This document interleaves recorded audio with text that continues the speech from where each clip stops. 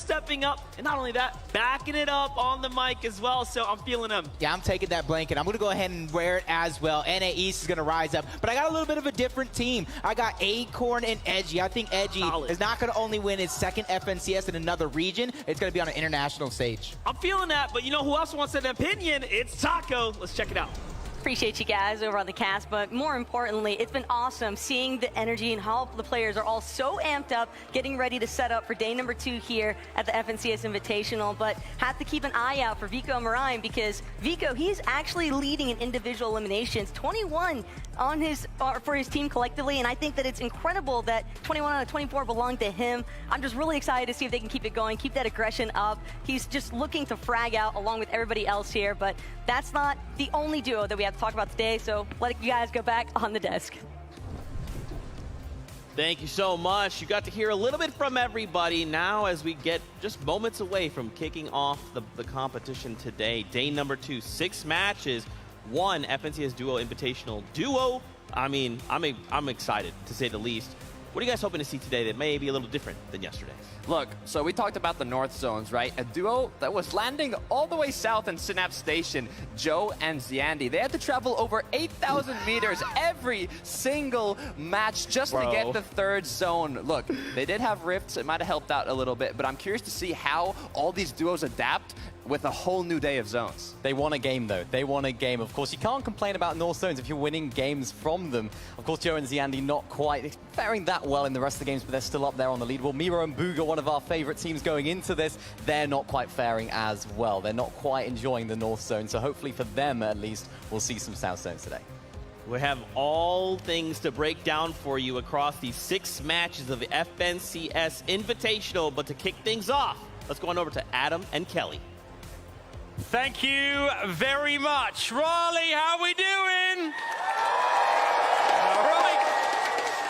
We are moments away, Kelly. We've set the scene. We are almost there with our last 6 games of this competition. That is right, everyone. I hope you are ready for the games to begin and our players to come out, everyone. So let's join together. 9, 8, 7, 6, 5, 4, 3, 2, 1.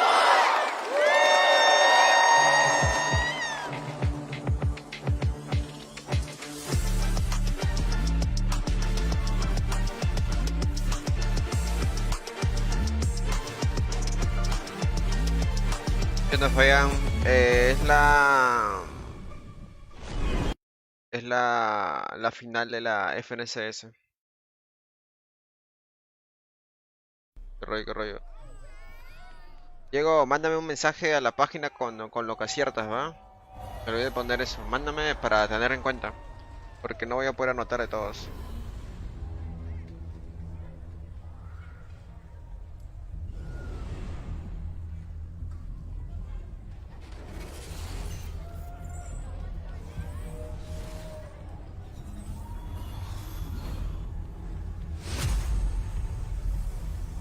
Recién está iniciando, chicos, reaccionando, compartiendo. Allá anduvieras, pero eres bot. ¿Qué?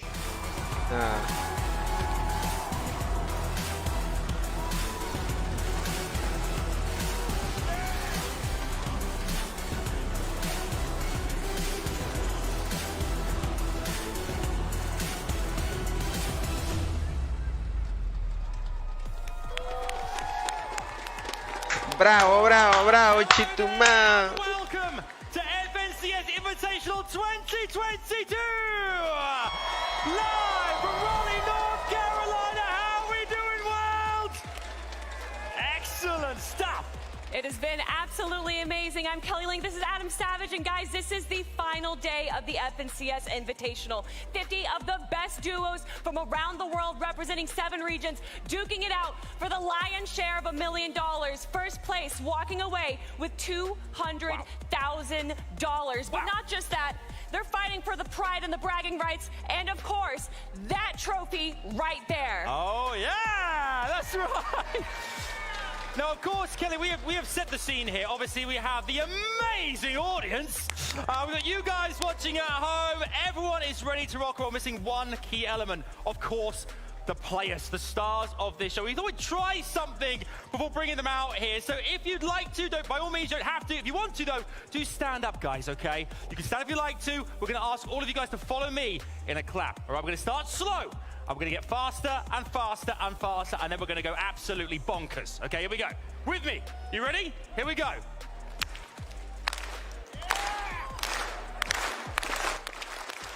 Traduce, pues tú eres gringo. De por tu dejo de gringo. No, hombre. $200,000. Sí. Primer puesto. It's time to meet the players. Ok, chicos, escríbenme al privado, ¿va? Al privado me escriben su pronóstico y pues se aciertan. Y la meta es 60 likes y llegamos, así que compartiendo a full. Epic whale and read everyone. It's time for a comeback. If he wants that 7X next to his name, currently in 22nd place with 80 points, they have a big day ahead.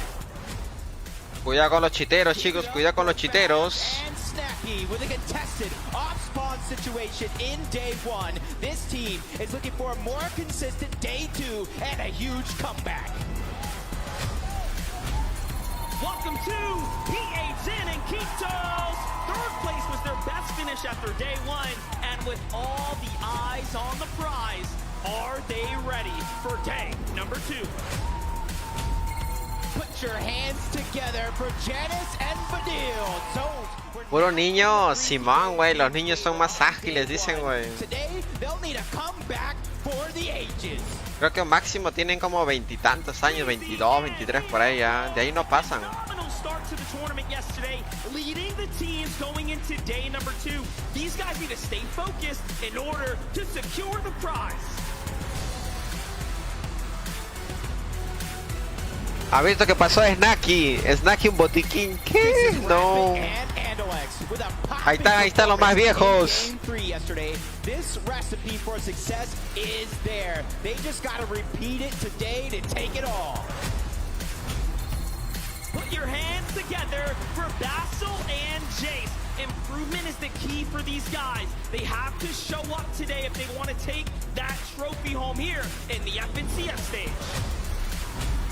Stand up and get loud for Pink and Anas with an average elimination rate of 3.5 per game on day 1. They're all set for keeping the points coming in hot today.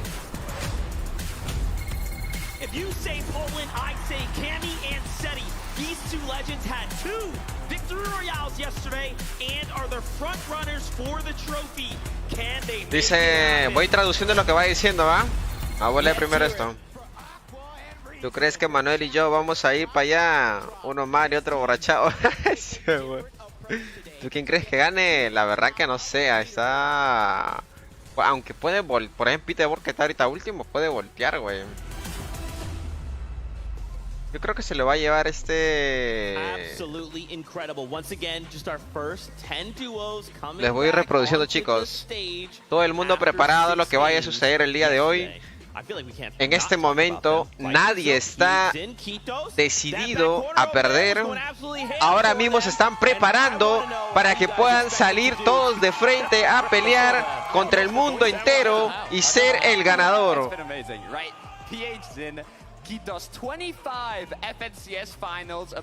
21 finales ha llegado Quito. Se está lavando el culo, no. Tocata. Yeah, they really are. They're playing so good. They're getting to the front side of zone. I'm excited to see them today. That's right. Let's go ahead and meet the next 10 players. Let's run it.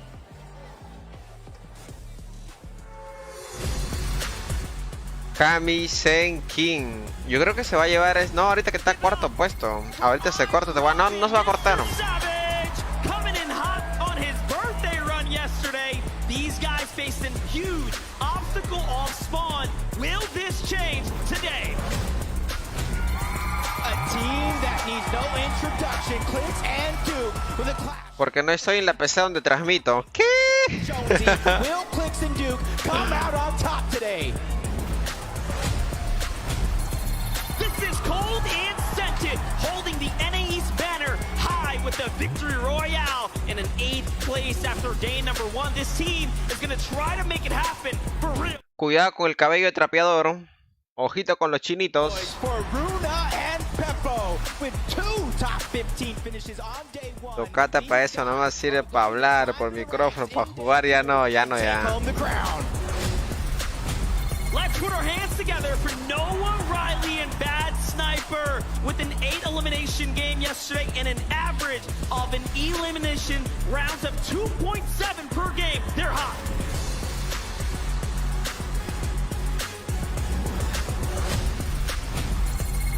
Give it up for Threats and Alice. This Asia and NA East combo needs to focus on the end game today to boost their leaderboard placement to take the first. ¿Se va a cortar o no? No, lo más probable es que no, ¿ah? Y las horas que te faltan de las que te puso Manuel ayer. No sé, creo que hice no sé cuántas horas hice y me quedé tieso. ¿Qué? Put your hands together for Churrex and Chicho with some great performances on day one. These guys have already proven that they belong in this lobby and they belong at the top. Welcome to Bailey and Alex battling it out at the Coney Crossroads off spawn. These guys can still make it today, but it will take a hero's effort. Pablo, Wingu, and Swag with a bumpy start to day one. No se va a cortar porque estoy utilizando menos recursos. No tengo abierto ni Fortnite, no tengo abierto nada. Hasta lo estoy leyendo en mi teléfono nomás.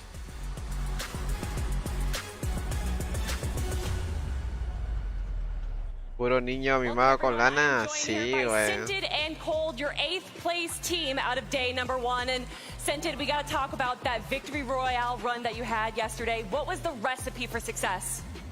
You know, we just played our game. We got some good loot. We're getting half of our loot taken. Estoy preparado ahora mismo para poder remontar todas las partidas que me he estado preparando todo este tiempo. ¿Qué es lo que vas a hacer si ganas esta? ¿Qué es lo que vas a hacer con todo el dinero si ganas en esta FNCS invitacional? Lo primero que haría es irme a las cariñosas, agarrarme 5, destrozarlas en la nubi. Opino lo mismo. Opino lo mismo.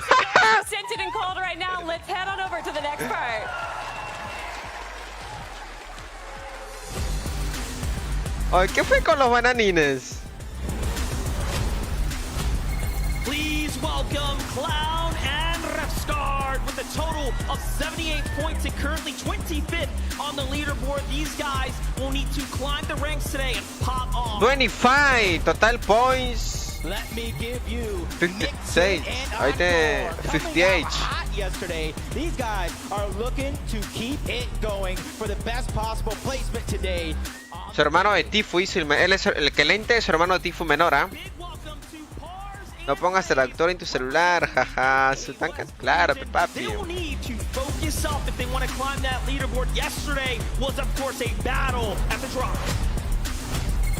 Put a warm welcome together for Belusi and Hijo with a central drop on the map.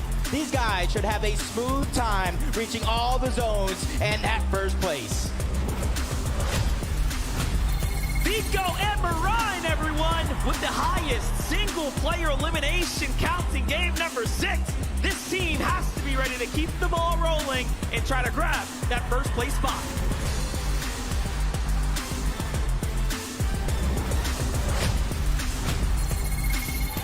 Debe ser emocionante estar ahí, la verdad, emocionantísimo.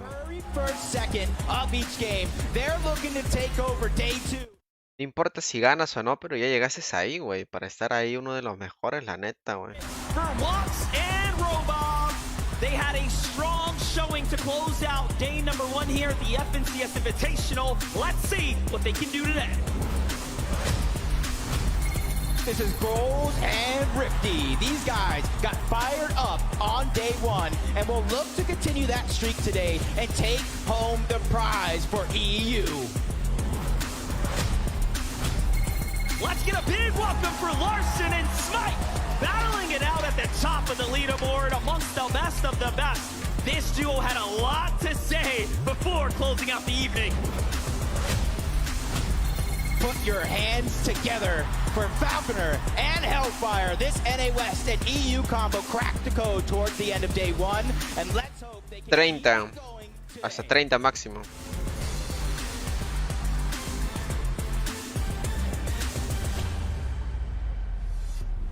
20 duos left to introduce, but no, Liam, no se va a cortar. Here. Let's talk about Smite and Larson. Sitting in 7th place, we got to see them just 2 back.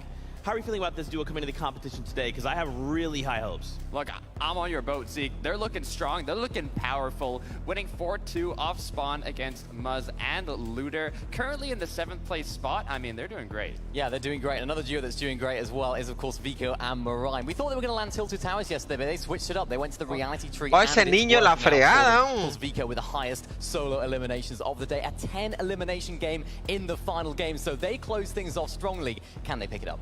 We'll find out, but first, let's meet the next 10 duos from the FNCS Invitational.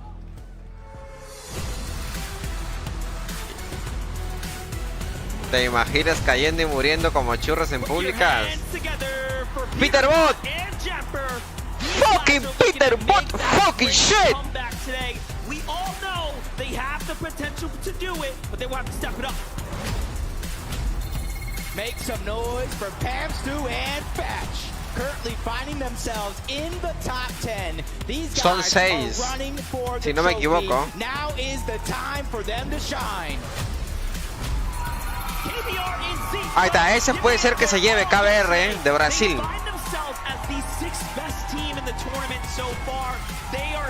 Ellos pueden ser que se lleven, ¿ah? Let's give a warm welcome to Bevy and Vortexers, coming out with an average elimination of 2.6. These guys are amongst the top fraggers. Todos van al mismo ping. Let's see more of this today. Todos van al mismo ping ahí. Retake le fue muy mal ayer, ¿eh? Que te cache, Peter Bot. ¡Qué rico, papi! ¡Cáchame, Peter Bot! ¡Cáchame! Uy, ¿qué pasa?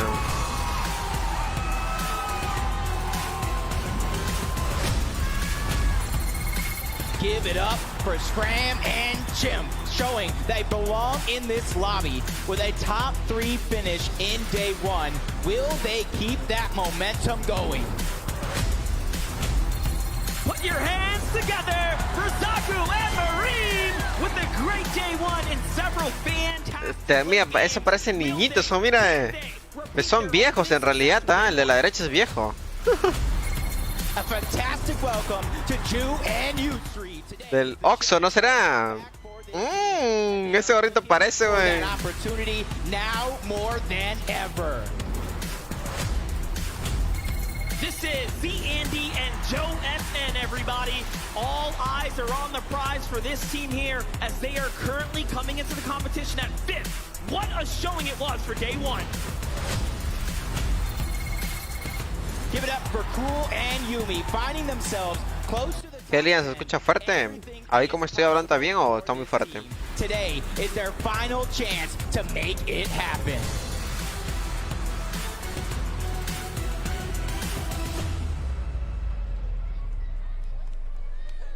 A la bestia. I am joined right now here in North Carolina by FaZe Replays! Replays, my guy, what an amazing experience this is. You were at World Cup, here we are at FNCS Invitational. How has the vibe been for you?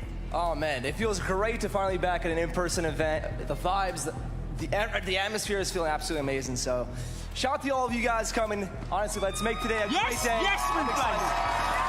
I mean, speaking of the community as well, what does an event like do this to the community? You're a huge ambassador of the game. Yes. Honestly, this is like I said, it's being back again after like 4 years. Like I think this is great for everyone to experience. Like just seeing all the players here from around the world. One of the best, some of the best players around the world, being able to watch in person is such a great experience. So, ahora mismo todo el mundo está viendo cómo es que cada jugador se está preparando y calentamiento. Round now, ahora mismo vamos a por ello.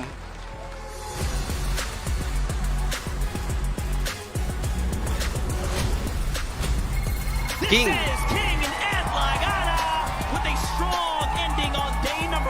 Brazilian duo has to show up and perform even better here on day 2. Can they do it? La madre que... Ahí están viejos, son. Ay, qué rico será estar ahí con Chesumario. Fortnite, cáchame. Dice que le va a campear hasta más no poder. With the best average placement of day one and a second place finish here, they are locked in and ready to grab that first place today. A huge welcome to Macwood and Kanata with an average of over 13 points per game on day one. They showed they are consistent, but now it's time to pop off. And let's hear it for Acorn and Edgy. Consistency is the key word. Replace y su cero construcción ZZ. Ahí vas a salir con el calcetín puesto que... No, pues si tú crees que si sería uno de los jugadores pro player, güey, estaría en Perú, güey, te creas, güey, estaría viendo ya en Estados Unidos, algún lado, güey. Normal, me muestro, güey. Si me dejan salir con el calcetín como incógnito, mucho mejor todavía. And a big welcome to Commandment and Avery with an amazing Victor Royale on day one. Commandment and Avery are focused and ready to get even more here for day two. A duo that needs absolutely no introduction with the clash of the European Titans in Cloudy Condo. Tayson and Chapix are looking to take over. Let's give it up for Moz and Looter with the contested drop spot at the Grim Gables. I am sure we are in for a treat today. It's going to be a hero's effort to take it off. And finally, let's hear it for Booga and Mero y Buga. Favorites are ready and looking to make a comeback of a lifetime.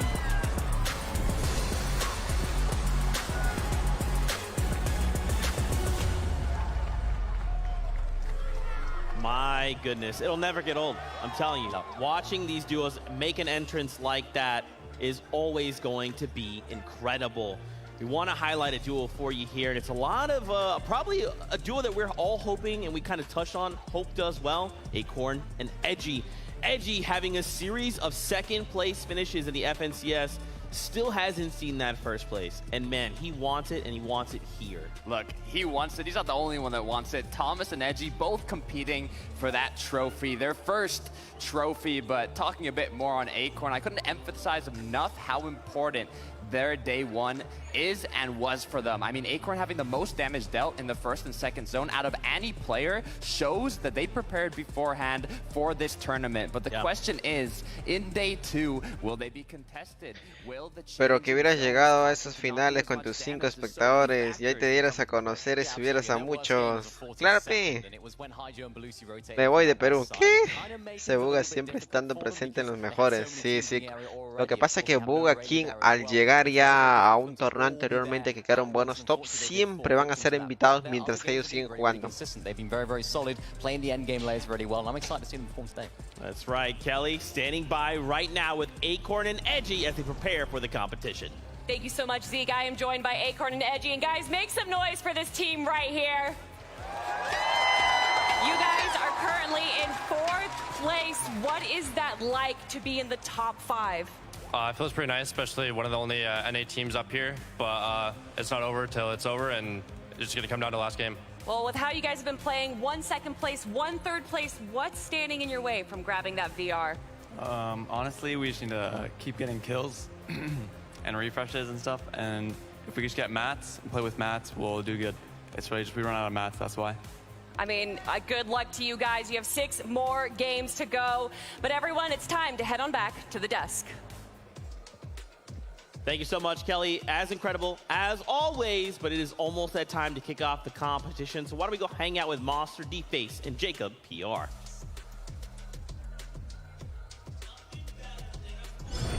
Heading into the action. Let's go ahead and start gearing up, of course, for that first game there, Jacob. Yeah, first game of the day, but it's the 7th game overall in the competition. The FNCS Invitational has not disappointed one bit. That's right. A 2-day competition leaves a lot of stress, of course, on the shoulders. You get that first day out the way, and then you have to think about everything and how it played out. Yeah, and luckily for them, this is a 2-day competition. For some of these teams that might be on the low end of the leaderboard, don't count yourselves out yet. It's all about that mindset, but the mindset has to be ready because game number 7 starts right now. Here it is. The players are on that battle bus, and we get to see it all play out.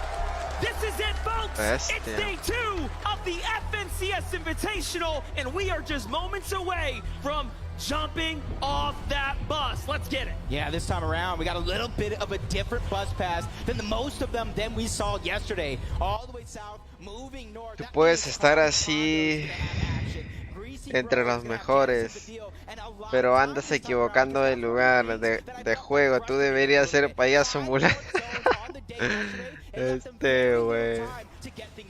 But hey, that didn't stop ZND. Anda malcriado, Fabián. Tranquilo, chicos. Hoy es mi último día de transmisión. Yep, and already you see Cami and SETI, the only team with 2 VRs on the day. They got their own drop spot and they held it for seasons, and already you can see where they're getting a lot of their surge. That early bus path already proven to be successful. That's right, a great job there, early tags, playing smart, and luckily for us, we get to really pick up where we left off. This fight here for Larson and Smite didn't always go their way. Y van a poner las peleas mejores, ¿verdad? Claro, claro. Ahorita es la repetición del día de ayer, si no me equivoco. I mean, this is the most room we've actually seen them have. Yeah, yesterday you see sí, del día de ayer es Smite Larson's favor.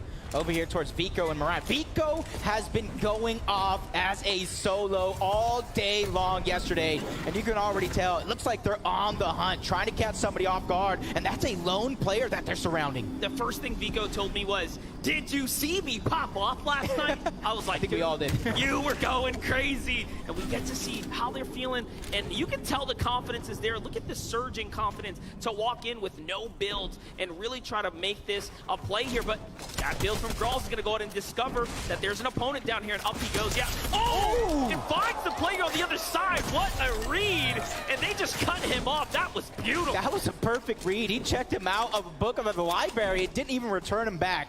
That is huge, and you can see Vico and Moran, the only team currently in the top 10, playing in their first finals together. ¿Te parece? Porque es repetición, Fabián.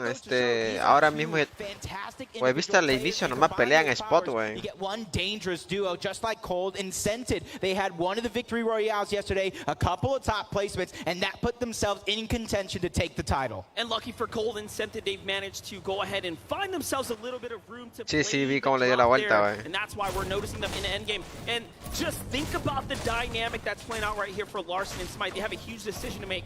Do we go ahead and risk it all and take the fight for Muzz and Looter, or do we allow them to have a piece of this drop spot so that we play smart, play safe, and earn points? Yeah, I think both of these teams realizing how dangerous it can be, and Smite and Larson, they're in the top, and you got to imagine those 2 games that they got taken out off spawn, how much that could have changed things, and 96 players alive. This is the same passive style gameplay that we saw in game number 1. That only leads me to think one thing: Storm Surge is going to get chaotic. It's going to be a tough one, but hopefully not for Mr. Savage and iDrop as they kick things. Ellos conocen las puertas de su casa, o sea, el spot donde caen, saben por dónde, o sea, a dónde le lleva la escalera, y si van por ahí, pues a dónde salen, ¿no?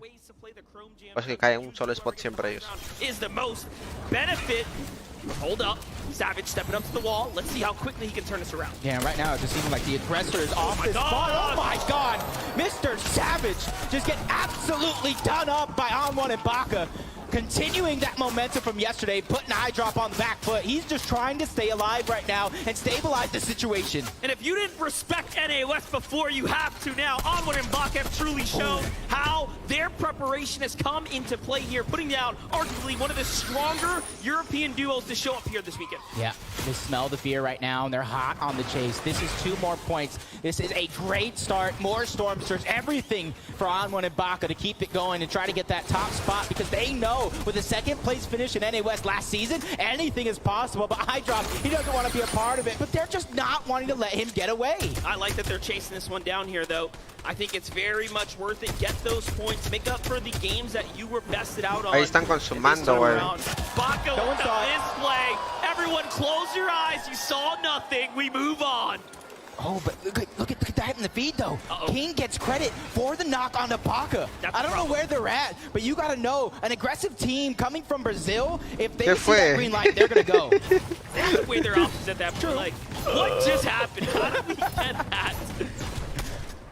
Luckily for us, we get to jump on over to Janice and Vadil here at the Reality Falls. This has been a very interesting position for them to play out Se of. mató ese perro que Churrex. Found so much success, and Vadil and Janice are such a great team. It's unfortunate they're being contested. Yeah, this is what more we were looking towards seeing today. It may have started off a little slow, but Smite and Larson know how dangerous they can be, especially if they have the high ground against Muzz and Looter.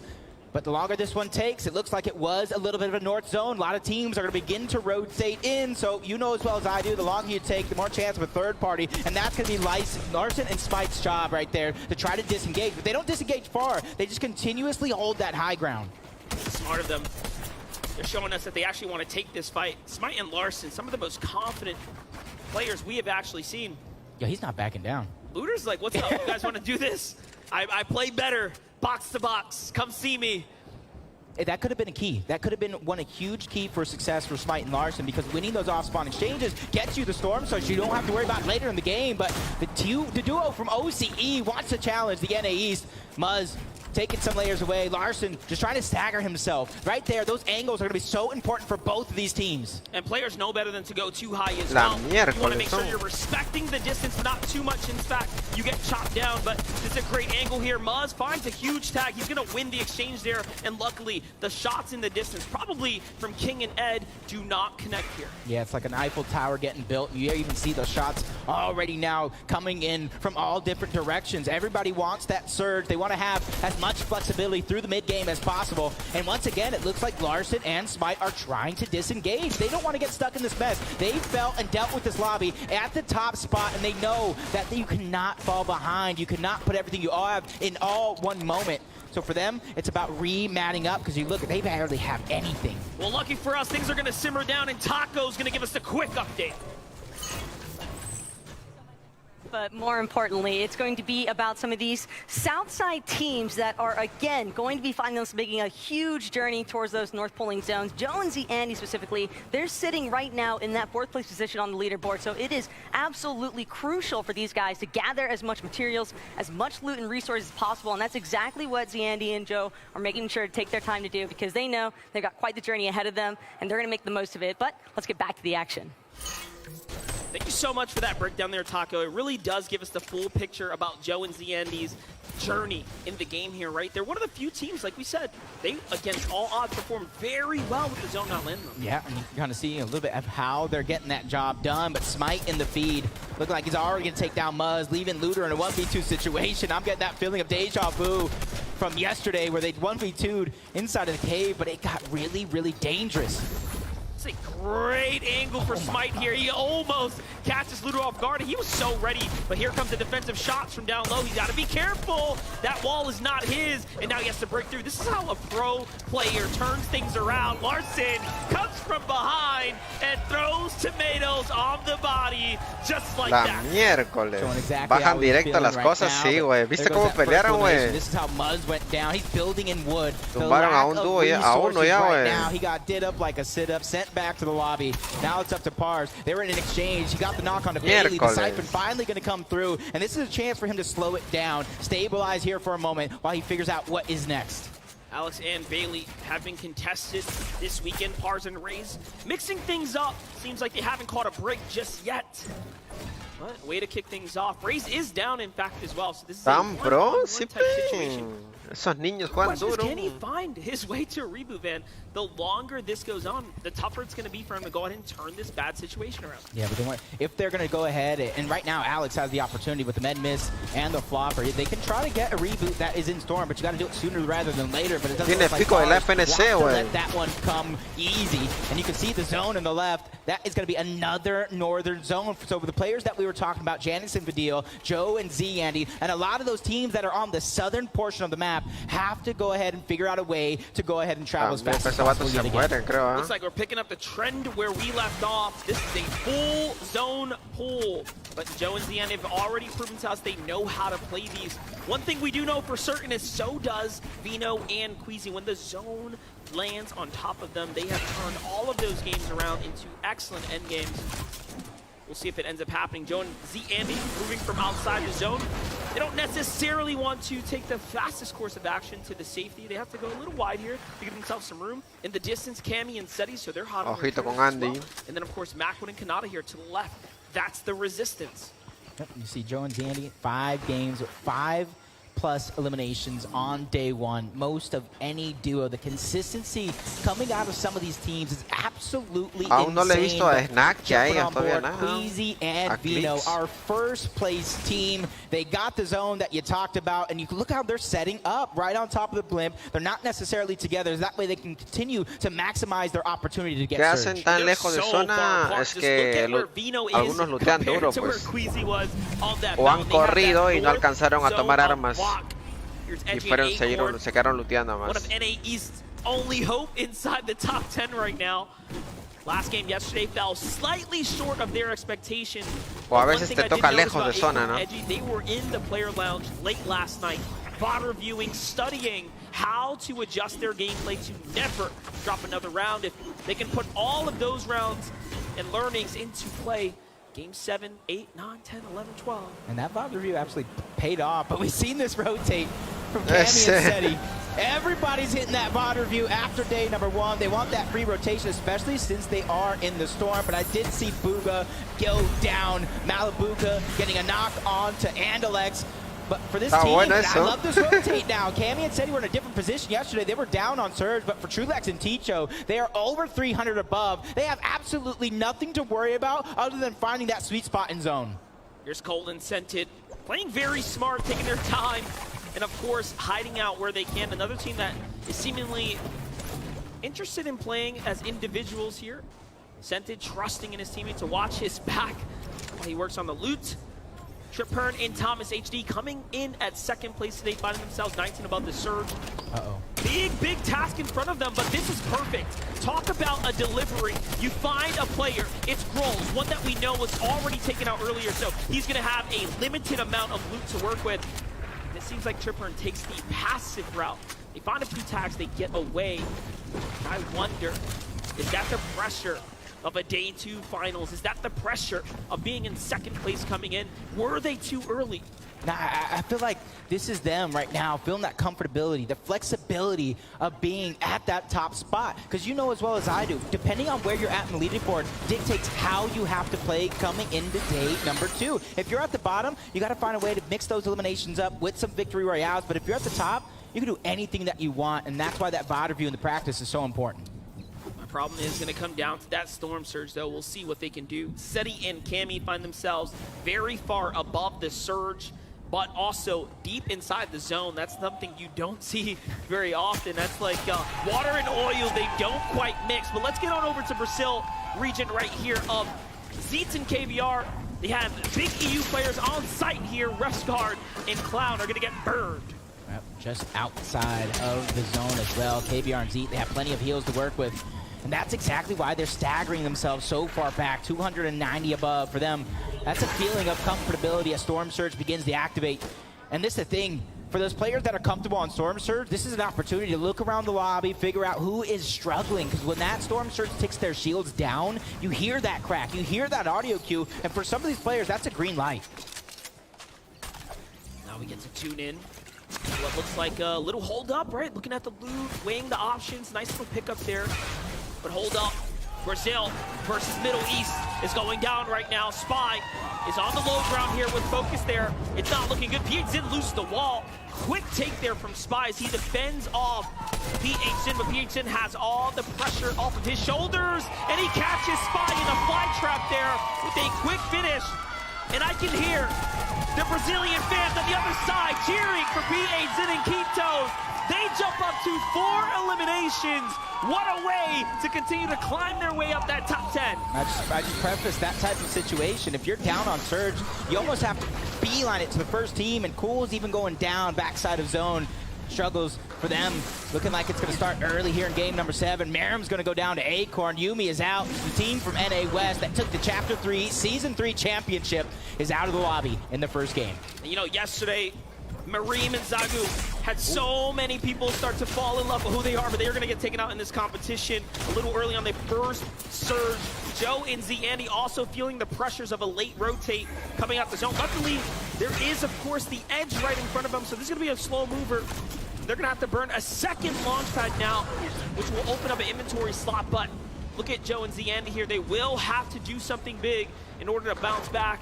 Have Coleman sent it off to the side here. Great early builds there. That's the safety play. Don't want to risk it. Not worth it. And you can see right now, since it's pulling so far north, you see Chrome Jam Junction right there. That southern portion of the zone is going to get so stacked, and it's going to get so hard for some of these players to traverse through, as Thomas HD and Tripperin still trying to hold on to as much of the high ground as possible. And you can see him peeking through, gathering all that information, and that's so important because you don't have to get ready if you stay ready. This is my problem with them disengaging from Grols and Rifty. Little did they know, that would have been an excellent fight for them to take. They were just coming off of a reboot pickup, and now looking back at it, they could have used that damage. This extra pressure here to perform is going to force them into either peeking, which will open up the risk, or jumping onto a player. And they're going to go for high ground here. They're going to go for a position. They find a box, no one's inside of it, and a quick check just in case. Tripper all of a sudden finds himself in a world of trouble here just a couple of seconds before this surge turns on. It's huge right now. You see they're just trying to look everywhere, but that's the thing in these stack lobbies. When you fall behind on surge, it is so tough to find the shots that you need because everybody's just boxed up. Nobody wants to peek. Nobody wants to bite off more than they can chew, because then that is how you go down.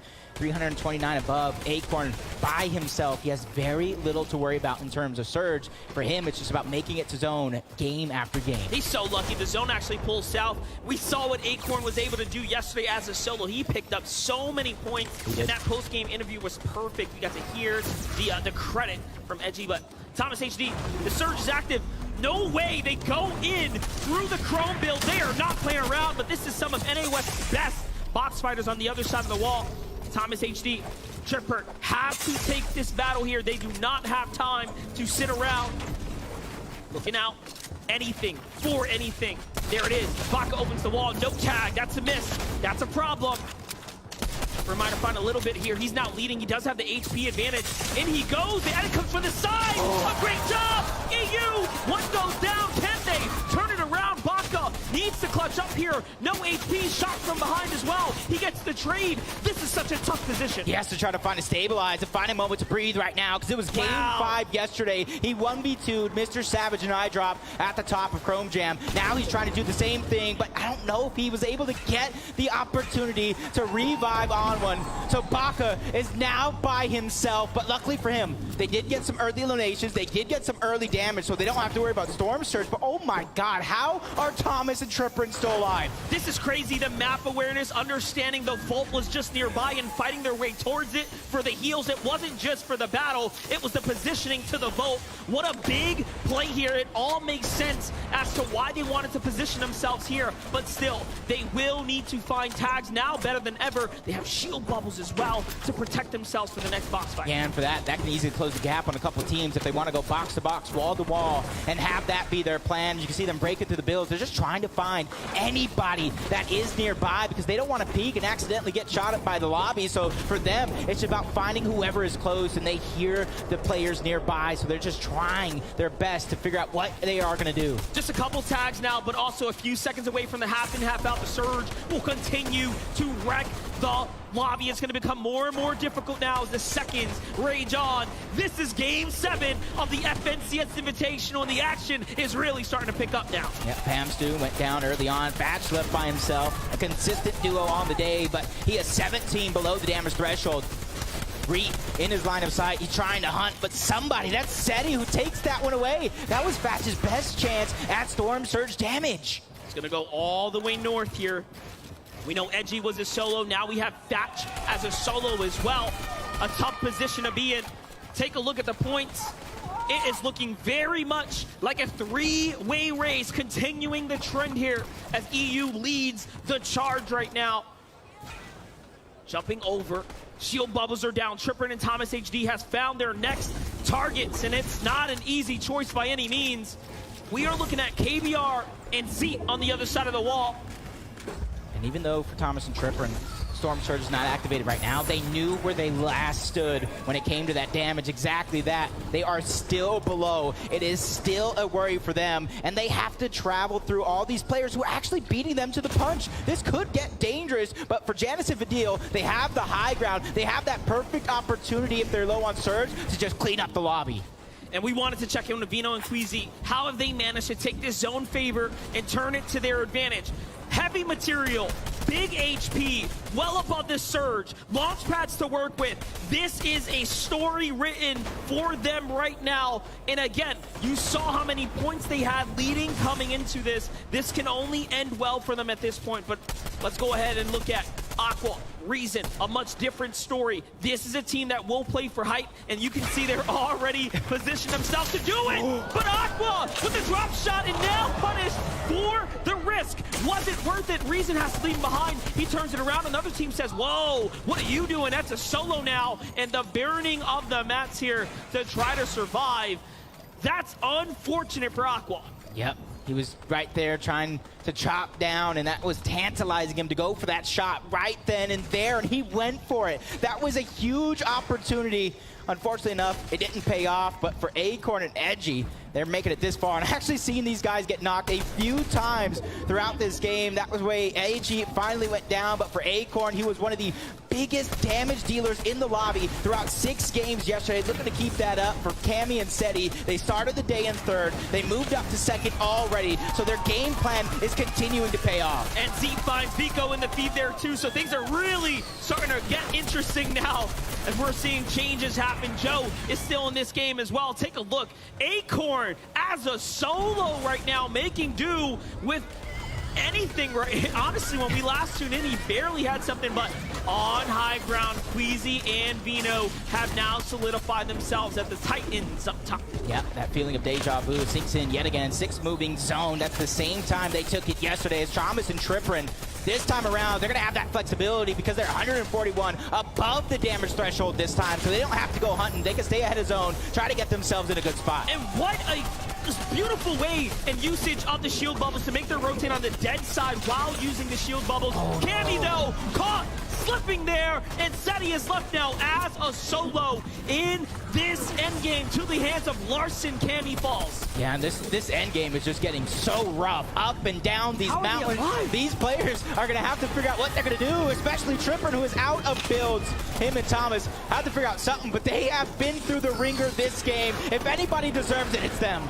This is crazy. Tripper and Thomas should not be alive right now, but they are staying up. Thomas, he does it again! Churrex with a huge refresh, and he is back in the game. It will come at the expense of Tripper falling, though. But hey, they have earned points, and now we have another top 3 player inside the game here, keeping up with the pace.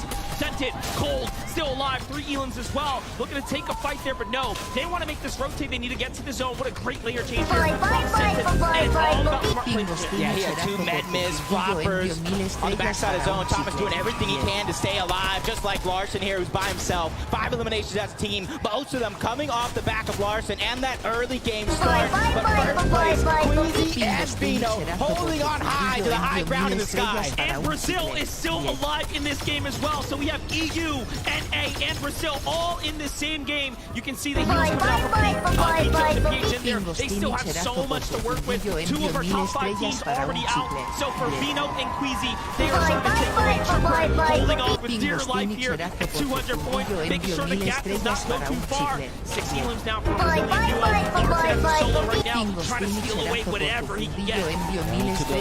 Trying to play his cards carefully, but somehow Scented again. He goes down, but it's Thomas HD with a run of a lifetime right now, going down right before our very eyes. Agostini Cacherazo por difundido envío 50.000 estrellas para un fanático. No entiendo casi nada. Mi pingo en Churrex. Oh, right through the chrome, and Vortex puts him down. KBR, it's your turn. Nope, down he goes. And now we're looking at a 2-on-2 +1 in the mix there in the low ground. Queasy and Vieno are starting to run out of, Matt's down low, but that's all. They have tons of heals to work with. Meanwhile, Bevies is just clawing his way through the builds here. It is not looking too good. Queasy's gonna get burned there for over peeking down low, but this should be their game. That feeling of deja vu comes in yet again, picking up where they left off from yesterday. But this time, Janice and Vidil, the team from Greasy Grove, making it this far, and it's come down to a 2v2 situation between two of the top teams in EU. With Janice and Vidil feeling the pressure of the high ground, running out of builds. This is basically Queasy and Vino's game. Both sides are starting to run out now. Queasy's down to one build as well. This is looking very dire. They're going to have to cap off. Janice and Vidil know better. They need to continue the pressure. Vino goes down. He takes a shot. Vidil blocks it. Beautifully done. Janice stuck up from behind. Queasy with a great follow-up. And oh my God, it was so close. But Queasy touches out in the end. EU, Vino, Queasy from first to another first. Literally. From high ground in 6 moving zone, the calculated play pays off. They hold on through and through. This is one team you don't want to give a single advantage to, because you will regret it at the end of the day. Vino and Queasy are showing us why they are cut above the rest, and they're looking good while they do it. The ability to capitalize on pulling that north zone is just making it look so easy for them. Let's get caught up here. I'm joined now by your Game 7 winners. It's Queasy and Vino! What an incredible way. We talked about this only a short time ago about coming in at like a strong start here, Vino, and you have done exactly that with an incredible endgame finish. Yeah, I know. It's unbelievable. Hopefully we can still close it out. We're feeling good. Maybe we should get a bit more kills. 4-kill win, but we're feeling good. We saw some of the teams around you managing to score a lot of points as well. Were you conscious of that going through, or were you focused simply on the task at hand, which was seeing that out and getting the victory royale? We're just focused on playing our own game and winning the game. That's it. Like, brand new day, brand new everything. Well, it was a great start to proceedings and a great start to this competition on day number 2. Let's get back to Zeke and the desk. Shout outs to you, Adam. Thank you so much. And massive shout outs to Queasy and Vino. We interviewed them at the end of yesterday, and they said, we want to take a moment. We need to go back. We need to review a couple things and come back stronger tomorrow. What a better way than just go ahead and win the game. I mean, to come out and in zone 2, be zone favored, to be sitting in zone on height, basically max materials, basically max heals. They're not going to lose. They're unstoppable, Zeke. We saw it yesterday, and I don't know what's going on. Another North Zone for this duo with the potential they have, how confident they are, how well they play. We saw it going into the late game. I think it was Queasy almost had 12 splashes, almost max materials, and they knew exactly how to capitalize on an advantage like that, and they did it perfectly. You know how they knew how to capitalize? Game number 5, the zone was almost in the exact same place yesterday. Yep. Today, it's in the exact same place again. It's just deja vu. It's Groundhog Day for these teams that are playing it, and of course, Queasy and Veno, it's the same outcome. What I noticed about them doing really, really well there was in second moving zone, they actually switched to metal. Now, that's the time when most teams are going to be using wood. They're going to be running out of steam because they used all their hard mats earlier on. Queasy and Veno are different. They know how to play high ground. The most turnover of height happens in second zone, and they were reinforced in metal. A little something to pick up on in that gameplay. I'm telling you, it's just one of those things, right? They kind of take that step back and they say, wait, remember, this is an invitational. We got to be on point. We can't make those small mistakes. And of course, they come out strong. Thomas HD and Trippin as well. We watched the top 3. They have not budged. Look, I got scared for a moment watching Thomas HD and Trippin. They went up against Baka and on one. You can actually see it happening here, and that was a close one.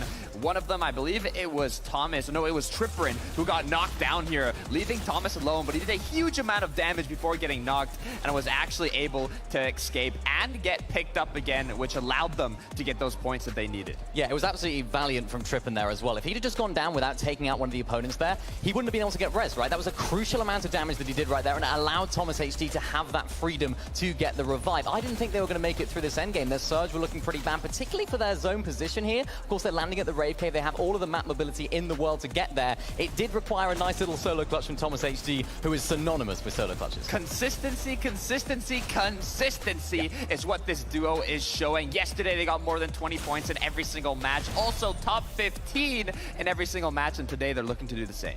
That's right. Well, guess what? These are just some of our insights. Vivid is actually standing by on the stage. Let's hear what he has to say. Yes, of course. Listen, I am feeling for the players right now. We saw them hit the socials. They were complaining about all these North Zones yesterday. What are we going to start with here again today? Another Northern Zone. Now, I wanted to kind of explain why some of these pro players are having such a hard time with this. Well, first of all, it's going to be all about Tilted Towers and the blimp that we can find there. Look what this position is doing around it. There is not a single arrow under this blimp, and what it does is it's going to force this funnel on the right side and the left side of it. So as they're making this rotation all the way up to the northern side of this map, they're all just rotating together, right? It's looking like the Mr. Beast X Fortnite line over there for these burgers. Absolutely incredible. And then when this zone actually ends up closing in, they're all just on the southern side of this, and it's so congested that it makes it so hard for any of these teams to consistently handle this if you are coming from the southern side of the map. But of course, Queasy and VIENDO landing up there. They do take that victory royale. Congratulations to them. That being said, let's kick it back over to the desk. Pingostín y cacherazo por tu fundillo, envío 50.000 estrellas para un panojito. PN, PN, PN, PN, A, PN, A, PN, A, PN, A, PN, A, PN, A, finally find themselves in that top 15 and hold and fall in 5th place. Now remember, we don't need the victory royale to climb the standings. We just need to be consistent. Look, I love to see this duo performing well. The audience loves it. I hear the cheers when they're getting elim after elim, and now being bumped up to 4th place, seeing that this is the 4th finals they are playing together. This duo coming from being the champions of Chapter 3 Season 2, Zeet being an all-star champion as well, to now on the main international stage performing. You love to see it. Yeah, we talked about it at the beginning of the show, right? Can these teams pick up where they left off after day one? And Zeet and KBR were one of those teams that ended the day better than they started. Their final 3 games yesterday, they had one of the most points out of all of the teams, and they're picking it up once more. That's right, another duo, PH Zin, Kitos, also alive there in the top 15. So real Brazil, they're showing up huge today. I feel like another duo that we actually got to see first time. They're kind of still under the radar. Vidil and Janice, they've been relatively quiet, but they did make top 5 in this last game. So what are we kind of hoping to see out of this duo? Look, they adapted. I saw Janice on social media yesterday. He was like, I don't know what to do. I'm landing in an uncontested spot. The zones are pulling north. I don't have time to get enough surge. I don't have time to get enough damage. I need to change something. And clearly, Janice and Vidil changed something, because they got 2nd place now going into today. It's a huge match for them. Yeah, they were doing great. I saw Vidil just doing a little bit of bot reviewing as well, and he's really making changes. Man, a lot of these players, they know today is the day to bring it all. But as we prepare for Game 8, let's go hang out with Monster D-Face and Jacob to get things started. Thank you so much there, Zeke. Yeah, we really get to pick things up. It's looking like we're closing into a runaway train, potentially. Yeah, potentially it is so, but there's still 5 games left on the day. For some of these teams, right now, game number 8 is their chance to close the gap on that leaderboard and fight for the chance to call yourself the FNCS Invitational Champion. Well, at this point, if I'm a team, I don't care where I'm landing, I'm gonna maybe think to myself, hey, let's slide on north. Let's play the upper side of this early rotate. How do we get to those general areas sooner rather than later? Well, now we get to find out, folks. Here we are. Game number 8 is kicking off. Yep, got a little bit of a different bus path yet again. I'm liking the little bit of variety that we are coming out with. And for some of these teams, we're going to see a little bit of Fort Jones, Eclipse and Duke, Peak and Anas. Almost all day yesterday, they completely split the POI, went their 2 separate ways. And that's how they were able to get the spot they did on the leaderboard. That's right. And also, Jamper and Peterbot on that coast having a tough time. Yeah. Contested pretty much for very little loot, not much to work with. And that is the difference maker sometimes when you have your route being imposed on. It's not all about taking head-to-head engagements, it's also about what you lose out on. Yeah, because you also got to remember, there is 7 different regions being represented right now. Some of these guys are the top dog in their region, and they're not contested on the usual. So this is a new feeling and a new thing for some of them to have to work through, as Cammy and Seti yet again trying to get that early surge down as Larson and Smite taking control of the entire house over at Grim's Gables. A split spot coming out from Muzz and Looter. But you got to watch out if you're being this split against a team that is this active in Larson and Smite. I did not expect Miro to fall so early, but it looks like Kanata might have found himself a free knock in the air. as now we get to look over at Chapix and Tayson. The rotate out for Aqua, losing his teammate right now. Reason is down, and Aqua, I can just feel the desperation. The look on his face tells it all, man, as they are communicating with one another. What went wrong? You see Seti and Cammy join Aqua and Nyrox as the only players with multiple VRs in an international event. That is absolutely impressive as these two teams closing the gap between each other. They want that off-spawn exchange, and for Muzz and Looter, they want revenge. They want redemption for what they've been going through the past 7 games. That last game was a great one for Smite and Larson, officially jumping their way back up into the top 5. So if Muzz and Looter play spoiler here, it'll be a huge landslide moment for Smite and Larson. They can't afford that. Lovely for them to disengage and play this one out. Tripper and Thomas HD so far, for me, the play of the day has to go to them. They have managed to turn that last game around with nothing. Arguably, probably one of the worst positions we'll see them in over the course of the day. And they had one of the most performances yesterday, almost 20 points in all 6 games. No other team had even 10 points in every game. So you got to imagine how that really puts them on the confidence scale coming into day number 2 as Joe and ZYANDY are going to have a little bit of a North pool yet again. It's going to be on the eastern side this time around, so for some of these teams, it's going to be a little bit of an easier game, but some of them, it's going to be equally as hard as the last. I'm happy we have to jump in with KBR here because Z is down. We saw that exchange happen in the feed there. Remember, they are not completely clear here at the Lustrous Lagoon in this general area. They do have tons of players that land in this general area. Runa and Peppo being a few. Chimp up at the north side alongside Scram being another set of duos, right? So that is very much a contested area, and now he has to play for the save. Yep, on board, Queasy and Vino. One of 2 teams in this event that has 2 victory royales so far in this tournament, and you're seeing how they're getting the job done. Going from balloon to balloon, the high ground, getting the surge, surveying the lobby is absolutely important. This is such a synergistic duo that cannot be stopped at the way they're going right now. I don't want to call it too early, but hey, the zone is leaning north. Is it going to end somewhere up there? Yes or no? No. I want to bet against it. I want to bet against it because some of these teams have been just going through the ringer with those north zones. I'd be okay with an eastern one, giving some of our teams on that just a little bit of a chance to kind of climb up that leaderboard. But a team that doesn't need a chance because they take it by force is Wox and Robob Kebab. They're one of my favorite teams simply because of Robob's name. Yeah, you say it all the way through every time. I don't have the heart to risk it. Bailey and Alex in a box fight right now versus Yusri and Ju. This is a long-awaited fight. It's been happening all weekend long. They're one of the few teams that have been contested, but not have really turned their winning fights into anything big in the end game, right? It's huge. Just wave Ju and Yusri not backing down here. This is a fight that I think kind of settled every single game yesterday. Or at least I'd guess so, between Alex and Bailey, Ju and Yusri. But Alex and Bailey, I was kind of talking to them. Anybody in this tournament, realistically, including them, can pop off at a moment's notice. You just have to find a way to do it while staying consistent at the same time, and they want to go ahead and get this elimination. They want to go ahead and fight this so that way they can get the surge that they need so they don't have to worry about it later on. Because unlike every regular FNCS of the past, our contested teams this side around are actually having very good tournaments. I think what we're seeing right now is stage pressure kicking in. I had a lot of time to kick up, really catch up and get to know Alex and Bailey in the lead up to all of this. And what they've managed to tell me is they were winning most of their creative head-to-head. So I think when it comes down to raw skill, Alex and Bailey might have the edge over Ju and Yusri, who are newer formed duo in finals style settings. That's kind of what's happening here. Let's go to catch up with Miro, though. What's going on with him down south? Yeah, him and Booga, I've been wanting to see more of. This is a legacy style event for them.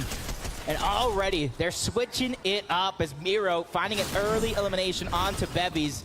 And that was a thing for them. They had such north pulls, they weren't able to get the surge, so they had to go hunting just like so many other players in the lobby. And you're not really able to control your game if you're just forced to go for surge game after game. That's right, but luckily for him, he does find a little bit of success there. An elim is huge, especially considering he can go ahead and rotate sooner rather than later. Thomas HD, Tripper, taking their destiny into their own hand this time around, really turning up the action. This is learning from your previous game. They do not want to find themselves in another Storm Surge position where they have to fight for Surge. You can see that Thomas having more points as a solo than any other player in EU, but to me that's not too surprising, because we talk about his accolades, we talk about how legendary of a player he is. He just needs to seal that deal with an FNCS championship, and he could really cement himself as one of the best players of all time. And you can see he also led all damage on day number 1, really earning that respect there. If you didn't believe it before, seeing him do it in person is exceptional. As Seti and Cammy, we can speak to the same accolades. What a great duo here. Just really strategizing all the way through, playing so well so far, and continuing the trend. Last game, not so bad, right? They did enough to maintain the pace there in 3rd place.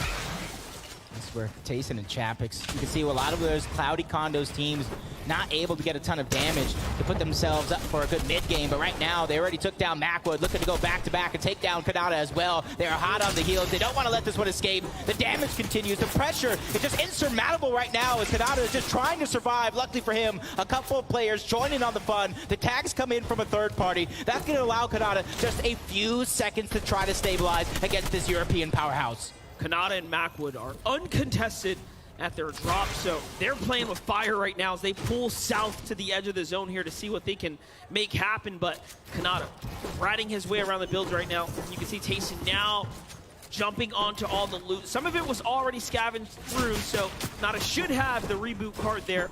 If the distance shots come in, that could be Bugha and Miro at the hill there. As we know, this is their area. They do play those outskirts. They will not rotate early to center. It's not how they do it.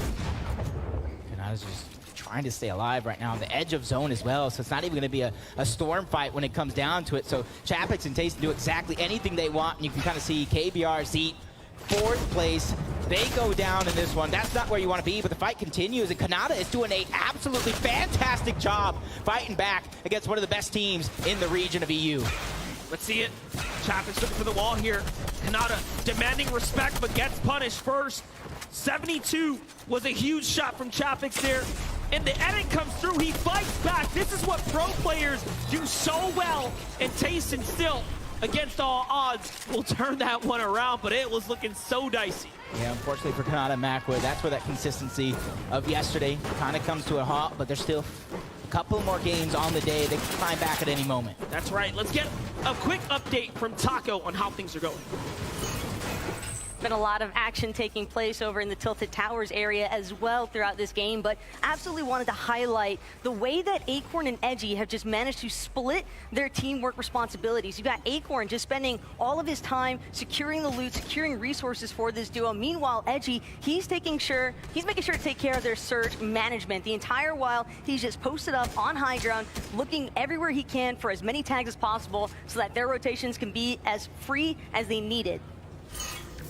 And those are the strengths of Tilted Towers. Center location, it doesn't matter where the zone goes. They have a strategy that has been so solid every single time. And again, as we gave you guys the updates, top 5 has changed as 4th place is now out of the competition. You see there the slight misplay from KBR. He tries to throw down a Chug Splash, but unfortunately sends one into the bush. And look at that, gets eliminated there by Wax and Robob. And the reaction, that's a tough one there because, again, they were doing very well pacing in Game 8. Yeah, just hopefully right now, mentally, they realize that they can still do very, very well. They can still jump up a ton of placings in the next couple of games. You just have to buckle down. You can see the TSM duo far below. But now I want to go over to Larson and Smite. Is this the longest either one of these teams have not only been alive, but been in Grim Gables as well? But at the end of the day, they want to fight. And that fight they will get. And between Larson and Smite, they have a little bit of that high ground. They're only team contested in the top 5. At this point, I don't even know if they know it's Looter and Muzz. How do they? You really, like, how do they? It's been happening for so long. Maybe they walked away, came back, said, hey, is this another duo? But no, it's just Larson. It's just Smite. It's just Muzz. It's just Looter. And now out of material, Larson trapped up. Boxed like a fish, almost. Smite turns it around, though. 2v1. They try to swing in, and it's not looking good. They are hurt. No HP, low material count. It's down, goes Smite. Larson sneaks out the side there. And Muzz catches the first elimination, and the siphon is enough to get some mats there. That's huge. That's huge for them, for their comeback attempt. Get as many placements as possible, but there's a couple other teams that are stacked up here as well, and it does look like the surviving member of that duo got out alive for a moment, but he cannot go back into the storm. Otherwise, he will get eliminated by somebody else. And Thomas HD gets those 2 points. That can be a difference maker. 3 points for Thomas HD and Trippin, who are on the heels of VIENDO and Queasy, but now 4th place is down. 5th place is down. The top 3 have more of a runway to start ramping up here. King and Ed, though, under shots here. They are making the rotate. It's Avery and Commandment who's up above. Low on material count as well. King has to box up. Yep, another team towards the north side of the map, on the western side as well, that has a little bit of a pull to go. I don't want to say I called it, but I wanted that little bit of an eastern side. We don't want to go all the way north anymore. We want to give a huge fighting chance as Sensen and Cole. They're just a below Surge, but barely below as they're continuing to find the tags, trying to get themselves above. Just like that, it appears. They did just enough damage, but for them, that's not a feeling of comfortability at all. They know their job is not done just yet, and that's why they keep surveying the field. That is right. Great tags here. Scepter is going to find down low.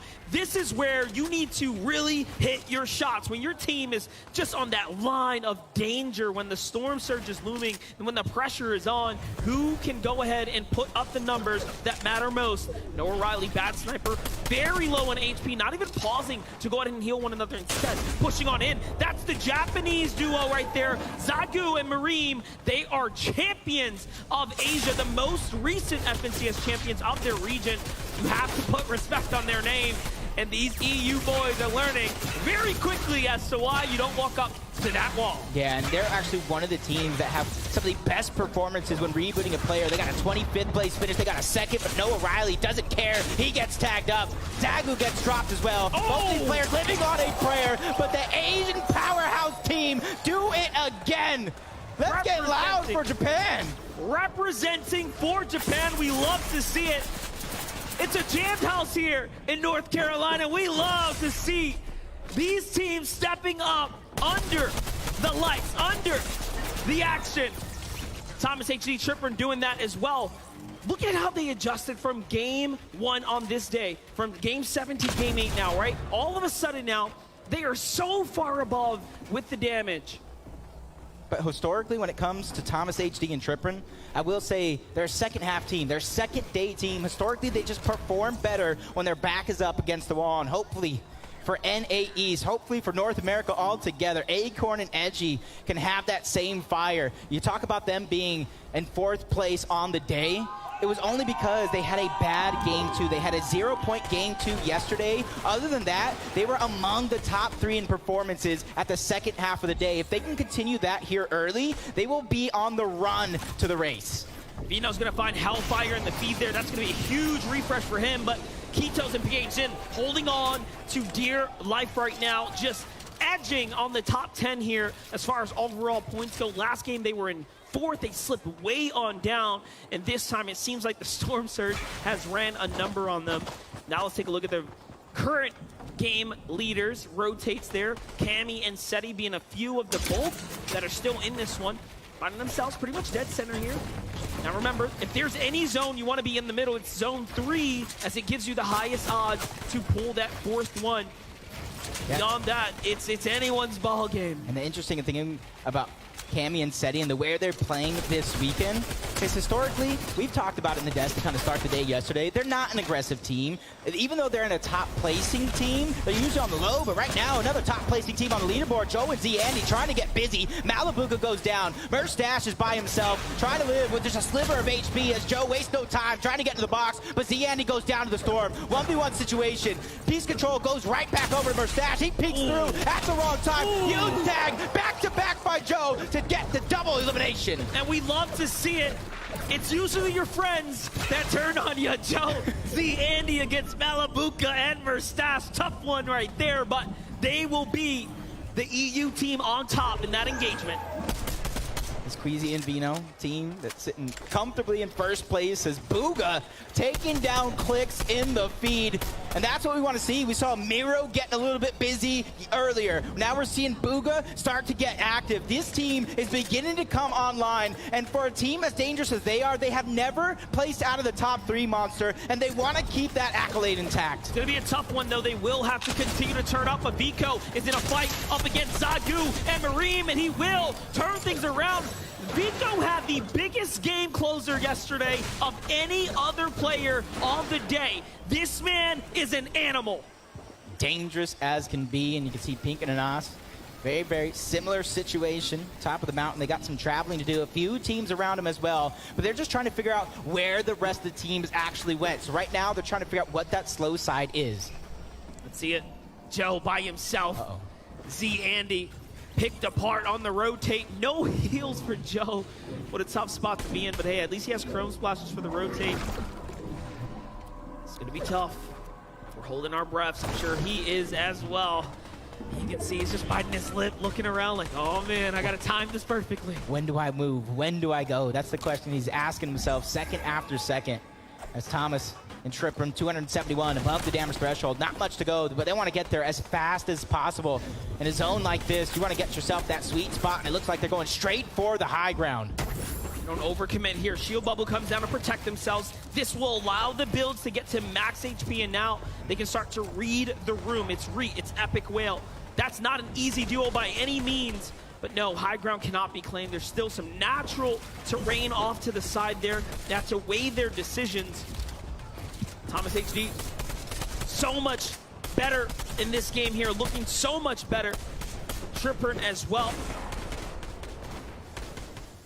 I like this view of the lobby right now because it really shows us how stacked that right side actually is. We're going to probably see some teams launch pad early if they do not get the zone, as Hijo Belusi picking up a couple on the Brazilian duo of King and Ed. You see Epic Whale, a player that usually is lighting up the leaderboard, having a couple struggles, but he is too a second half team. A lot of these teams are known with their backs up against the wall to come up big. Acorn and Edgy might have found some points there. That is huge, but no, it's just going to be taxed. Oh, actually, yes, yep. Edgy will get the Elim credit there. That's going to effectively push them over. Cold and Sensitive, they have done enough to go ahead and continue to trade that 7th and 8th place position. The top 10 is extremely competitive here. Booga, Miro, 4 eliminations. What a massive swing of points here. And they're just continuously looking for the shots all around. Finally finding that comfortability here. Finally finding some sort of stride to work with. And you can see the Chili Chug splashes coming out. And that's how they're going to try to rotate across while all the other teams are stuck in that mess on the side. They did just enough damage to weaken one team to try to put them the focus of that lobby. Vino and Queasy already positioned up at the north side here. Here comes another launch pad. It's down, and the heals are looking excellent for this duo, but the material count halfway. They will have to fight for a refresher. Vino is going to get tagged by Repsguard there, and he loses his shield as well. And now split from Queasy. Queasy bases out. Wide here to put up a front on high ground. It's Scram and Chimp who land outside of the Illustrious Lagoon, all of a sudden trying to turn us around. Edgy is down. Acorn by himself. World of trouble, and he goes down to Avery from the side there.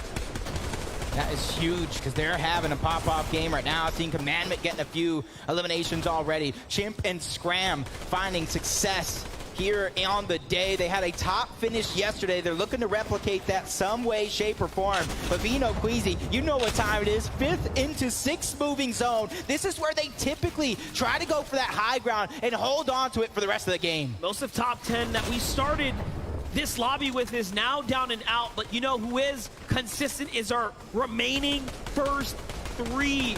Vino, Queasy, Thomas HD, Tripper, Seti, and Camis are still in this game. And somewhere amongst all that, you have the solo Joe, who was just picked up, and now Vico, one of the only few who can actually jump back into this.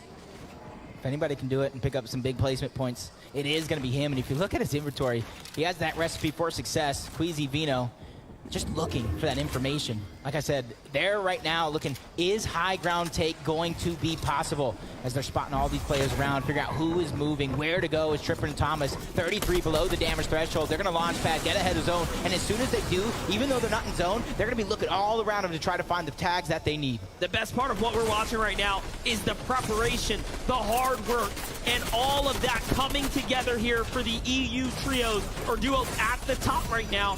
Because at the end of the day, we know they put in all the work. VIENDO is going to find Reet and then crank his way up to high ground, and all of a sudden, he is trying to go for a back-to-back. They might just be the most winningest team of the FNCS Invitational at this rate.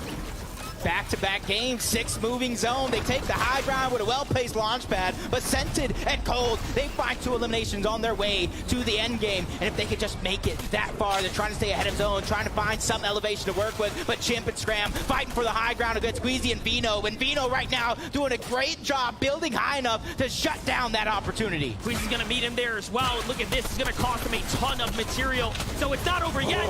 Launchpad comes in, and there it is. He almost gets boxed out. And Queasy and VIENDO have to give up the high ground. VIENDO drops down, takes some fall damage here, and the defense, it's Churrex, it's Tasted on height, out of nowhere.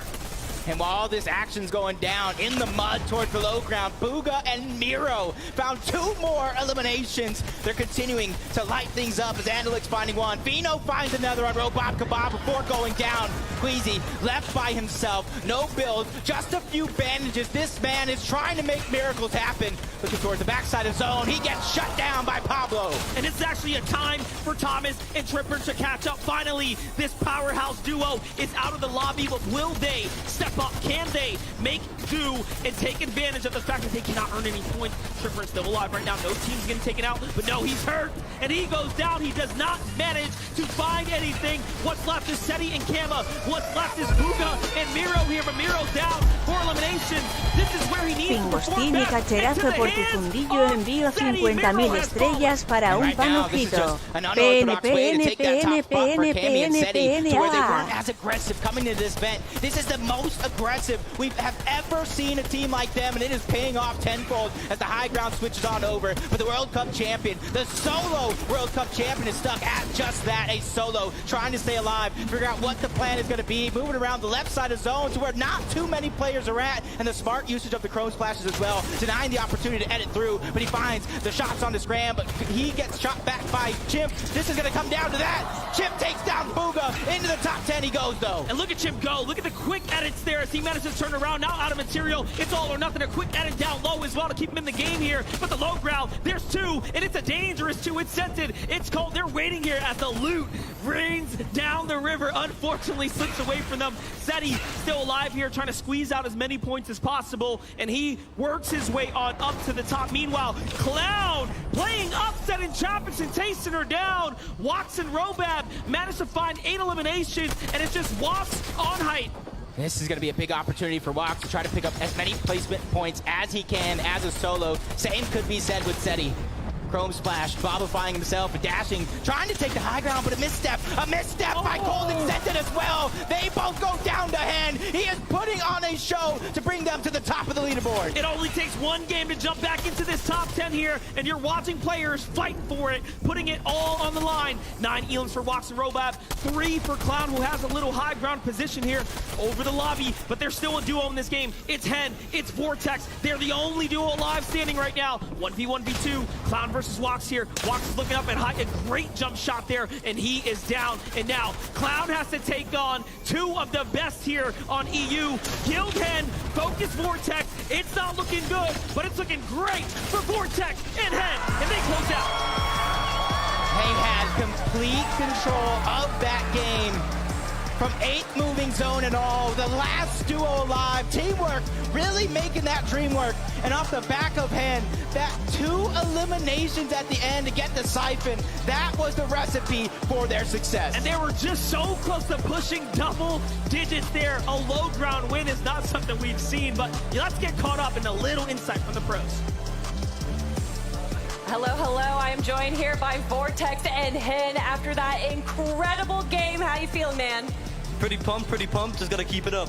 I mean, obviously grabbing, what, 8, 9 eliminations in that game. What's the next step for the next game? Win next game again. Okay, 2 VRs back-to-back. I love it so much. And obviously, what was the recipe for success there? There was a lot going on all around you guys. We made lots of mistakes yesterday, and we're trying to come back stronger. So we're trying to fix all the mistakes made yesterday and, win today. So what were some of the mistakes that you fixed in this day? Search and rotation. I love it. I mean, thank you guys so much for joining me here. Congratulations on your win. Can't wait to see what you guys do next game. Let's head on back to the desk. Thank you guys so much. Hen and Vortex picking up game number 8. And all with 9 eliminations. This is kind of what we talked about yesterday at the end of the day, right? Yesterday was kind of like an initial setup. Let's go ahead and let's fight a few times. Let's play a few games. But today, we really want to bring it. For them to come out in game number 8, basically the second one of the day, this is a really good jumpstart. This is where they have to shine, right, Zeke? And they did exactly that in this match. I mean, one of the few victory royales that actually come from down in the dirt, from below, and they made it happen. Yeah, they already did. And what you noticed from that interview right there, they were saying, of course, they had surge issues yesterday. They had some positional, rotational issues. And this is something that I thought might happen with this duo. They're 2 fraggers ready. They don't really have that lead. They don't have that IGL. I think Hen is trying to take on the role at the moment, but they're 2 fraggers by heart. And I think that overnight sort of VOD viewing session that they must have done has really helped them fix those issues. Because although they may not have that dominant leader in the game, they've been able to look back at their games and think, okay, we're fixing this, we're fixing that, and clearly it's working out. And just kind of like the holding, right, and reserves there, being almost a game entirely of solos, except this duo. They just kind of held out, right? They're saying, we don't know why, but everyone's fighting all the way around us. Let's just wait it out. Top 3, here we are. Oh, it's a 2v1. Yeah, let's close it out. 9 eliminations, no big deal. Look, Queasy and Vino were looking for high ground. Tayson and Chapix were looking for high ground. The battle up above was dangerous, and it was actually too dangerous because the duos kept getting eliminated, losing a teammate, ended up with too many solos, where in the end, Hen and Vortexer just made it happen. And I feel like looking back at the game, Queasy and Vino, they were looking good, right? For a moment, they just, well, for most of the game, they were actually low on builds. And then we kind of blinked, and I was like, hey, there's someone in there. And you guys were like, oh, it's them. Like, no, someone's above them. It's Tayson, it's Chapix. Where did they come from? Yeah, they were uncharacteristically low on builds in that end game. And I think the main reason for that was when they went for a pad in that half and half zone, we saw Vino and Queasy very, very split. Of course, that had to expend so many more materials to not only box up in their own individual boxes, but to get back together as well. I think Queasy may have gone a little bit higher up, and Vino was getting sprayed out of the air, so he had to do a little bit of a little slalom through all the bullets, and he ended up landing down below. So many of those builds were wasted there, and I think ultimately that's what caused them to go down on high. I mean, it was interesting, but what I also find interesting is kind of the duo in the mist and the shadows, right, that are making their way up that leaderboard. Seti and Cammy, the consistency with the drop spot, it's looking dangerous. We'll talk more about them in just a moment. First, let's go to Adam, who is standing by. Adam, what you got? Yes, indeed. Thank you very much, Zeke. Can I get a huge round of applause representing Brazil? It's KBR and Zeke! Amazing stuff. I'm joined as well by their translator, Gabriel. Gabriel, I'd love to ask Zeke firstly. Currently 6th position in this competition, 4 games left. What's the strategy for the last 4 games?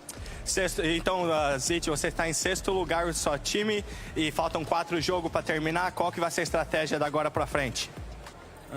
De agora pra frente, a gente vai tentar nessas últimas 4 partidas pegar o high com a dica do nosso amigo DK e tentar levar o top 1 pro Brasil. Vamos, Brasil! So he said we're going to take the strategy of our friend over there, DK, just to go on high. And so let's go Brazil. Let's go Brazil. And lastly, to KBR as well, can we ask, what's it been like representing Brazil in front of these amazing fans here at FNCS Invitational? Então, KBR, para você, como foi representar o Brasil aqui nesse torneio? É muito feliz estar representando o Brasil por toda a história minha e do cheat dentro do jogo. E dá pra ver aqui como a torcida é muito grande. Tipo, a gente tá com uma quantidade pouca de pessoas, só que tá dando um grito maior que a da torcida toda. He said, I'm incredibly excited to be here. And I mean, with all these people, we only have a couple of Brazilians and we're louder than everyone else. You had it right there. Thank you very much, KBR indeed! Let's head back to Zeke and the desk. Thank you so much, Adam. I mean, what more can you say? Vamos, Brazil! I tell you, this corner right here, they're going absolutely ham. My goodness. Let's kind of focus back up now after this game is done. I want to talk about Sammy. I knew I was going to do this. Cammy and Seti. There it is. Don't worry, my brain just makes up words all the time. Cammy and Seti doing really well there in the middle of the game.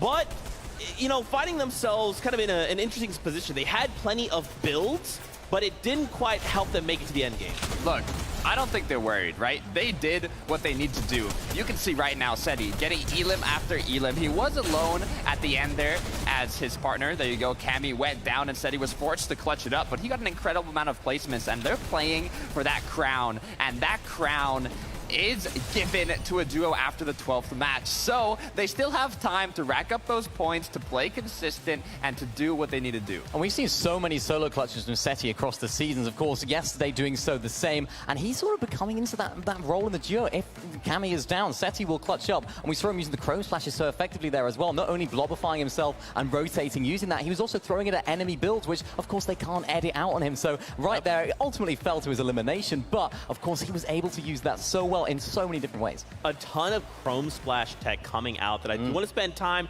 in the future talking about, but it's almost that time to begin the next set of games. I will say for me, watching this game has made something very, very clear. These duos are getting way more aggressive. We're seeing way more eliminations coming out of these players, but it is hampering a lot of them, right? When you're like, hey, we have 5 elims. Oh my gosh, I have how many builds? 10? What do we do? Look, they've also had time now after day one to kind of study a bit more of the exact paths that their opponents have been doing around them and how they can adapt to maybe take those engagements. Janice and Vidil, they were having trouble finding Storm Surge being uncontested, but now they were able to get to the late game in that first match, and they're doing a better job adapting, and that's what all these duos need to do. Yeah, adaptation is the most important. You mentioned Janice and Vidil, of course. Last night, Vidil was sat in the VODs the whole night looking back at what went wrong. Of course, you mentioned the Janice social media post earlier on as well. They were struggling for those surge positions. Of course, they're synonymous with going on that dead side of zone, and of course, they weren't able to find as many tags. There isn't as much action to the south of them as they may have had last season when, of course, they did win. So it's a little bit rough for them, but there's still plenty of games to go. That's right. Game 9 is on the way. So, Monster D-Phase, Jacob, over to you.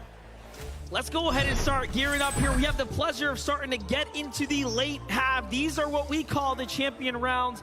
Game 9 will solidify just about the halfway mark for day 2. Yeah, and you're seeing some of these teams heat up just like that battle bus. Monster, you said it.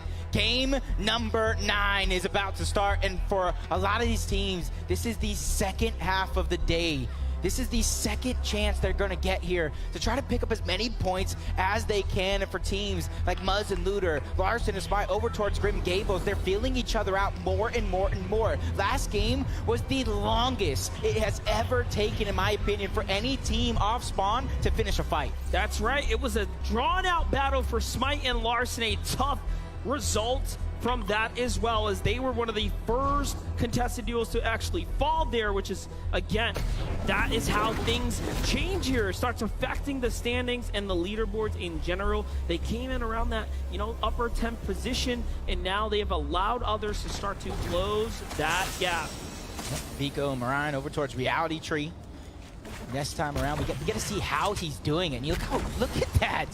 He got himself a little parkour spot, knowing exactly what he wants to do in order to get that loot, and that's just quick thinking coming out of him, and you can see why he's quick to act. What's super interesting is now our top 16 from 4th to 16th has become extremely competitive amongst those standings and those positions. From 1st through 3rd, it's definitely competitive there as well, so we're starting to see a little bit of a divide. Meanwhile, Bugha and Miro affected. Bevies and Vortexer find the 2 early, and they're going to be one of the first duos to fall here in the last game. And it really shows us that teams and duos, regardless of how good you are, you have to put up the numbers, you have to perform, and they are fully contested there now. So as we jump on over to Vico and Mirai, have been playing excellent here. They fought their way up to that 9th place position, coming in with 158 points. Very great performance so far. What's amazing to see is their loot path right now. They hadn't popped a single shield, big or small, and they got themselves almost 100 shields each, and that's because of Reality Tree and those mushrooms at the bottom that get you about 15 HP or shields. as Smite and Larson. This is the fight that we're talking about. Getting tagged up from the sky, that high position, going over to Muzz and Looter, and it's doing them wonders right out of the gate. It's going to be interesting to see what they do with the amount of damage that they got. Do they want to go aggressive and try to take advantage? But you can see in the feed, Mr. Savage and iDrop already getting busy, taking down On1 first, leaving Baka as a solo. That's right, and lucky for us, we get to tune in with Zagu and Mareem, and this is very cool and also extremely interesting. They have officially switched up their drop spot here on day 2. We have not seen anyone as notable as, high placing as them actually try a new strategy, and already they have had a pretty clean start to the day, but they've also slipped down a little further than they would have liked. As you jump on over to retake versus Vico here. Little head-to-head action. First tags are going to come in for Vico. They're looking good. So far, they lead the points here, Jacob, and also the execution very much in their side. And for all of Vico's great games, it starts here, but a massive tag is going to have him back down in a defensive position where Mariah's going to have to try to figure out a way to alleviate some of that pressure. And you see the sharing is carrying, minis being passed around. Novice going for the piece control. Unfortunately enough, a missed opportunity, but that's not going to stop him from trying again and again and again. He knows the amount of damage he just put onto Vico cannot go to waste. Now keep in mind, Vico and Mariah are inside the top 10. They cannot afford to fall now. That will have devastating impacts to the standings, and a huge side angle there. Marine is hurt, forced into the low ground position, forced to run away from Novice and retake. They are proving why they were invited to the setting. Meanwhile, Zaku falls to Macwood there with a knock. So the changes, the adjustment, it is heating up in the south zone. It's heating up on the west zone. We have a lot going on right now. I don't know if they just saw, but Macwood could not have jumped on him from Shimmering Shines all the way to one of the highest spots on the map. As Bad Sniper taking down both the NA West duo Pars and Raze. So you said it before this one. Action is heating up rather quickly here on day 2 as teams look to take control of their own destiny. But another prolonged fight as Mariah and Vico trying to catch Novice off guard. The shots to come through, that actually saved Vico's life, even though it wasn't a ton of damage. That would have allowed Novice to keep going. Took some time here, and this is why he took those zip lines out the side there, trying to find an angle. So special about watching high-tier players navigate the map. Very much a strategy type of situation, type of game, when you really break it all down, but Pingo Steam, cherazo por tu fundillo, envío 1000 estrellas para un chicle. All of these lost resources, so was it worth it, right? Was it worth it? Pingo Steam, cherazo por tu fundillo, envío 1000 estrellas para un chicle. 10 despierta bello durmiente taqui. Can they climb back loot-wise? They can keep finding those shrooms to regenerate as much of the health as possible. It could definitely prove to be worth at the end of the day, because it's not going to expend any of their utility in order to regain it back. What do we think about this? Larson and Smite leave the drop. They say, all right, Muzz Looter, you got it. Last game was solid. You can have Grim Gables. I'm getting out of here. But it almost looks like they left TSM duo trying to go ahead and still put the damage onto Muzz and Looter as Andy and Joe floating in all the way from Synapse Station, trying to put the Tiki tags on the Kanata, and that's going to be his shield disappearing right before our very eyes. But ultimately enough, the Cloudy Condos teams who lack damage very early on beginning to put in their own tags. Everybody right now feeling the pressure of the leaderboard to try to get active, to try to pick up as many points as possible and close the gap. See the look of focus on Andy's face here as he's got a lot of things to think about. Players to the left, players to the north. Very tough spot to be in. Acorn on the other side. Acorn and Edgy still housed up in their position. Remember, Noah Riley is here, but Edgy is down. So Acorn left to try to play this one out by himself right now. He is in 7th. Second highest placing NA East team currently alive in the lobby. Cole and Scented lead with the points, but Scented has done enough to go ahead and perform while Acorn is just behind them. And right now, this time around, a little bit of a switch up when it comes to that zone. from northeast. Looking like we're going to get a little bit of a southwestern zone for some of these teams. And Cold had sent it. They spotted that one right away. They moved a little bit south, trying to take that position towards Tilted Towers, where you know a lot of teams are going to try to travel through to try to get their own spot in the zone. So that's a good opportunity for them to try to pick up as much Storm Surge damage as possible. As Thomas Trippin having such a fantastic day number 2, but that should be no surprise to anybody. Like I said, the history shows that they're a day 2 team. I'm a bit concerned about this position here, though. This is very much reminiscent to the Game 7 positioning where they took their time, played high ground. Yes, it's more textbook as they split up, but professional players are very much not willing to rotate through those open areas. Meanwhile, Commandment and Avery also hoping for the same, playing the high ground of the Rave Cave. You can see not a team in sight. It's very, very tough to play those positions out. Yeah, I would love to see them to kind of switch up their spot, because right now, they should know there's not too many teams above them. And the zone being on that edge, it's going to be a little bit of a slower side, slower opportunities, but Peterbot and Jamper trying to pick up some own opportunities for themselves, trying to make that sneaky play all the way from that far eastern portion of the map, slowly but surely trying to close in on some of these Cloudy Condos teams that are trying to go ahead and get their resources, because you know as well as I do, this has been a little bit of a split between all 3 European teams. We're looking for a highlight. We might just find one. We are just moments away from something big unfolding, and Murstache and Malabuka know better, but on the other side, there's another fight too. Moraine and Vico, top 9. Such an important fight. We have to see if Moraine can actually clutch up for his teammate. Yes, he will drop down and get on top of Vico's body. He doesn't even box him up because he doesn't have enough resource to do it. He would rather save it in case he has to fight his way out of this one. Falconer and Hellfire managed to execute a big elimination here, and now are extremely curious as to whether or not Moraine is nearby. I think Sentin and Cole just took out the NA West 3-time champions, Favs and Snacky, on their own way to the journey. Peterbot taking down Murstache as well. Everybody really trying to prove their own path. They don't want to have anything other than their own decisions really find out if they're going to make it to the top or not. But this one continues as Malabuka's trying to stay alive here as a solo. Peterbot and Jamper don't want to let these points go to waste. They know the Storm Surge here is so important to them, including those points on their way to the top. Peterbot refuses to end this day in last place. He wants to fight for more points. Yesterday was a very, very tough showing for them. And now, what can they do? What can they earn? Jamper's gonna get hurt there, but he does close out in the end versus Malabuka. And that ambush pays off. Yep. Looter, Muzz, spotting out Vino, trying to put their own damage there from the distance. Along with Queasy, for them, it's not too much to worry about. That is huge. That's a huge opportunity.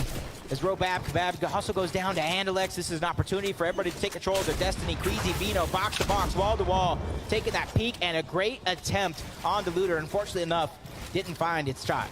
Now, Muzz and Looter, the difference between this fight and their early game battles is they actually have had time to fully loot out Grim Gables. Vino is great. He shows us what he has. He puts a huge shot onto Looter.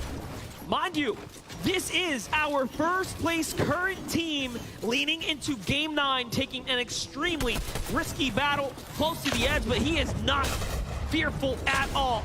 Vino's gonna swing around, look for the angle to back up his teammate. Muzz opens the box, but nothing just yet. He's gonna be important in a fight like this as Vino finds yet another tag onto Muzz. It's textbook.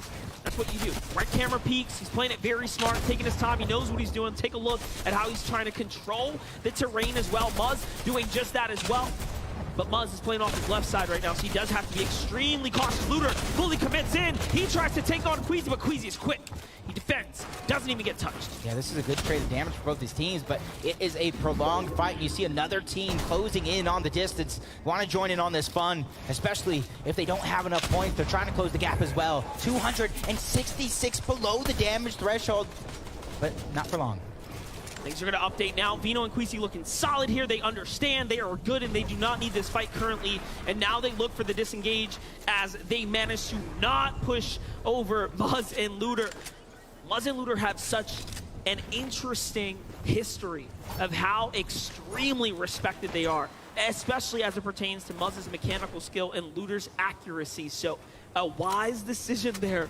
They may not have a lot of points, but in that setting, I think they're probably on top. And as we find out, the zone's actually going to be a good zone for a good portion of the lobby to have their fighting chance here. And this one is Cammy and SETI. Honestly, if you watch the beginning of their games, you almost get that feeling, am I watching the same thing? Am I watching the same game over and over? Because what ain't broke, you don't have to fix it. And Cammy and SETI's early game is one of the best. And that's why they're currently in third place, only 21 points out of first. ZYENDO, Joe FN already on the move. Very reminiscent of what we've seen before, these extremely late rotates. Somehow, though, they've managed to consistently find tags, so Surge hasn't been too much of an issue for them. Love this here, finding some leftovers over at the vault, a launch pad as well.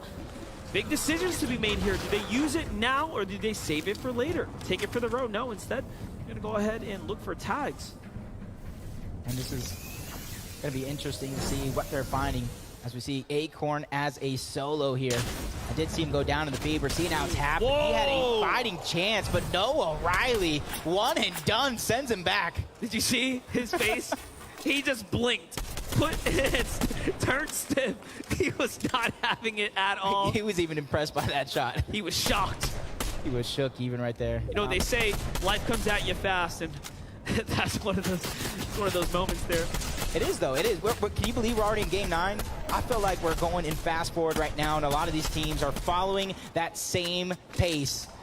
And jump on board, one of the best EU teams here in the lobby, suffering to Storm Surge. Trippin is actually going to go down, 23 below. Thomas, he's trying to do everything he can to find the damage. What a huge, huge engagement happening here. There's a lot of story unfolding. PHZin is hurt as he finds one. Kitos is going to go ahead and slide on in after the knock off the Trippin, but they get up. PHZin slides in. We just saw that happened before our eyes, and now Thomas HD gets the opportunity to honestly try to play for a clutch here, but it's not going to be easy as PHZin and Kitos have already said in their interview, all they are here to do is make Brazil proud, and there's no way they're going to let this one down, and they find Thomas HD. That was second place. Second place is now down. The aggressive Brazil region trying to rise to the top as Cammy and SETI are now met with Kanata and Macwood.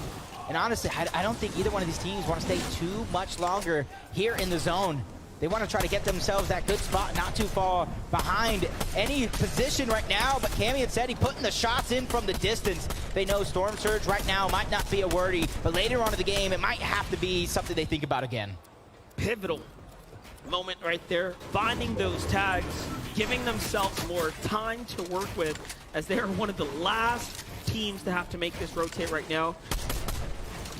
Us casters have the wider look at the map, so we can tell how much is really going on here, and this southern area is looking dicey.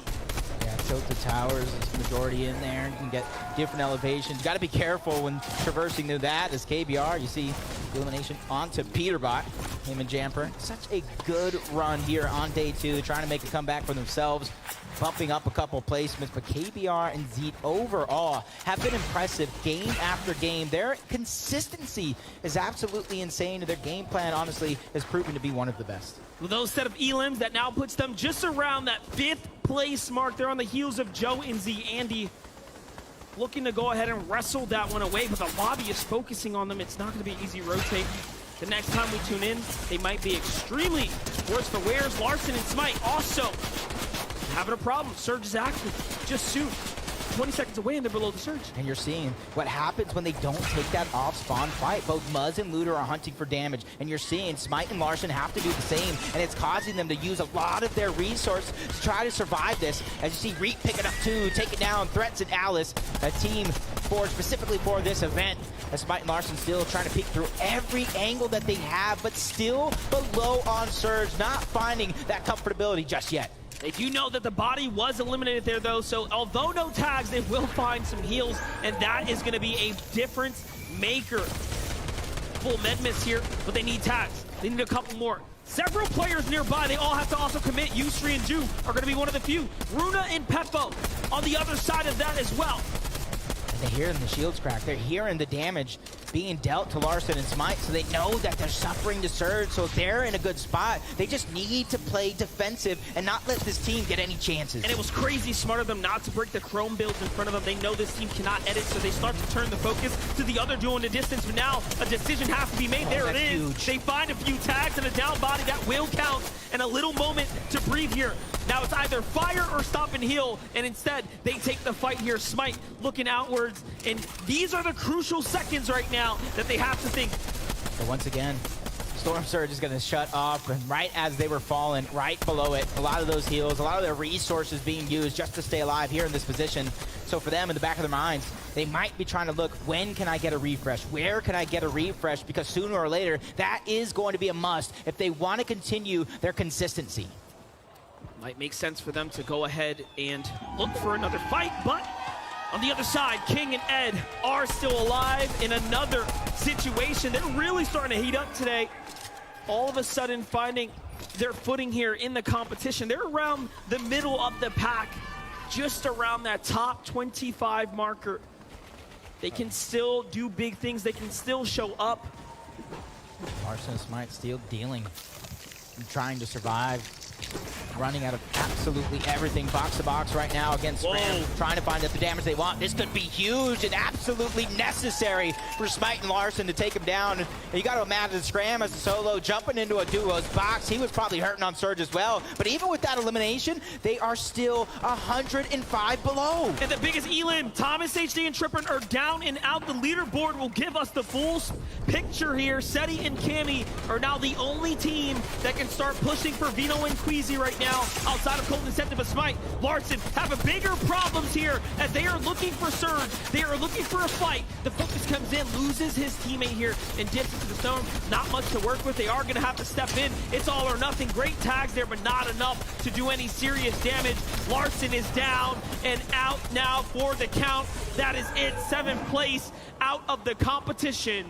That is exactly why, if you're in a stack lobby like this, falling behind Surge is going to be one of the worst things you could do to yourself. It almost makes you feel like you have no options. You have no control over your game. As Kanata trying to take control of his own. Cammy and Seti as well. 154 above. Even though they're just living in the zone at the beginning of the game, you can see exactly why. And you can see their game planning unfolding right before our very eyes. As KBR, 22 HP. Luckily for him, he is above the damage threshold with only a few players needing to go down. Luckily, this is not Brazil's last hope here. King and Ed are still somewhere alive in this game, but KBR at 22 HP, you have to wonder, he won't be making it too much further. How far can he push the envelope? VIENDO, Queasy, absolutely executing, putting in an exceptional performance, not just one day, but 2 days in a row here. And if there's a team, if there was a team that everyone was talking about, it was Queasy and VIENDO leaning into the competition. We had that awesome videos segment where we interviewed the players and asked them, who do you have as the best player here, the player to look out for? VIENDO was amongst that conversation everywhere. That was the common denominator.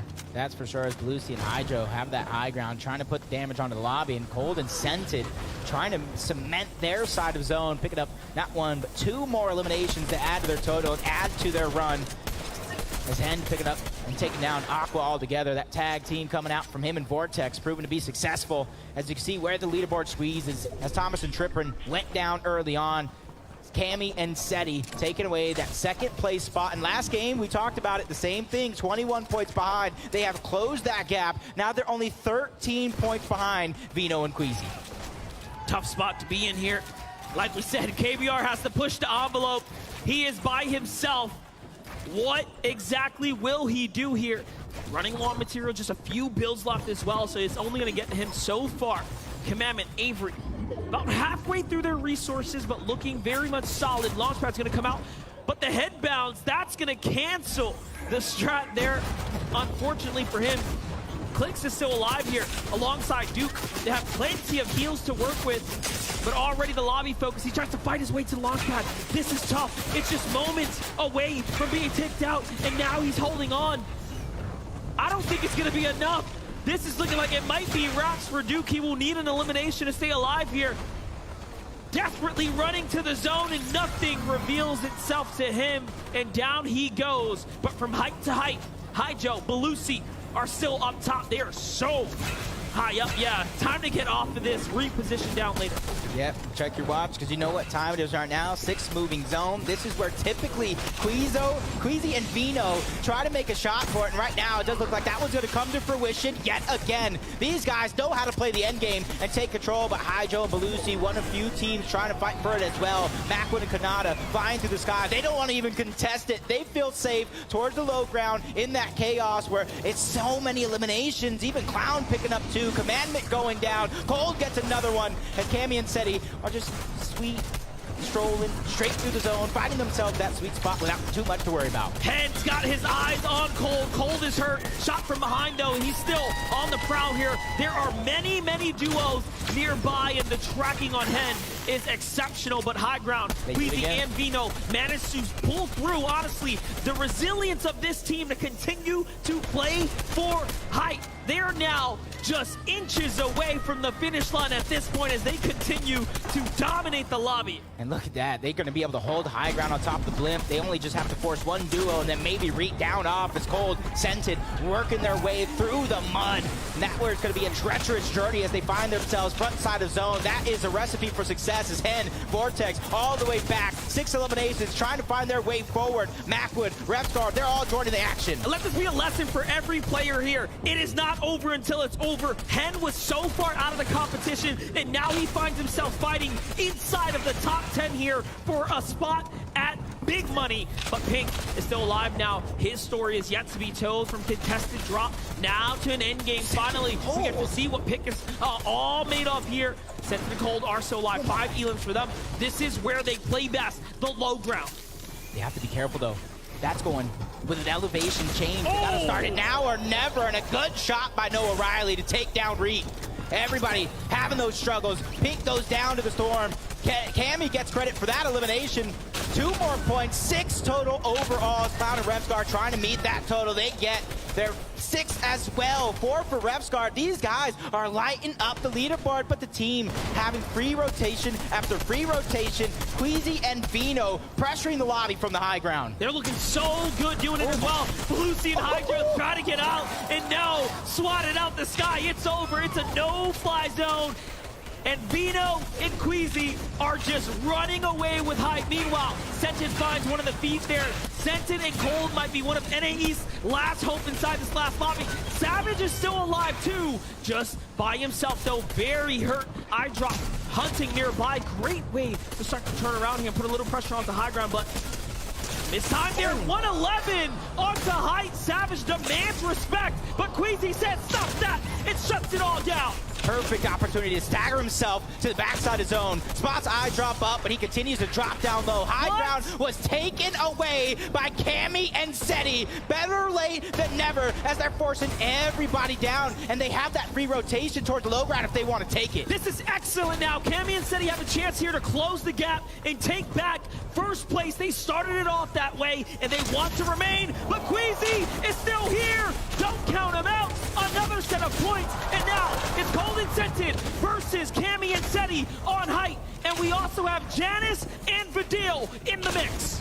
3 teams alive, 6 total players, but Cold goes down, but Janice and Vidil get knocked as well. 1v2 situation, NAE's, the world on Sentence shoulders, but Cammy and Seti going for their 3rd victory royale in the FNCS Invitational. This is how you cement a legacy. All they have to do is close out this game, and Sentence trying to take control, trying to fight for the high ground, but it's not enough. EU strikes again with Seti and Cammy taking their 3rd victory royale. I don't know how they do it, but they have the face of champions. They go ahead, they sit down, and they play this one out through to the end. An emotionless reaction there as they say, nope, we still have a job to do here. It's not over. Not over until that 12th game is done and dusted, and that was only number 9. This one is heating up quick as the teams at the top of the leaderboard are trying to take control of everything that they can. They're trying to do everything in their power to not let it slip through, because Monster, at this point in time, nobody at the top can afford a bad game. That is true. They cannot. as the winners start to take to the stage, we will get to touch base with them one more time this weekend. Let's go ahead and send it on down to the floor to get the update. Thank you very much, MDF and Jay. Give it up for Cami and Seti, everyone! We've spoken so many times the last few days. We're almost approaching getting matching bracelets time. This is crazy. Congratulations. What a great way to head into the halftime. Another Victory Royale. Like, we need to get more.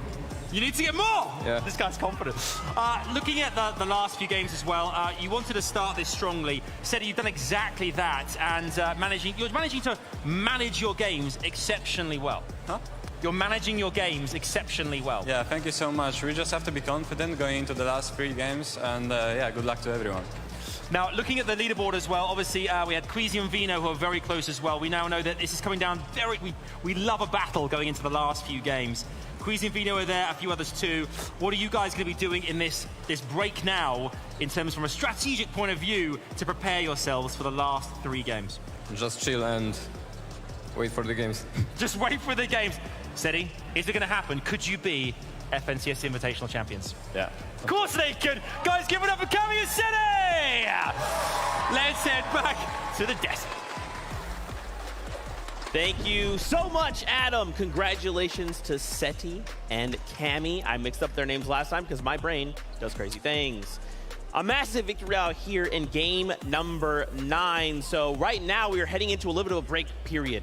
Our duels will be having about 20 to 30 minutes, step away, recollect themselves before the last 3 games. Now for you all at home and of course here, don't forget, stick around, watch till the end of the broadcast for some FNCS news. Now, Vivid, Taco, welcome back to the desk. We got to talk about Seti and Cami. I would just like to set the stage a little bit for the duo. These guys were stacked all game. They had borderline max materials. Look at the loadouts. They had the launch pads. And I mean, even in the situations where they would have been forced to use them, Vivid, they were just able to just casually navigate builds like it was nothing. I mean, they're impressing me right now. I'm not gonna lie. You know, day number 1, they did get those 2 victory royales as well. And then this third one, I really wasn't expecting them to get another one, but sure enough, they find themselves on the high ground again. So uncharacteristic. We've talked about it so many times that usually they are not a high ground team. They like to play towards that mid ground, just casually go throughout the game. But no, ending this game with 5 eliminations, which, yeah, that's not too many, especially when we saw Scented and Cold get 10. But again, you know, just realizing that, hey, listen, we're on the international stage and people are making mistakes, and we have to go for the higher ground when we feel like we can.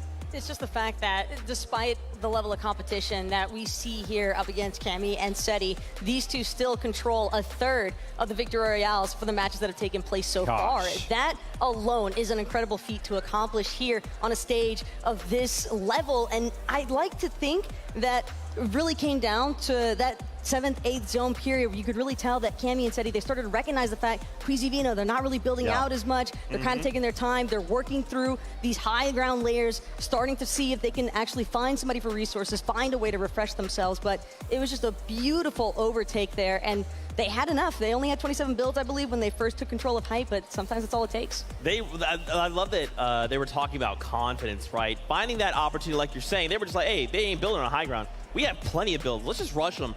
Boom, turns it into a victory royale. Mini Miner, you are standing by here during this break period. What you got? Thank you so much, Zeke. Now let's take a little look at our game number 9 winners, Cami and Seti. How did they manage to get into the position to win the game? Let's take a little look. As you can see, that is their drop spot, the Cami split as they call it, and we can have a look at how they're getting their surge off spawn. It was something I talked about on the desk. These guys had a little bit of a problem, right? They were having a few issues with their surge, going down in that first moving more often than not, and it was down to surge. But look at this. They have the balloons to give them that elevation in the center of the map, even staying back into the storm to take advantage of the fight that was going on. We saw Kanada, Macwood, Basil, and Jace going head-to-head. And look at this. Cami and Seti just thought, you know what? That's free surge. We're going to take that for ourselves. And what's most beneficial about this position is, of course, you can wait late because you have the balloon to rotate in late. This is a risky rotation. I was watching this in the back and I was thinking, oh no, they could get beamed by so many of the teams that were pitched up inside of Tilted Towers. But look at this. Beautiful plays using the buildings to prevent them from getting seen. Not just seen, but also taken out. And that is ultimately what this team are doing. They're really adapting their play style to get that Storm Surge early on, and they're even staying back in the zone to get those tags and then rotating in perfectly. That's a little look at what Cammy and Seti are doing. How are Thomas and Trippin thinking? Kelly, over to you. Thank you so much, Mini Miner, joining me here. I have Thomas and Tripper, and I want to start talking about yesterday's games. Just consistency is key, and that's what you showed off, ending off the day with back-to-back fourth-place finishes. What was the key to that success? I don't know, we just played consistent. We had our search, and we just played endgame, and it was easy from there. So, obviously, Game 9, not the best. Was Surge the issue for you guys there? Yeah, we didn't get a really good spot, and we couldn't see a lot of players, so we just had a really bad game and we didn't get enough search. Well, obviously, you guys have 3 more games to go here, and you have a little bit of a break. What's going to be the preparation for the second half of the day? We were just too slow off spawn, like, to get out, and that's just it. Yeah, I mean, obviously, you guys are going for consistency. Eliminations, though, don't seem to be a focus for you guys. Why is that? I don't see a reason to go for dumb kills, so obviously it's a bit... We just play our game and try to get placement. I mean, obviously it's working out for you guys. Even with a rough Game 9, you are still in 4th place, so still doing a great job. Thank you guys for joining me here, and we're going to be head on back to the desk. I haven't watched all of them, only a few. A fantastic interview there, and of course the raw emotions from the players. We have a very special guest joining us here on the desk during a little bit of a break here. It's none other than Somerset. Welcome. Thank you. How have you been enjoying things? Oh, it's been great. It's just so surreal to see everybody just here together and watching people competing. It's been awesome. Yeah, I mean, it's a very different atmosphere, right? Like when people are getting eliminations left and right, you're just hearing the fans go crazy. Absolutely. Have you heard the Brazilian corner of the the venue right up here? They're right up here. Anytime you see Quitos, I have actually. I'm all the way on the other side, and I can hear them all screaming. I love the support. It's great. You can still you love to see it. Yes. Let's take a look at the leaderboard here. We'd love to kind of pick your brain. Somerset, you're one of the best to do it. I mean, one of the toppest tier competitive players. Don't act like we don't watch, because we all know. I want to kind of just get your thoughts here. When we look at this top 10, is there anyone that kind of stands out to you that you're maybe thinking, look, I would really like these guys to do well, or maybe even I want these guys to do better? For me personally, I've been watching Queasy and a lot recently. They've been absolutely dominating. But also I have a couple friends on the board, like Tripper and Thomas HD. I really want them to do well. And they're all such good players, and there's always something that makes them stand out. So every game, it's just a surprise to see how they play and how they play against one another after they've been doing it for years. Yeah. How do you keep yourself focused, especially like in a situation like this? I mean, at this point, you just have to know that when you're in the game, you're in it to win it, and you have to be so focused on the right things, because whether you're an IGL or you're a fragger, there's always a role you're needing to play, and being able to communicate with your teammate properly is so important, especially for moments like these when you're trying to get those impact frags and to just win the entire game, because it takes a lot. There's so many different steps. Yeah, what all goes into that? Because I know, like, I've watched a lot of you in recent tournaments especially. Like, what role do you play? And then, like, what are maybe just a few things you kind of have to be mindful of when you play that role? I'm personally a fragger, but I'm always having to make sure I'm calming everything properly, being as quick as I can, constantly staying close with my teammate. Because if you fall back, you can easily just mess up the whole thing.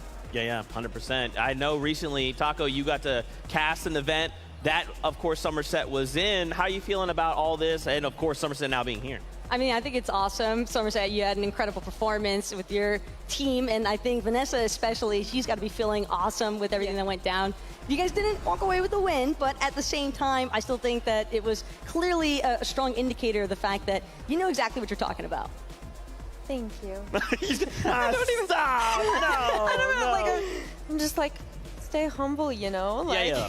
Of course. How do you feel about, like, seeing all the fans here in person? They're all running around. They're losing their minds. Like, are they just running up to you like, oh, Somerset, I know you. What's up? I've actually, it's so surreal, because I'm trying to, like, walk 10 feet, and I've got all these people like, can I take a picture? And I'm like, hi. Like, it's like, I'm the one that's more excited than you know what I mean? Like, it's a completely opposite experience for me, because it's not what I'm used to. I'm used to streaming at home, looking at the chat go wild, and now I get to put, like, a name into a face and meet all these people that I've known for years, and my community that's just been so supportive over the years. It's been great. That is amazing. Well, Somerset, thank you so much. We hope you continue to enjoy all of the action.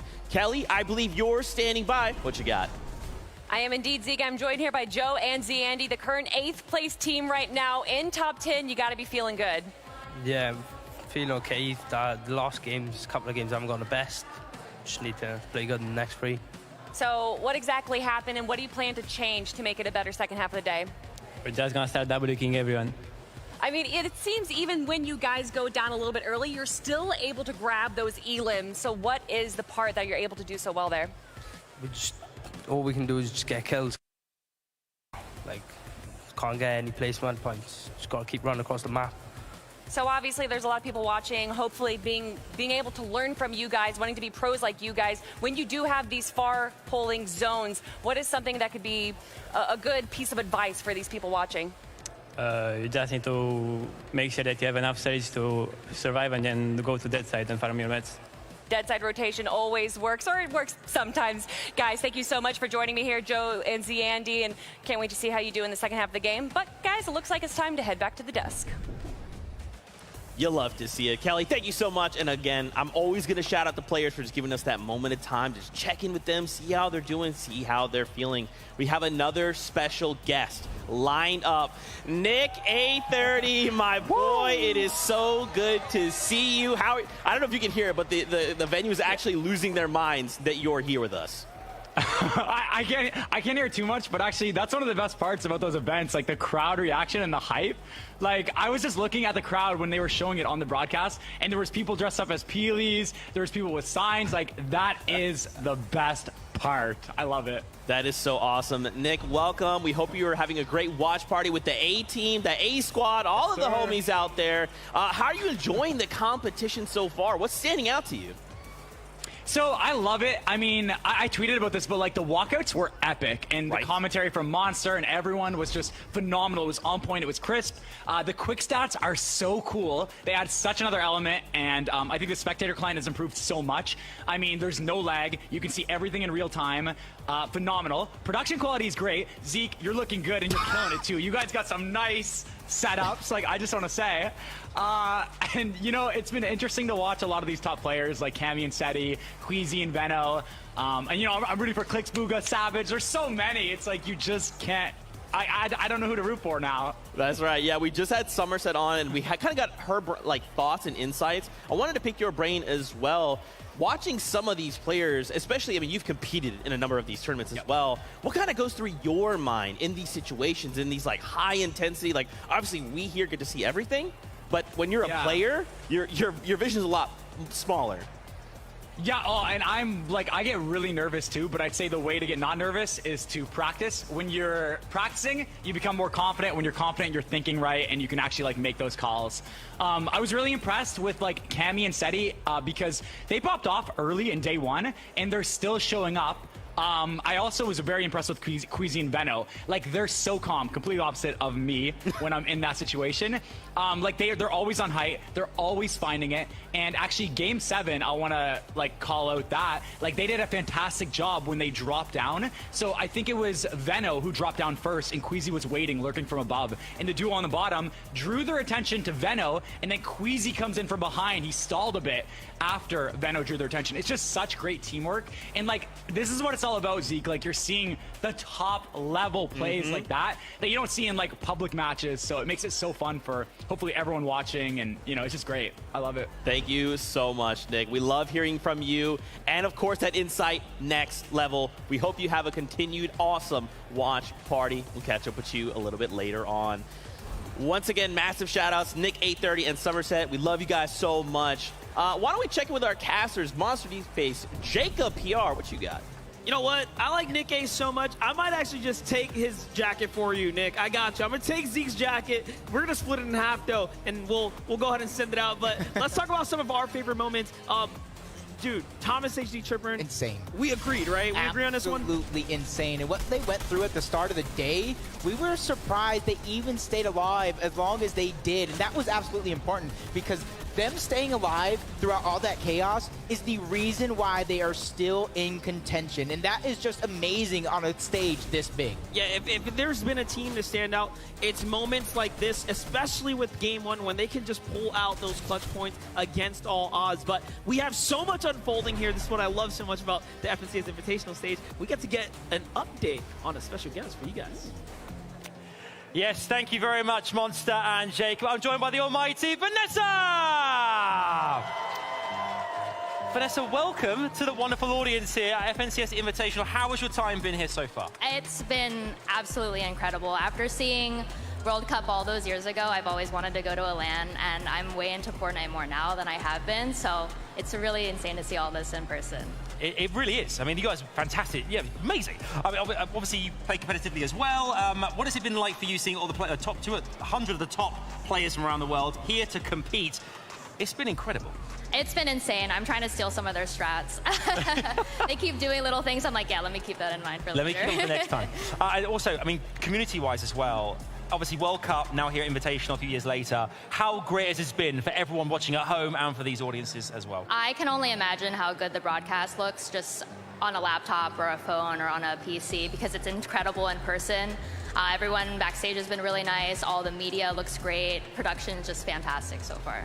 It really is. Any particular duos you think to look out for? You think could go all the way? Who kind of sticks out for you? Anyone in particular? Or do you think it's still very much an open race at this point? I think it's kind of an open race. I mean, there's still 3 games left, but with VIENDO and Queasy close with Cammy and SETI, that's like honestly what everyone's looking out for right now, is who comes out on top. Yeah, who will be on top of EU? Or a dark horse will come through. You never know. There's 3 games to play. One more time, give it up for Vanessa, everyone! Let's head back to Zeke and the gang. Thank you so much, Adam. And look, we just talked about Somerset, paired up with Vanessa. There was Vanessa, way over there. I don't know how we pulled this off. It is absolutely crazy. Now, we've had a couple moments throughout both of the 2 days of competition to do a little bit of a listen-in, right? To catch these raw moments from the player in those high-intensity elimination moments, or even just like, what are we going to do next?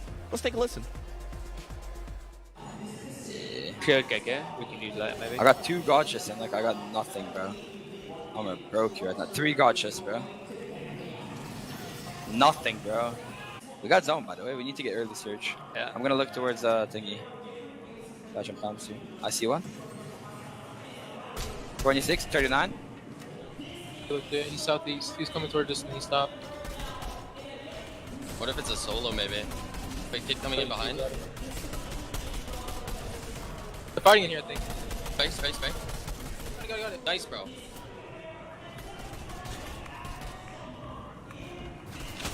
Nice. It's decent. 5 kills. Not bad. Yeah, drop it. Yeah. Hit me. Crack, watch me. Then watch me. 9! Oh. Yeah, let's see where zone is in 30 seconds. If it's far, keep the bubbles. Drop my bubbles. Okay, we have some. Yeah, drop your bubbles. I'm chugging. Come on. Okay, wall. I died 200. Nice. I got chugging. chugged. Yeah, you need to go. More No chugged. mats. Yeah, come here. Just go. Get ahead. We just play for placement. Get all the 150? place. Yeah. 150 on height. I'm coming down though. That on me. I got buddy. Yeah. Adding. Jump in. Go box. Get it. Nice, bro. Second. They padded up. I dropped. Team padded up. Okay, go down. Position. We hope you enjoyed that. Now, guess what? We got a really special interview from Adam, who is on the stage. This is Around the World. It certainly is. Thank you very much. We have 2 phenomenal players here on the stage. So big round of applause for Pars and Jace. All right, guys. Good to see you. Obviously, what a fantastic experience it's been. Pars, representing NA West here. What has it been like being here in North Carolina with these beautiful people here and competing against this stacked lobby? It's been an amazing experience. Honestly, it's my first LAN, so I didn't really have any expectations going into this, but the whole thing's just been incredible. Has it made a big difference playing in front of the audience, knowing, I mean, as well, being the player hotel, being around the other players, has it really added to the experience for you? Yeah, just the atmosphere in general is just incredible. It's electric. It really is. And Jace as well from OCE. What's it been like for you as well? I guess, you know, all the way from like Australia. Yeah. What's it been like being here in North Carolina competing in front of the crowd and everyone at home? Yeah, no, it's been cool. It's a new experience because I've never been at LAN before, but yeah, it's been fun. What do you think you'll take away from this? Obviously, the community have been absolutely loving this as well. What do you take away from this experience as well? Just experience for more LANs in the future, hopefully, and hopefully next time can win and not come last. But yeah. Don't be such a pessimist. Always have hope. One more time, give it up for Pause and Jace! Thank you, fellas. Back to you, Zeke. Thank you so much. Jace, listen. You're gonna go far, all right? Believe in the me that believes in you, okay? We still got 3 games, ain't nothing. Come on, Jace, you got this. Fantastic to see now. Our players are slowly kind of making their way back onto the stage. They've kind of had this little bit of a break to collect themselves, talk amongst their duo, potentially a coach. What are kind of some of our expectations? We only have 3 games left to go, Vivid. Now, more than ever, it is vital for these duos to put everything on the table. It is, yeah. There's only 3 more. You know, when we were playing yesterday, it was like, oh, we have tomorrow. When we started the day, it was like, oh, there's a lot of games left, 6 games. But no, now the halftime, like you mentioned, is over. Only 3 more left to do it. And the top 3 on the top of the leaderboard right now, they are pulling away from the rest of the competition. So not only do you have to perform, but you also have to stop them from gaining points if you want to break into that. It's 2 things from how I look at it, because as far as the top 3 to 5 are concerned, you don't want to start hitting that autopilot region. And what I mean by that is you don't want to start thinking about, oh, well, this is what it looks like to be first place. You start thinking about yourself having already won. Cammy and SETI, Queasy and VIENDO, these 2 are just duking it out nonstop back and forth between who's actually going to stay in that first place position. And I want to see the bottom as well. Those teams, I don't want them to check out necessarily, because there are still 3 games. There is still a substantial amount of prize pool money up for grabs and some pretty significant jumps if you can get just 1, 2, 3 more placements. Yeah, I think that's kind of my key takeaway as well when we watch things like the FNCS for their respective regions. It's not over until game 12. Anything can and anything will happen, right? So for all of you here in the venue, for all you watching at home, if you have a favorite duo that maybe isn't where you want them to be, continue to cheer them on, right? Until that last game, anything can happen. They can find that refresh. They can make it into that top 5 and get the victory royale. Anything can happen. You can see these players are zeroed in. They're focused, Vivid. The pressure is on. You've been in situations like this. Oh, gosh. What is going through these guys' mind? Do you think some of them are maybe racing? Are some of them trying to calm that storm? Are some of them just like, yo, I'm the best, let's keep that going? I can tell you right now, for probably a lot of them, the end result, right? Every single possibility is running through their minds. Are we going to end up on top? What if we get second? What if we lose by 1 point? What if we lose by 2 points? What if I got that 1 elimination in the last game? All of it right now is racing because we are in this little bit of a break.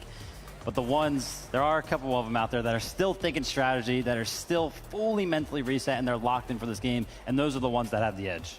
And look, I know I just mentioned about how we are primarily looking towards Queasy and VIENDO and Cammy and SETI in that first and second place position, but Cold and Scented, by the way, each of them in that last match with 5 elims apiece. That's 10 elims collectively and a 20-point difference in their actual scoreboard. So as far as the leaderboard is concerned, these guys have just been steadily climbing. I believe they're actually 3rd currently in that leaderboard position. And if we're talking about a dark horse entering the race, I'd say these 2 are the ones to keep an eye out for.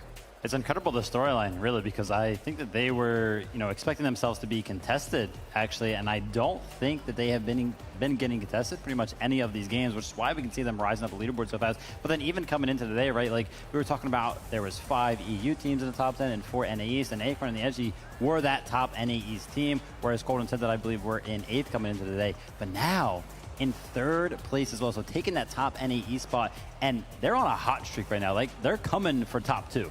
Yeah, man, and I think one of, I guess a reminder for us as we watch these games, remember these players only have their perspective, right? So to us, when these players are possibly making what we would consider a mistake, they don't have all the data, right? We're watching all these perspectives. We have the bird's eye view, so we can see a lot more. So I think for a lot of these players, kind of being able to go back last night to spend that crucial time to say, okay, let's VOD review. What happened? What actually led to us ending the day the way we did? I'm happy to like report a lot of these players, pretty much all of them, were back at the hotel reviewing every little thing, man. Yeah, and that's what it's all about, right? Like we talked about it on day number 1, you know, hey, listen, some of these teams are going to go back to the hotel, they're going to reset, they're going to watch the VODs, watch some of the mistakes. I was there in the room. I know Acorn and Edgy, they were working hard as well. Like I mentioned earlier, they did come into the day 4th place position. They were still VOD reviewing, working hard, even though they did get that top 4 spot. So the hard work is being put in for sure. And it's also just awesome seeing the amount of dedication as well, because it is quite the grind, both physically and mentally, I think, to just sit here playing through those 6 matches, go home, sit through more VOD review, and you're still staying mentally honed in. That's not an easy accomplishment by any means for all of these duos that are here competing.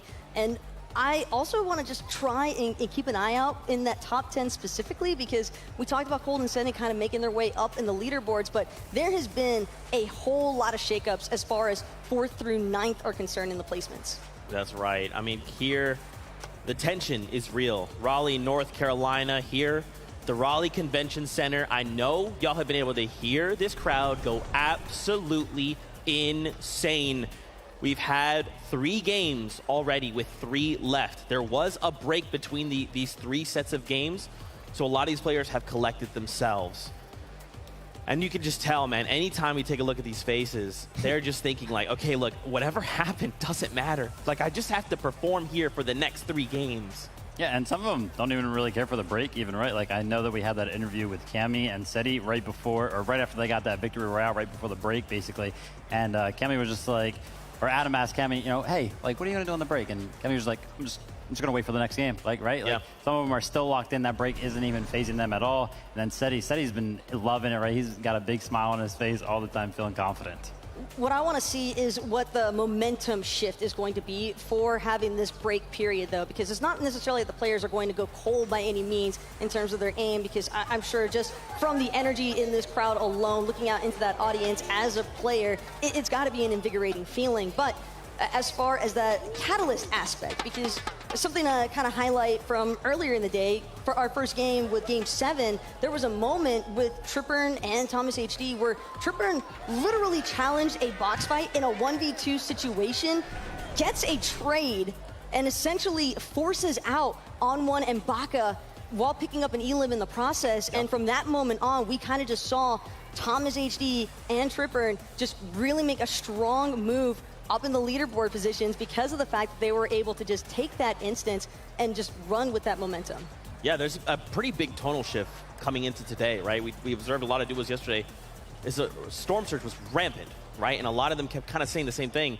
We need to get more aggressive. Today, duos are realizing that. We have to go absolutely ham if we want. That solves our Storm issues. That solves our issue of we don't have mats or weapons or whatever. We just have to get refreshes, right? We always go into that mid-game zone ready to go. But for some duos, it's still not enough. It's what I'm like, the trend we're seeing is they're getting aggressive, they're finding eliminations, they're doing all the things, but they have nothing left in the tank. I mean, that's just Fortnite and Storm Surge in general, unfortunately, right? And I love that you've kind of pointed out that aggression. I feel like Vico has been one of those players that we have seen constantly try to get aggressive off spawn in that early game, landing over at the reality tree. I just feel like every single time we tuned in with him, he was like looking for a fight. So he himself knows that he has to go get aggressive, but he's also confident in his aggressive. Coming off the back foot of that, a phenomenal game yesterday, I would be feeling confident too. I'm glad you brought up Vico, though, because even last night in the player lounge, he was just so energetic, so excited. And the one thing that I remember him distinctly talking about was, I'm aiming for that 3rd place position at a minimum. Okay. He wanted to make sure that everybody there was aware of the fact that he is doing everything in his power to try and elevate himself from that 9th place position where he started out today. And I believe it's still a decent amount of work cut out for him, but if he's able to keep consistently putting up elims like what we've been witnessing, you never know, because we've already seen duos such as Hen and Vortex, for example, where they secured 50 points in one match. I love the fact that that we're talking about players right now, and one of them that we have to talk about, Zeke, it's VIENDO. Yeah, man, just take a look at these stats. I mean, VIENDO, I will always continue to talk about this player, specifically his evolution. Ever since he hit the competitive scene, he was always known as just the guy that could do one thing. He will not lose a fight, ever. You put him on any team, you got a problem, you send him in. He takes care of the issue, but now he's evolving, right? He's understanding, okay, maybe I can kind of do both. And we see many players not capable of doing that. Some can say, well, I can IGL, but I'm not most comfortable fighting. And then we see the same on the other side. VIENDO is one of the very few players that can kind of do both.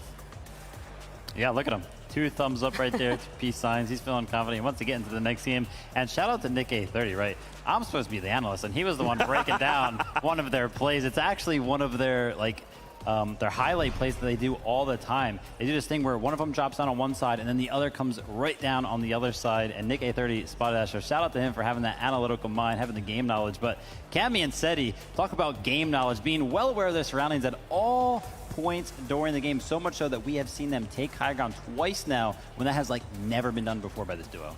No, but they understand fully that when it comes to the competitive environment, especially an in-person event like the FNCS Invitational, you're going to have to be flexible, and that is exactly what they have managed to deliver time and time again. The fact, again, that they have a third of the Victory Royales of the matches that have been played so far speaks volumes. And again, I think that as far as Cammy and SETI, they're also keeping in mind, we might have 3 Victory Royales, but at the same time, we're still not in first place. That as well, I think, is an incredible metric to gauge things by for just how in control Queasy and VIENDO just have been throughout each of these rounds. Yeah, that's right, you guys. This insight is next level. Why don't we check with Mini Miner to get his thoughts on the competition? Thank you, Zeke. Now, yeah, this is a huge moment in the tournament, right? We're halfway through day 2. Game 9 has been completed. I want to talk about how these players are feeling mentally. How strong do you have to be in these moments as a player on that huge stage in front of this incredible crowd to stay calm, stay confident, and stay effective in your plan? We've seen so many teams switch things up on day 1, and I feel like we've seen less of that in day 2. We've seen teams that are sort of thinking about, you know what, let's just stick to our guns, let's just stick to what we know, and let's try and see if it works. Right? We're seeing Cammy and SETI returning to low ground quite often as well, picking up elimination after elimination. I touched on their Storm Surge strategies earlier on as well, and these guys are looking really, really strong when they are in that position. And I think they could take it all, you know. These are one of those teams that if they are getting those end games, if they're getting there consistently with this great Storm Surge plan that they have, they could definitely take it all. Of course, we talk about Queasy and VIENDO taking the high ground, but that is, of course, very relevant and very reliant, if you like, on their material management as well. So it's exciting back here. The hype is real, and I can't wait to see what's happening next. Thank you so much for that insight, Mini Miner. Once again, we just had a little bit of a break, so if you're just tuning in, you're wondering what's going on, we've played 3 matches, we gave the players a moment to breathe. We had them step away, collect themselves, and now they are back. We will be getting into games in just a little bit. I want to turn attention to the standings. Queasy, VIENDO have maintained this lead almost all day, but Cammy, SETI, they are right there, man. They are in lockstep with this duo. They are looking, waiting for Queasy and VIENDO to make a mistake. Now, last game, we did see that. They finally said, high ground, we're sick of it. And they pushed them, and it worked. Now, this does go back to Mini Miner's point, though. They haven't been managing resources as well as they could be. Exactly, but I love the fact that you mentioned that, you know, Cammy and SETI, quote-unquote, are sick of the high ground, because another team that was kind of sick of the high ground, even actually so much so that they love playing the low ground, it's Cold and Scented, and they were just running through the lobby throughout the low ground. 10 eliminations is what they finished that game number 3 with, and they're hot on the heels of that top 2.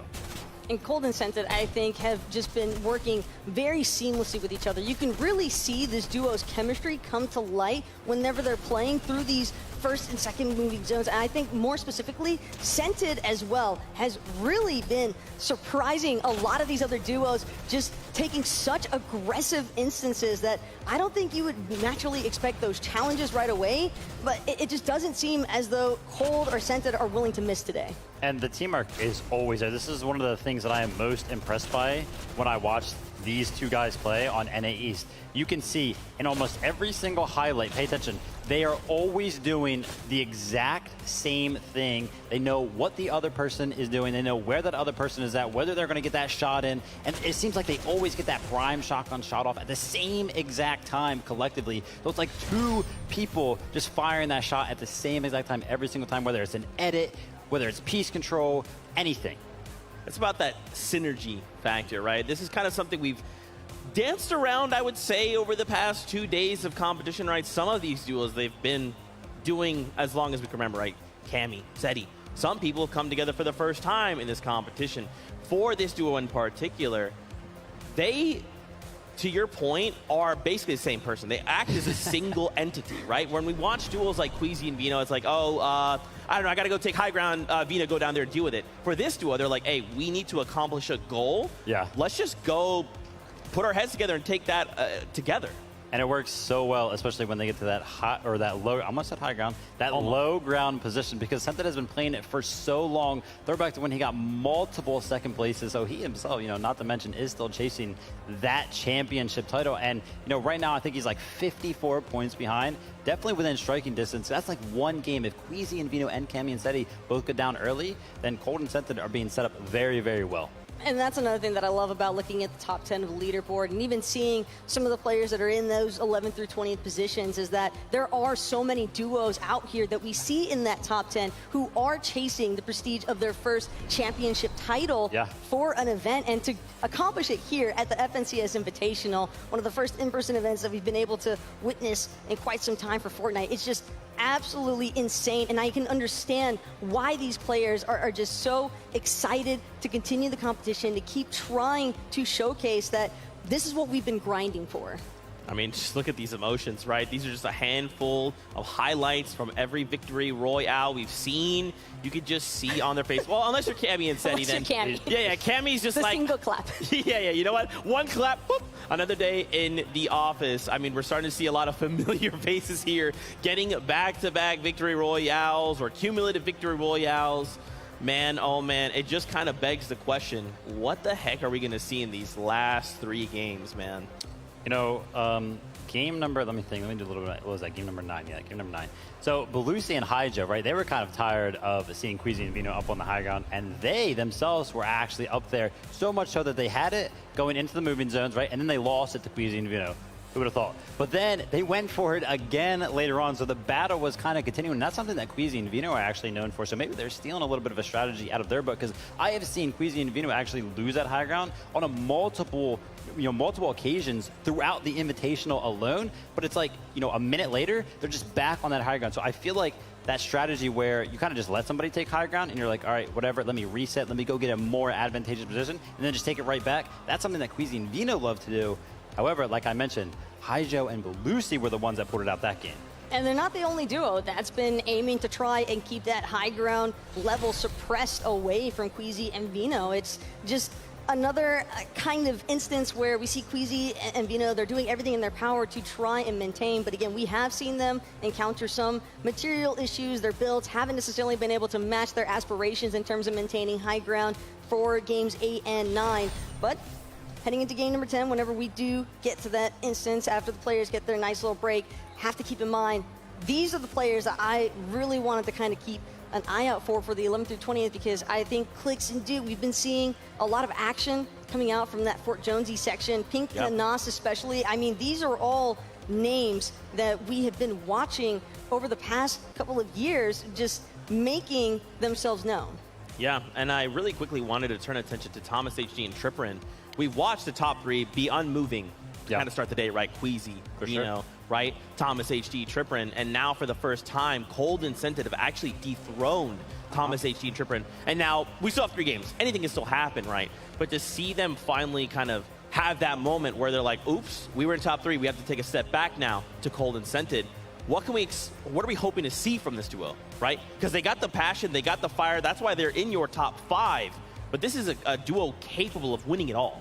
So Cold and Sented aren't too far ahead right now, right? I think it was like 3 points, 4 points. Exactly. So we consider maybe a little bit of a tie right now, right? You just have to have a good game out of Thomas and Tripperin.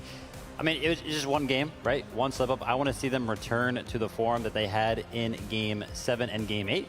If they do that, then I think that they're fine in terms of securing that top 3. Unfortunately, you know, for the NA East hopers, it would be an all EU top 3 at that point, but you know, what can we hope for? You still have to keep an eye out though for Hen and Vortex. It really seems as though Hen is trying to remind everybody, hey, I was considered a kind of goated player for a reason, and his fragging potential has really been highlighted throughout these last couple of rounds. And I think especially getting 50 points in a single match on top of the Victory Royale, but it is unreal to think that he went back-to-back with strong Elam performances, because I don't think that a lot of people really had too many expectations for him. He's been relatively quiet, especially given everything that happened throughout the entirety of the last season, funneling into the FNCS Invitational. But here today, he just seems like he's alive again.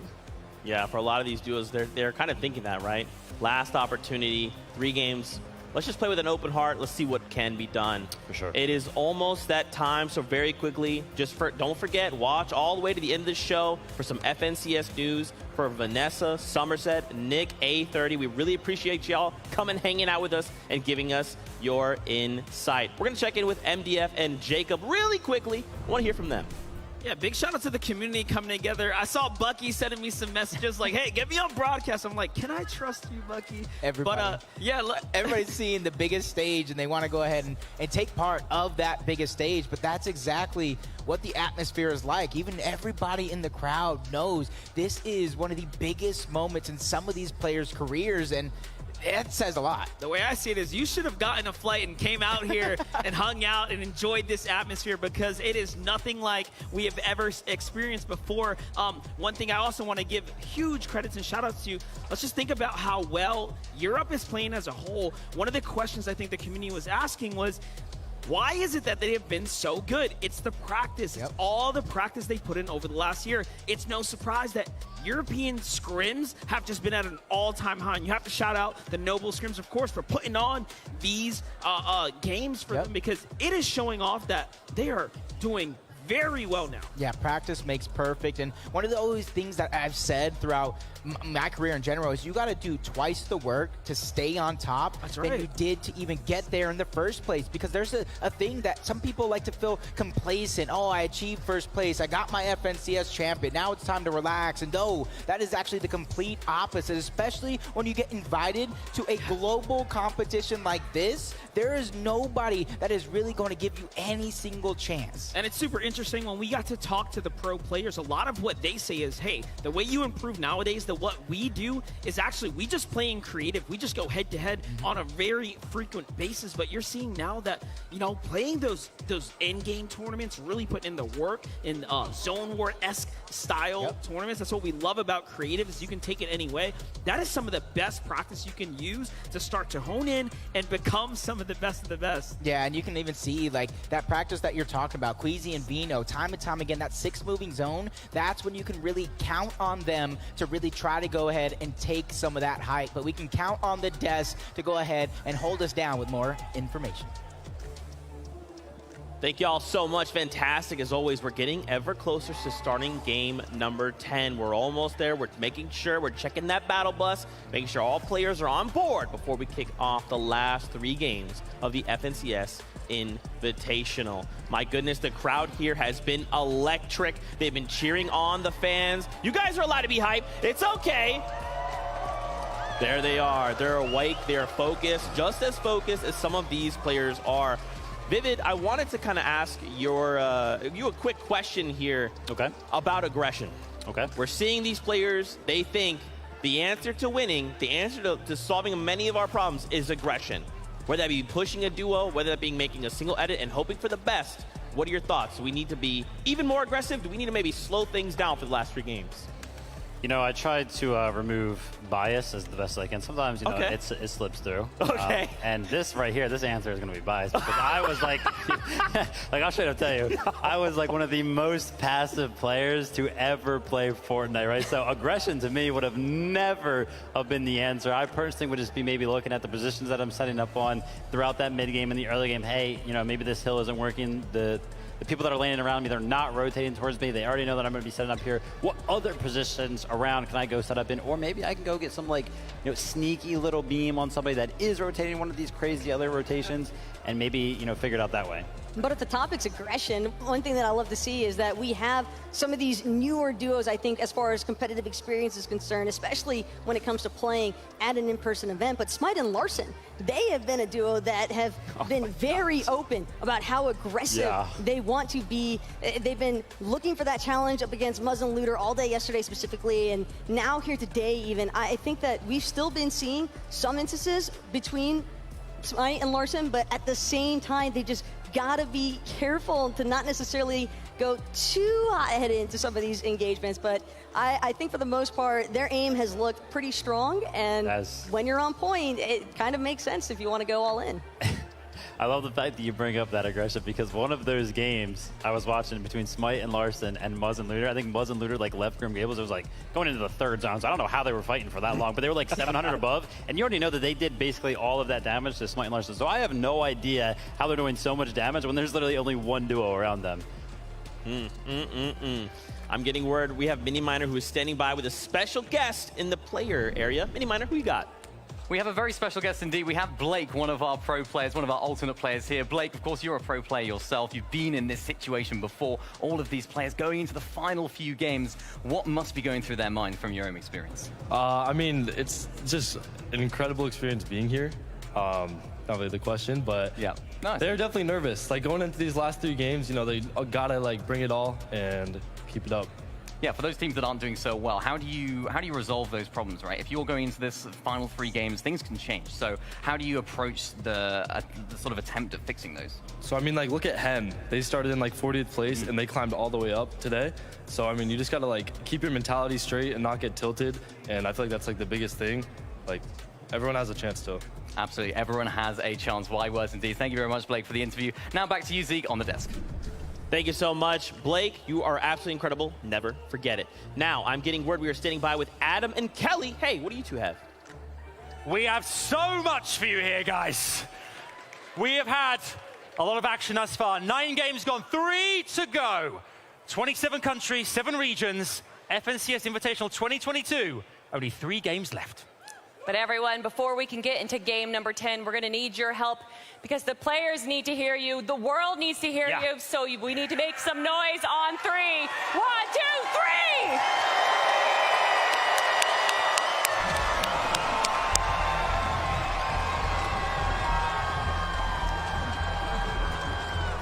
We call excitement, energy, and everything more in the room. Yeah, the arena is just impeccable right now, waiting for the moment that we crown an FNCS Invitational champion, but we got a few more games to go. That is right, and we are getting the taste, and here it is. It's the battle bus. Sounds like it is ready. We get to gear up for game 10, and this is going to be an important game. We have had this extended break. They have gotten the chance to sit down and really strategize, think about the way they want to approach this next half, and it's all or nothing now. Yeah, big change-up of zones from day number 1 to day number 2. But for some of these teams at the top, Trippin, Thomas, Cammy, Seti, include at the top Queasy and Vino, nothing has really changed. They've stayed consistent through and through, and they are your front runners right now. But like Blake said in that interview, you cannot count anyone out. I bring flashbacks to Chapter 3, Season 3, NA East, where Commander Avery started day number 2 in 9th place and had an ending of a lifetime. That is right. Well, there are just 3 more games in front of us as we are now kicking this off. Mr. Savage and iDrop are going for an extremely wide split here, giving respect and distance to Onwon and Baka, who have had quite the day, if we do say so ourselves, putting up the performance. You can see they've really earned the respect here at Chrome Jam Junction. Early on, of course, we got to talk to iDrop, and all he had to say was, hey, I've been uncontested. I absolutely feel extremely confident here, but that has changed so far. Yeah, with the FNCS Invitational, this is where worlds collide. In last game, we saw an early game drop from Booga and Mero, and shots already being fired off by Vortexers. But Bevies, he takes a huge amount of damage. Mero gets targeted. He is going to be the first one down from this duo, leaving a ton of pressure on Booga's shoulders. Yeah, what's crazy about this is they have just switched up the strategy all the way and have decided they are just going to contest Booga and Mero. Cut their chances at performing any kind of comeback story here and earn themselves a real drop. That's some of the things you have to weigh, right? These are the decisions you have to make. There's nothing wrong with getting a side drop, a split drop, but realistically, if you want to win, you need to have winning loot. Trunkers has got it. Yep, going over to Grim Gables, a fight that we know oh so much off spawn. Larson and Smite, they have the majority of the victories over here, but last game you saw them kind of disengage, not really take that fight, but a fight that we know so well. Cold and Scented taking down Raze, and you gotta imagine Pars was there to follow. Both of them sent back to the lobby. The NA East duo starting off game number 10. Hot. That's crazy because we haven't seen them actually contest them in that way, so they are mixing it up. And for them to do that tells us, hey, let's play for first. We want to play for points. Let's play for first. We got to close that gap. We need elims. And for Scented and Cold, a couple second place finishes, close calls right there. Really smelling and tasting what could be theirs, but falling short a few times. Larson and Smite, they know how bad it was to disengage before. They want to be able to try to take this one, but two separate 1v1 fights. It's all about the individual in a duo competition. Meanwhile, I saw Vino find an elim as well in the feed, so our first place team already picking up the pace as well onto Alice. Shots on the other side though, Muzz putting up a great defensive attempt here, but Larson is hurt. Not looking good for Smite and Larson right now, Jacob. Yeah, he's trying to backtrack, box to box, that individual fight. They want to bring it back to the duo. They don't want to let one person really decide everything as Muzz and Looter. They have the advantage. They have the high ground build and piece control going over, but a huge shot to really back them up and stabilize right now for Smite and Larson are doing everything they can to fight back from the low ground. Not looking too hot right now for Muzz as he has to reset. Starting to run low on the heels there as well for a second. And again, Alice, the full finish there in the feed, so Vino does find himself a set of points. Smite and Larson, one of the few duos from NA that have managed to put up an exceptional performance this weekend. If there is any takeaway here, it is that every region has such standout performers on this international stage. I am sure there have been such surprises, great surprises this weekend that have been revealed for us. Yeah, you can see this one being another prolonged fight. More teams slowly but surely rotating in this direction, trying to go ahead and get their own Storm Surge, so it's not going to be a worry later on in the game as Larson and Smite trying to fight around, keep control of the pieces. Looter doing what he can. You see flashes coming out. A lot of their resources, Monster, being used very, very early.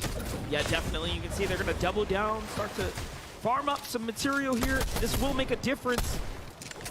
Larson going for the wall take, has to be careful. That is a 2v1 peek. This is one of the most dangerous things you can do, but there it is. Smite comes from the side there to back him up. Wasting no time there to fight back. Meanwhile, Ju, U3 start to step on in. Remember, Ju and U3 are contested by Alex and Bailey, but they have moved out of their drop spot a little early. Smite recognizes what's going on here, and all of a sudden, Larson also doubles down on the defensive maneuvers. Everyone will possibly have to get out of here now. Yep. And even then, I think there's an additional team putting their attention into the mix. There it is. Shots from up above. Yep, that's our team from the Copenhagen Flames. That's Pablo, Wingu, and Swag. Wow. They didn't have the best day number one, but looking to have a great day number two. Shots being fired on the Larson. Pablo picking up that elimination. And this is where it's going to get hectic because everybody also still has to rotate south to zone. And Bevy's in the elimination feed. He did take down Booga. That's not what you want to have happen. And even Mr. Savage getting dropped by Baka, the NA West duo rising to the top on day number two. Yep, so fights are starting to conclude now. Tayson finds Aqua as well, so all of our contested drops are leaning towards a conclusion. KBR and Zeke, KBR by himself right now, our 5th place team currently in the back half here. Already has a big task in front of him. It's making up the points, and a much tougher one. We get to see how Booga was actually eliminated. Bevy's in Vortex there, just catch him. Trying to escape. All the while, a tough day for Booga. In comes Queasy and Vino flying high through the sky, watching all that action from Green Gables as the dust settles. And you can even see what their plan is. They know some action is down there, and they too want to take part. Their early game aggression on the back of VIENDO already netting themselves one elimination, but they know how stacked it has actually been. But Scented goes down. Scented goes down for the duo from OCE. And do not forget, Scented and Cold are the highest current positioned NA East team. Cold is now by himself. This is a problem. The full thirst has already happened. This is a tough spot to be in for our young player, Cold. Cold, who has just had an exceptional year, being picked up by Scented, playing alongside one of the greats in our space, and trying to work his way up, earn his stripes throughout this scene. They are in 3rd place coming into Game 10, and what a position to be in to represent for your entire region.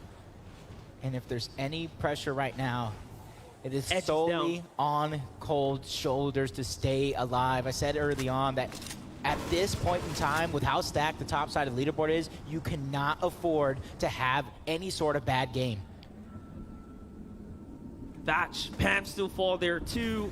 Joe and Z Andy just looking around. NA East is getting chopped out of this lobby. But what stands true is SETI and Cammy alive right now, looking very well, baiting out potential opponents to fire inwards to see if they can entice someone to take a fight against them at longer ranges, of course. That's what they do best. There's Noah Riley trying to go ahead and sneak some shots from the bush. Him and Bad Sniper landing towards Tilted Tower. And for them, it's just about trying to get these angles. If they spot Epic well at the top, that's going to be one shot to kind of add to the total for them. As when it comes to loot, when it comes to positioning, they're not in such a bad spot, but they're also not in a spot to really find tag after tag. There was only such few teams near them actually in Tilted. It's one of the best things we've seen from Thomas HD and Tripper in this weekend is that they have been probably the most malleable team, the most flexible team. Great tags here. Tripper manages to land on a rotating duo just in the distance there, but it just shows you they play so dynamic zone to zone. There is no same strategy, but they execute, and they've been executing all day long. Consistency is key, and right now, see Clicks and Duke going over towards Shimmer Shine. They got a knock-in elimination onto one, trying to hunt down that solo. Jace is going to be that guy. And on the other end of him is Pink and Anas, the other team from Fort Jonesy. Duke gets the piece control, going right in, trying to take down Jace, who's trying to play the defense right here. Backs down just enough to buy himself some more time to try to stabilize. But we talked about the pressure of multiple teams looking to get this elimination. And it's crazy. Their average placement has been around 22.6. It shows us that they are making it far every game, but they are just having a tough time around that halfway mark in the competition. Getting beyond that point is some of the most difficult parts of Fortnite.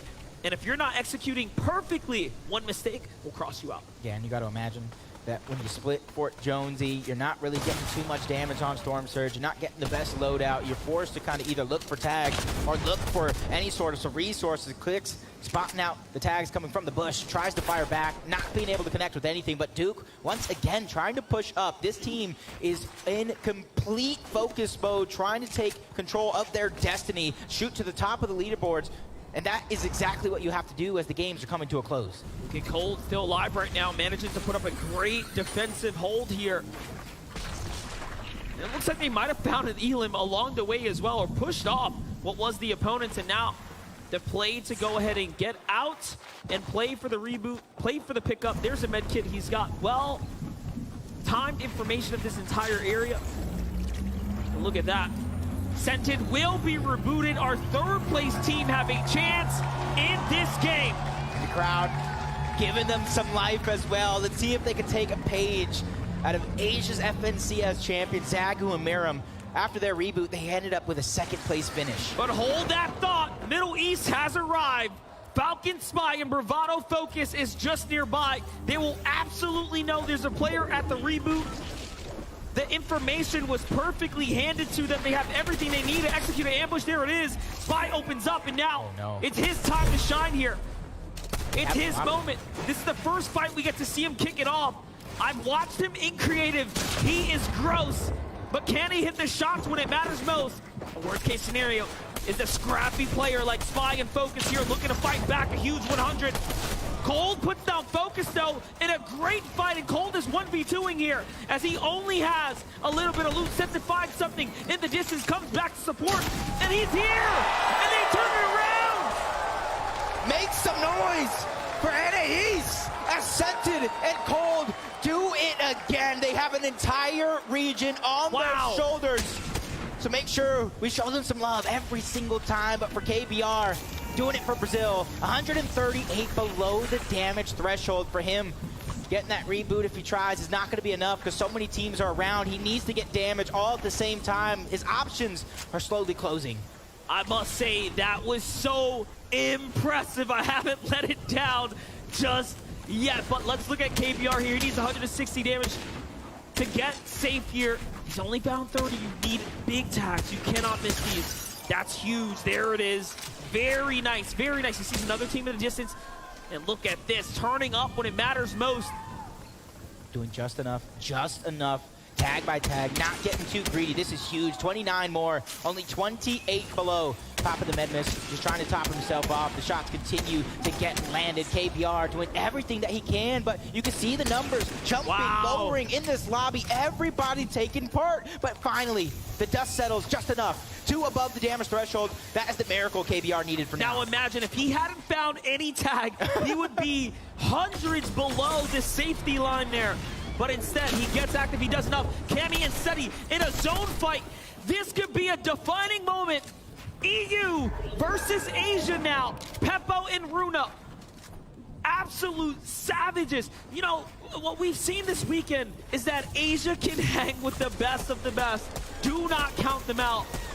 Can't count them out. Can't count them out at all, but it almost makes me wonder, are they suffering a surge? The Chase out of nowhere, trying to enter into the Fae. Basil was lost long ago, but Jace finally goes down. Peppo's going to be able to clean that one up. But Sammy, Cammy, and Seti getting the top once again. 657, finally leaving their drop spot.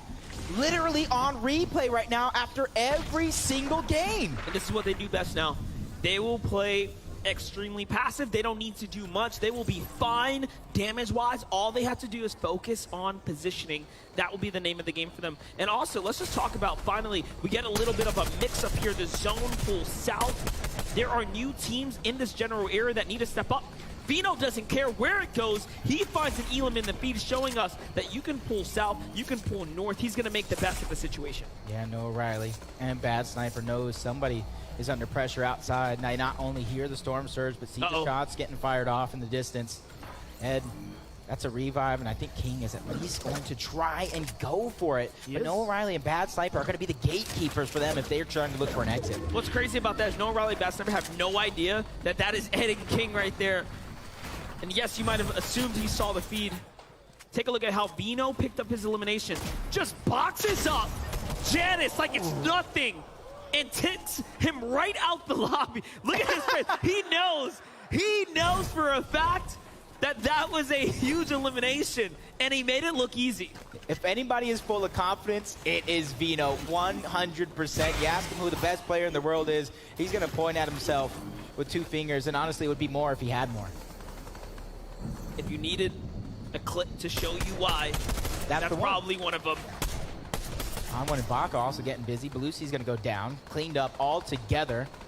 That team from NA West, scrappy as can be, and that's why I kind of looked at them as a very under-the-radar team. What a crazy reaction time there from Thomas HD to defend off Snacky's peak. He saw Thomas HD swinging a little wide there. Here's KBR still alive. Remember, he survived the storm surge with just excellent tags, and still, it seems like he may not have a reboot card to save his teammate, and now he has to rotate out. But we've seen some interesting stats. When you actually pick up your teammate, you have, believe it or not, lower chances as far as the stats go to place higher, and that's because more often than not, you are worried about splitting your loot, effectively lowering your chances. So he actually has a great odds right now, just playing by himself, play his game, play to the best of his ability. Yeah, it's all about those solo points that you can get here in Game 10. And Scented and Cold coming back from the depths. That play, Cold, if anybody can do it, it is going to be him. And just hopefully they don't run out of gas, because right now they are in reach. You see it right there, 247 points in third place. They still have a gap to close though, Monster. And they are doing just that. I mean, they picked up those 2 elims on Spy and Focus. Again, you don't see a team get rebooted and just find points like that. This is an incredible situation that's unfolding for Cold and Sensitive, like giving quite literally a second chance in this game here. But we have a zone that's going to start to play out now. Things are going to begin to constrict the zone pulls east, and this is going to favor Cold and Sensitive perfectly. Cammy and Seti are already here as well. It couldn't get any better for them. I like Cammy and Seti right now. The dust is settling. They're not getting overly aggressive, letting these opportunities naturally present themselves as they're gathering all that information. Walks, Robab in the distance, followed by Merstash and Malibu, who are a little separated. And in Vortex as well, looking good. 4 eliminations. Got to be feeling pretty confident when it comes to Storm Surge, especially since you're landing even more shots as players fly through the sky. Showing you what that Hammer Assault Rifle can do once you let it rip. 2 of them in hand, big damage. Vortex and Hen. This has been a great day for Vortex and Hen. Yeah. We talk about a team that was well outside the top 15 and then just all of a sudden turn online, come in now earning themselves a 5th place after several rounds today. Robab goes down to Duke and clicks. They're trying to make up that day number 1, trying to kind of bolster their position as Merstash gets one as well. Avery and Commandment under pressure. They had a victory royale the day yesterday, trying to replicate that success today, but they become the focus of the lobby. All directions now joining in, but luckily for them, they have so much position here, so much control of these pieces, they can back out and still be safe. I need someone to send Avery a tweet and just ask him, how does he play leaning with that posture? I'm so confused. He's just chilling. He's vibes right now. He is fully invested into the game. But here's Keto, the P8's in. 300 above the surge and a very long rotate in front of them. Can they find a launch pad? Do they have something to work with here to get out of this spot? Little loot split for them. Make sure everybody's good. Queasy and VIENDO looking like they got another elimination onto Alice, bringing their total to 4 in this game alone. Trying to run away with it, trying to build themselves the biggest cushion possible going in to what could be a big game number 12. And even though we didn't see it on screen, but let's see how VIENDO was able to get that kill. He just continues to add more and more here. Adding up, Alice is gonna fall there. And it happens once again. Now here it is, the half in, half out pulls far east. Cammy and Seti pull half in, half out. Are they destined to take it all away? Can they swing their way back over? Will it be Cold and Sensitive? They're one of the few there as well in the conversation here. Vico and Mirai need to do more. 14 above is not going to be enough. He's going to slide right past Avery and Commandment. This is dangerous territory to be in. We all know you don't want to walk past enemy builds like that, but luckily they do not swing open, not worth the risk. But if anybody's ready for that dangerous territory, it's Vico and Meringue. From the start of the game, every single game towards Reality Tree, they get busy very early and they're looking for the shots, looking for that piece control. And you see that duo that was once there, they just completely abandon that position. They don't want to risk it all too early in this game. Macwood and Kanata on high ground. This is what we love to see. You know, you put them in a lobby like this, you expect a couple of games, maybe 1, maybe 2, to go this way. This is a high ground team. Now, the problem of today, or this weekend, has been these high ground teams haven't made it. We've only seen Aqua in a few end games, and whenever he is there, he's going for it. We've only seen Kanata maybe once or twice make an end game. Now he's going for it. And you know what time it is right now. You know what time it is, right? 6 moving zone. Got them on the big screen. Queasy and VIENDO, this is where they typically always, and I mean always, at least try to make a play for the high ground. And I feel like they have the most success in the lobby so far when it comes to making those plays happen. But Sensitive and Cold, talked about the position they are. 3rd place on the leaderboard. Thomas and Tripper just a little bit above. 453 when it comes to that damage threshold for them. The only focus is getting to the next zone. But their loot looks great. The launch pads in the inventory, they have everything they need. Queasy and VIENDO are playing such an interesting strategy. Late from behind, they try to swing all the way on in, and that is such an interesting way to play this one out, because what they want to do is allow the zone to pull very, very far, give them room, and then time that entrance. And now look at this. It puts them in a prime position to start eyeing and sizing up high ground. But Scented, Cold already there, beating them to the punch. Start to look in. Someone lands in the box, and Cold is possibly there to defend. Yes, he's still there. It's Avery who tries to land in the box. No, sir. That was a mistake. And they instantly close in on him like a Venus flytrap as Queasy and VIENDO. They've done it yet again. They have that portion of the high ground, but you see they're staggering VIENDO back, wanting to let nobody get any opportunity to try to steal it away. And the only person that does gets taken down almost immediately, adding to their elimination total. They're making it look easy. Setting and Cammy now. Also very much positioned to make another big endgame. 15 duos remaining here. Thomas HD and Churrex still have so much left in the tank as well, but they get broken down. Oh no, a great block there though. They were just one build away from potentially getting taken out the lobby. Too much shot starts to come in now. The focus is here. He has to swing around. This is looking terrible for a second place team. Churrex is nowhere to be found. Thomas hits the launch pad. He swings past high ground, and Queasy and crew. And there it is. Churrex falls. Thomas is now by himself. They're trying to go for the high ground right now, but Chappitt's is shut down. But Tayson's having to do it by himself. But Queasy, he's going to abandon it for now. VIENDO's going to follow suit. Shots coming in. This is huge. Chappitt's goes down, though. The refresh and the siphon is absolutely important. Tayson trying to break into the box, but he goes down. VIENDO and Queasy will not be denied. And this is why they're some of the best. He was there to back him up, and it works out so well. Bevies and Vortexer from contesting Booga and Miro at the drop, running them out of Chonker Speedway, now running it up to the high ground here in an endgamer, looking like they want to take home their first victory of the weekend. Down goes VIENDO. Down goes one member of the first place team. To the hands of Cammy. This is a chance right now for teams to try to overtake that top spot, and one of them is going to be Thomas HD as a solo, doing everything that he can, try to move through the builds. He has enough resources to make it happen, but Queasy, no build to his name. 1v1 against Drew, but he gets taken down thanks to the storm. And Thomas HD is still alive right now, clutching, which is so monumental as first place has finally fallen. They have a chance to earn some points here. Cold and Scented are still alive as well. Thomas HD needs to make up 15 points in order to close the gap here. Scented needs 30. That's a huge jump up.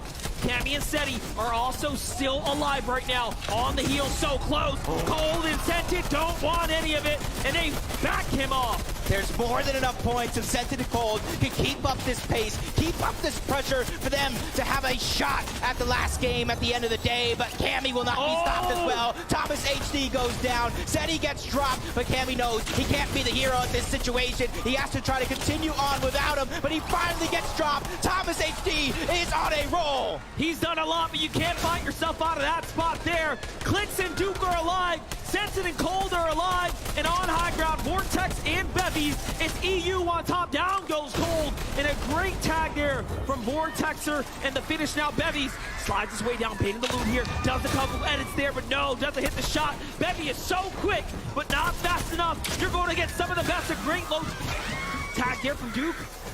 This is huge. This is huge for Duke and Clix. They have the high ground right now, but for Bevy and Vortexers, taking out some big names already on the day, using these builds to try to keep that advantage. Duke, he's in a fray. He ends up on top. Clix and Duke could take the game with Vortexers going down. Bevy outside of zone. He has the only chance right now, but he gets the down on the Duke. Clix versus Bevy. He's trying to go for the hill.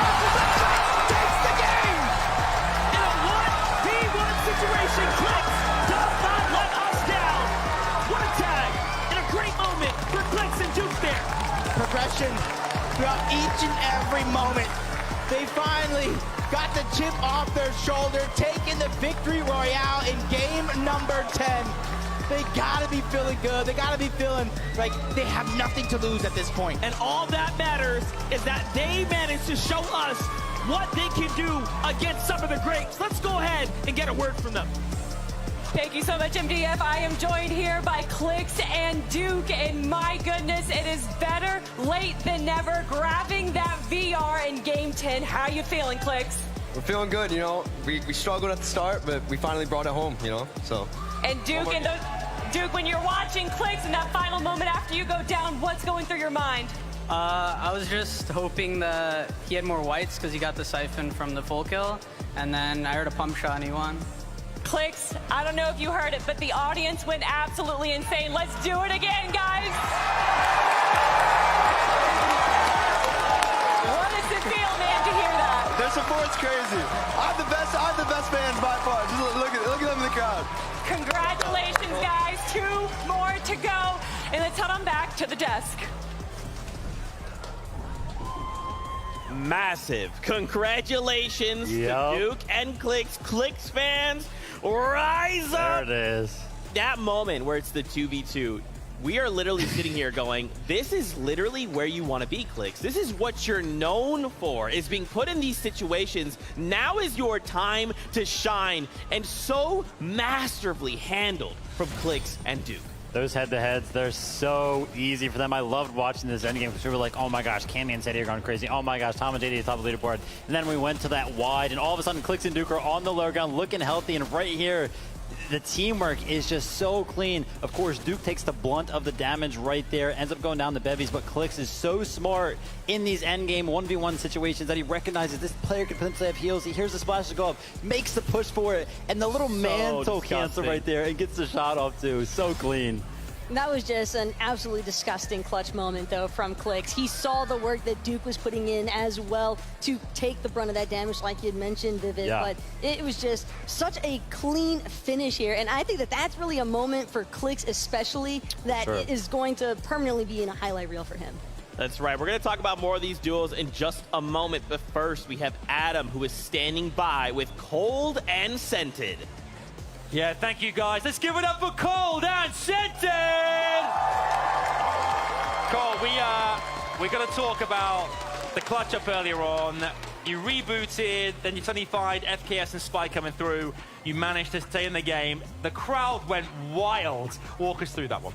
I don't even know. Scented flew to the Coney vault. Yeah.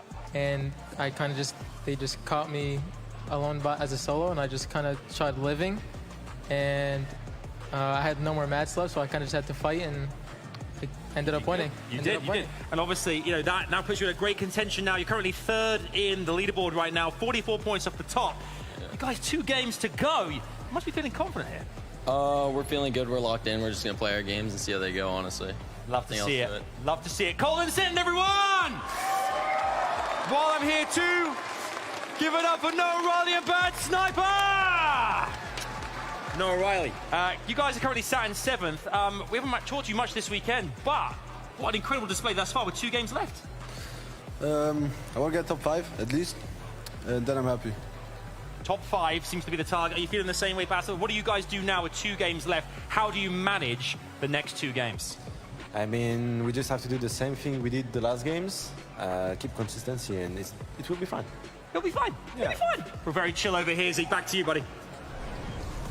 Hey, you know, just keep it fun. Everything's fine. That's what I like to hear, personally. My goodness, this game, though, game number 10 of 12, was absolutely insane. I think the big kind of overall storyline for me was Queasy and VIENDO, right? Then their kind of counterpoints, Cammy and SERA, right? Yep. And what was interesting to me about this was actually, for a long time I was sitting here thinking, yeah, Cammy SERA versus like Queasy and VIENDO. It's actually a Cold and Scented versus Cammy and SERA tournament that's happening here. Queasy and VIENDO are just kind of like happen to orbit around both of them. Yeah, 100%. Listen, I think that so far, you know, we do have 2 games left, but I think Cold right there in that 1v2 situation, that's got to be like the play of the tournament so far for me. Literally keeping their contention for 2nd and 1st place alive right here. Look at this. FKS and Spy coming in. They're trying to get these sneaky shots in. Cold literally is in a 1v2. If you look at the minimap in the bottom right, Scented is so far away. So this is literally like a straight up 1v2, and Cold ends up finding both eliminations. Beautifully handled right there. Oh, look, his name might be Cold, but he just absolutely lit FKS and Spy on fire with that display. I don't even know where they came from, because that was almost, that reboot ban was literally the bat signal for those two. They were full on expecting a prime opportunity to try and snag a quick and easy elim, probably look to clean up the other part of the duo in the process, because I don't believe they had any idea that it was specifically cold and scented in that instance. But it's that momentum shift that I was asking for during the halftime break. That was a primary example of one of those instances, because as soon as that took place, you could just feel a change in the venue, and you could definitely see it in Cold and Scented's gameplay. And the fact that they went from needing a reboot onto Scented to a literal third place finish for this matchup, that's awesome. Absolutely, and if we look at these standings, Queasy and VIENDO still holding strong. They are the I would say the end game boss of the story we're telling here, but Cammy and Seti are actually the secret boss to this story, because they have been single-handedly shutting Queasy and VIENDO down for games now. It was in fact Cammy that actually knocked VIENDO out in that game and kind of put Queasy in that difficult situation of like, okay, what do you do now? You don't have your silver bullet, and now there's two of us. Yeah, 100%. But I mean, Queasy and VIENDO, I don't know how they do it. It's like every single time we're in that end game around 5th, 6th, in that first movie, it's like I'm almost guaranteed to look up towards height and see them up there. They have gotten it seems like, every single game. And it's not like it's just like a repeat of strategy. It's something different every single time. I beg to question, is anybody even like looking up in the skies for these guys at this point? I think that that's just an attestament as well, though, to Queasy's IGLing capabilities, and the fact that VIENDO himself can also kind of fulfill that role, even despite the fact that he's an insane fragger at the same time. But going a little bit more in depth there with Queasy, I think it's kind of cool to see, because he is definitely someone that is definitely a little bit more emotional, but at the player frustration level, mental fortitude becomes so impactful here, and we've seen him make a comeback before. That's right. That is 3 games. This means we have 2 left. Here we go. Let's send it on over. Monster D-Face, Jacob PR, prep us for game 11.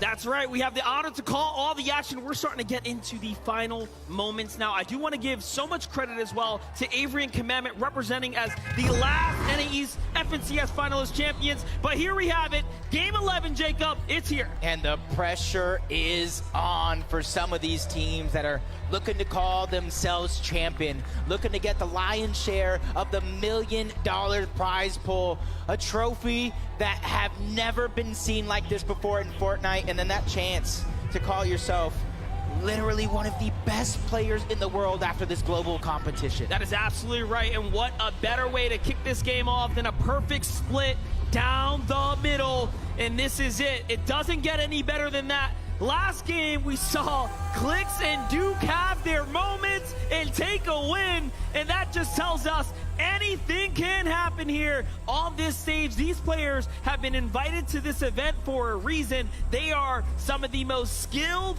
players we have in the space. Yep, you can see already Clix living with all the momentum over towards Fort Jonesy. Business as usual for these teams, looting up, getting some resources, starting your game off, and trying to replicate that success when it comes to Clix and Duke specifically. See it, get the touchdown, get their loot together, rotate early. They do not want to take a fight. Here's a tough spot to be in. Bevies and Vortexers were moments away from taking a victory royale before things change. Miro finally starts to clap back, but what you're seeing is just the cold hands, unfortunate. Bugha does fight back, though. He will be able to save his teammate here. And does, of course, get the siphon as well. Material is more important, though, because if Vortexer pushes up, he's got everything to gain here. Really nothing to lose at this point. Bugha trying to will themselves back into this one. Saving the play for now. Miro still down, trying to hide his body, not wanting to get that one, give it up to Vortexers. That's 2 more points for them.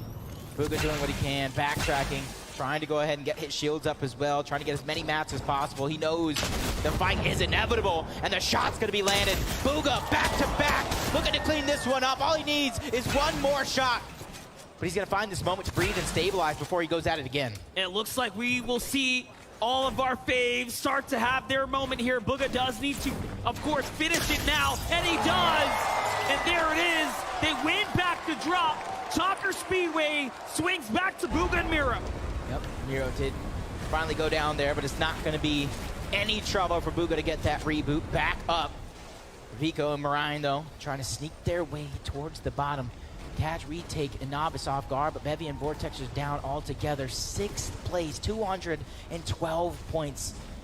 That's going to be a chance for some of these teams that are outside of that top 5 to try to jump right in it and outpass them. And that is crazy, because they had such a great game prior, pushing them so far up, and now all of that zapped away. Momentum gone. Hits the reset, all down to now just one more round. And that's something else to think about. Every engagement, as you get sent back, the players have to sit there, wait for the next game, and start to formulate a plan for their last chance here at the FNCS Invitational. But first, of course, you have to get through this one right here. Vico and Marine playing so smart here. Last round, they were taken out a little early to the hands of Retake and Novice. Not something we've seen too many times before. Meanwhile, iDrop gets boxed up by On1. And Larson and Smite still fighting here. They've lost so much momentum as well in the back half of the tournament. This could be the key, though. This off-spawn fight right here could be the key that unlocks what we've seen yesterday. That potential we know they have. As they're just trying to go ahead and stay towards the low ground right now. Stay in a position that they think is advantageous to them. The shot's coming in on the side from Looter, trying to take that piece control over. He peeks through. Looter gets out just in the nick of time. You can see them with that bubble shield flirting with the opportunity. Let's see it play out. That bubble shield will influence how it's going down. Let's see if Smite's gonna find a huge tag there onto Looter. It's gonna buy him a little bit of time here. Now remember, Smite was in top 5 before the last 2 games were pretty tough, but now he's fighting all the way and he bucks him up and sends him right back to the lobby. We'll see you later, Muzz. We'll see you in the last game. Smite is here and he's not messing around. Looter's doing what he can. Lands a good shot, but the angles right now, everything is gonna be cleaned up. Larson and Smite trying to replicate that success of day number 1 and bring it here to day number 2 as we check on board Retake and Novice. They were able to catch Vico out. Wow. Enough sneaking around, they tell him. That's gonna slip them down further and further for Smite and Larson, though they jump up a position. That puts him in 13. They're closing their way back towards that top 10, top 5 spot that they started the day off in. Meanwhile, Senny and Cammy sticking to the usual, giving us that great update. We thank you for that. Just letting us know, hey, listen, first place, they're chilling. Second place, they're chilling. Don't worry about it. Over to Tilted, no Riley, bad sniper. On over to Blip, trying to steal away the loot from Acorn and Edgy. Locks in the feed, taking down Scram, cleaning it up all together. You know him and Robab love to be aggressive in any lobby, let alone an international stage. Yeah, big shout outs to Bad Sniper, of course, representing for the French community. They are some of the coolest spaces that we have out there. One of the coolest communities, always building amazing content. But let's get back to it. Colden Sented, who are in 3rd place, leading for NA East right now. That interview was so perfect. Cold is just like, hey man, you know, we're just doing our thing, doing our game, all right? Backs up against the wall, man. You just gotta play with what you have at your hands right now. And Hen and Vortex. Hen is having a phenomenal tournament along with Vortex.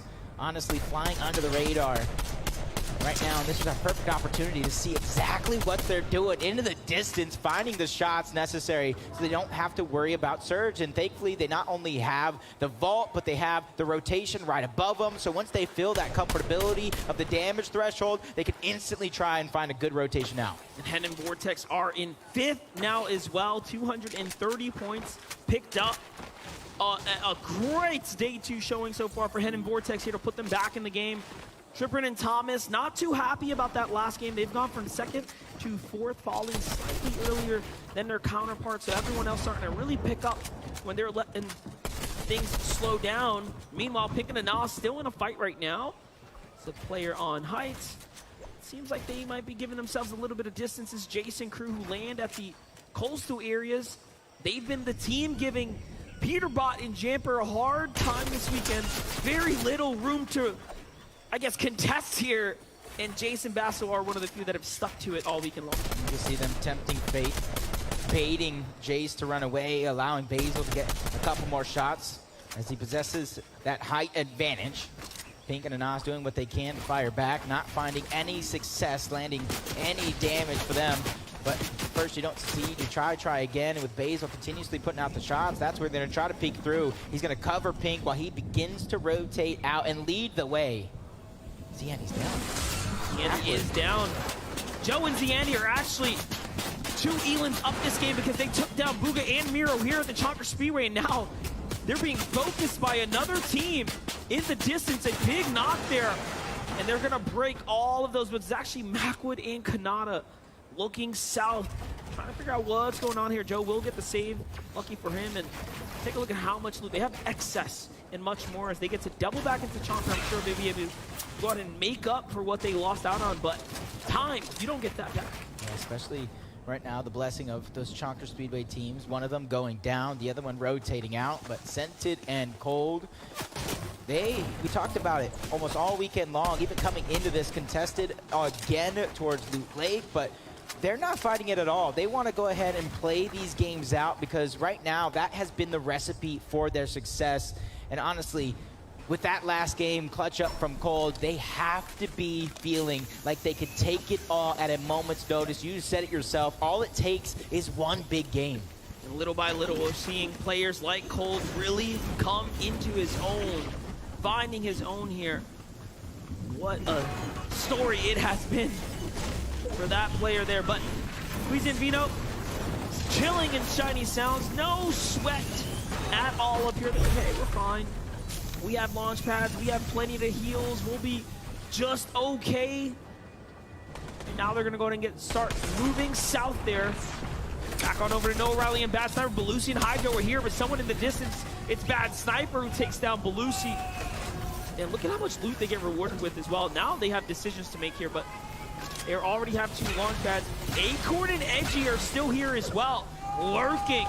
And Bad Sniper's much smarter than that. He knows there's a teammate behind him. You can see how he's looking back just to double check. He's gonna drop a Legendary Ranger for the epic shotgun here. This is interesting. That's because it just does better in close range fights like this, but that end game Ranger shotgun is just amazing. Let's see it. At a distance right now, but they're on the hunt for that elimination. You said it yourself. They know he's a solo, but Acorn and Edgy hearing all this action go down, they want to also take part in it. There's a couple eliminations up for grabs. Bad Sniper's just on the move. Hydro goes down. Finally, they get cleaned up. Noah Riley and Bad Sniper adding 2 more points to their total, getting all that loot, surviving in the storm. And lucky for us, we do get a quick update with Mini Miner here for Game 11.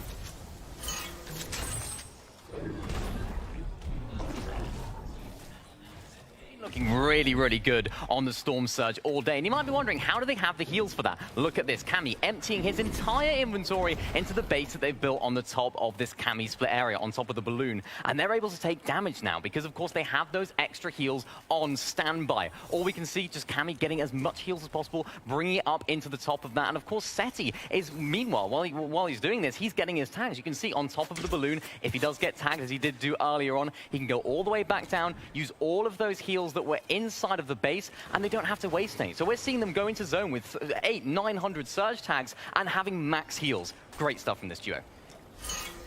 He might be mini, but his brain is big, giving us all the information we might have lost. And I know a couple people at home might be jotting that one down. Oh, that's how they're getting the surge. That's how they're looking so well when it comes to endgame with all those resources. As Mixon takes down Fatch, Hen's going to be by himself, and I talked about his incredible run. Now he's going to have to really put that to the test with 75 damage above the damage threshold when it comes to Storm Surge. That is not much at all. You can see Hen just sitting back there by himself right now. Needs to continue to earn his way up if he wants to hold this 5th place spot. He's managed to claw his way towards. You wouldn't have thought it was possible looking at the way things played out yesterday, but that is what those extended moments between the halfway mark and, of course, 2-day formats have to offer us, is the full spectrum of the best strategies and plays that can be developed. Scented getting a little greedy there to get a flopper, but it seems like it was worth it, and that's because they can tell that they are just above the surge. And this is where I always say, only the best have to hit these shots when it matters the most. Easy VIENDO talk about the best of the best. Well, they might have heard Jim Monster, and we can see them be 97 below the damage threshold. This is a big switch up, but that's because the zone is pulling so far south. They're not able to stay on top of those balloons to get the damage, but they're going to find it either way. That's Scram and Chimp who are under pressure right now. Queasy, VIENDO using that launch pad. They're trying to get ahead of all these teams that they know are stuck in the zone. Queasy marked him. Queasy marked the Nos. He's going to go for it. You can tell, and no, a third party swings in. This might be the moment that changes it all. Queasy and VIENDO are extremely hurt. That's going to use all of their chug splashes. They're below the Storm Surge, and it's even more desperate now. Pink and a Nos versus VIENDO and Queasy. It's on. Taking that beast control, and what a piece it was. Big shots to be fired. Queasy drops down low, but they clean him up. 1, 2, 3, they are out. They are showing us why. They are in the lead. This is a force that cannot be stopped. I would hate to end up in front of them because they are looking like a runaway train at this point. KBR and Beat, phenomenal run, staying alive by himself for Brazil. KBR getting tagged out of the sky, 11 HP. Storm Surge also doing its thing. But the pressure of the zone as they get stuck inside, not too many heals between them both, so they gotta hurry up and find their way out of here, or all that damage they did will go to waste. And Brazil must be so proud. KBR and Zeet have managed to hold top 10 and PHN and Kitos as well this entire weekend, just putting up such phenomenal performances with, again, some of the least representation of the region we've seen here on this international stage. But Cammy and Seti, as always, in the storm, a huge hit there. Zeet's gonna feel that one. KBR ditches his teammate. He's gonna take the bulk of the shots first. He loses his shield and no, picked out the sky. Sammy, Seti here has found it. Oh, in the finish there onto KBR. Down goes the Brazilian duo. I don't want to get in these guys' line of sight. Everybody is getting terrorized by Cammy and Seti. Next up, it looks like it might be the TSM duo. NA West, 6-time champion Epicwell. Reed is becoming under pressure as well. Dropped to about half HP. Multiple players taking focus of him as well. Hens by himself. 1 elimination. 268 above the damage threshold. Slowly falling below, but for him, it's about finding that spot into zone, going ahead and building more than just a 1-by-1. And the reason why you want to do that is because if nobody spotted you there, you don't want people to know that you are a solo. 4th place, housed up right next to 5th now. Little do they know. And then you have just the ever so dangerous Churrex, Chicho, just in the distance. Thomas HD are below the Storm Surge with 0 elims coming into game 11 right now. So this is that kind of position that's going to force them into a box. If they start to recognize the opportunity that's nearby, it's going to be tough. And here it is. They say, let's start working our way towards it. We need to get to the edge here. There's only a couple teams there. And does a great job of fighting back. King and Ed are starting to jump into this conversation as well. And shots rain in. Tripper is hurt. Sacrificing some of his own shields just to get the damage, but once again they fall below. 7 at that, just 1 shot.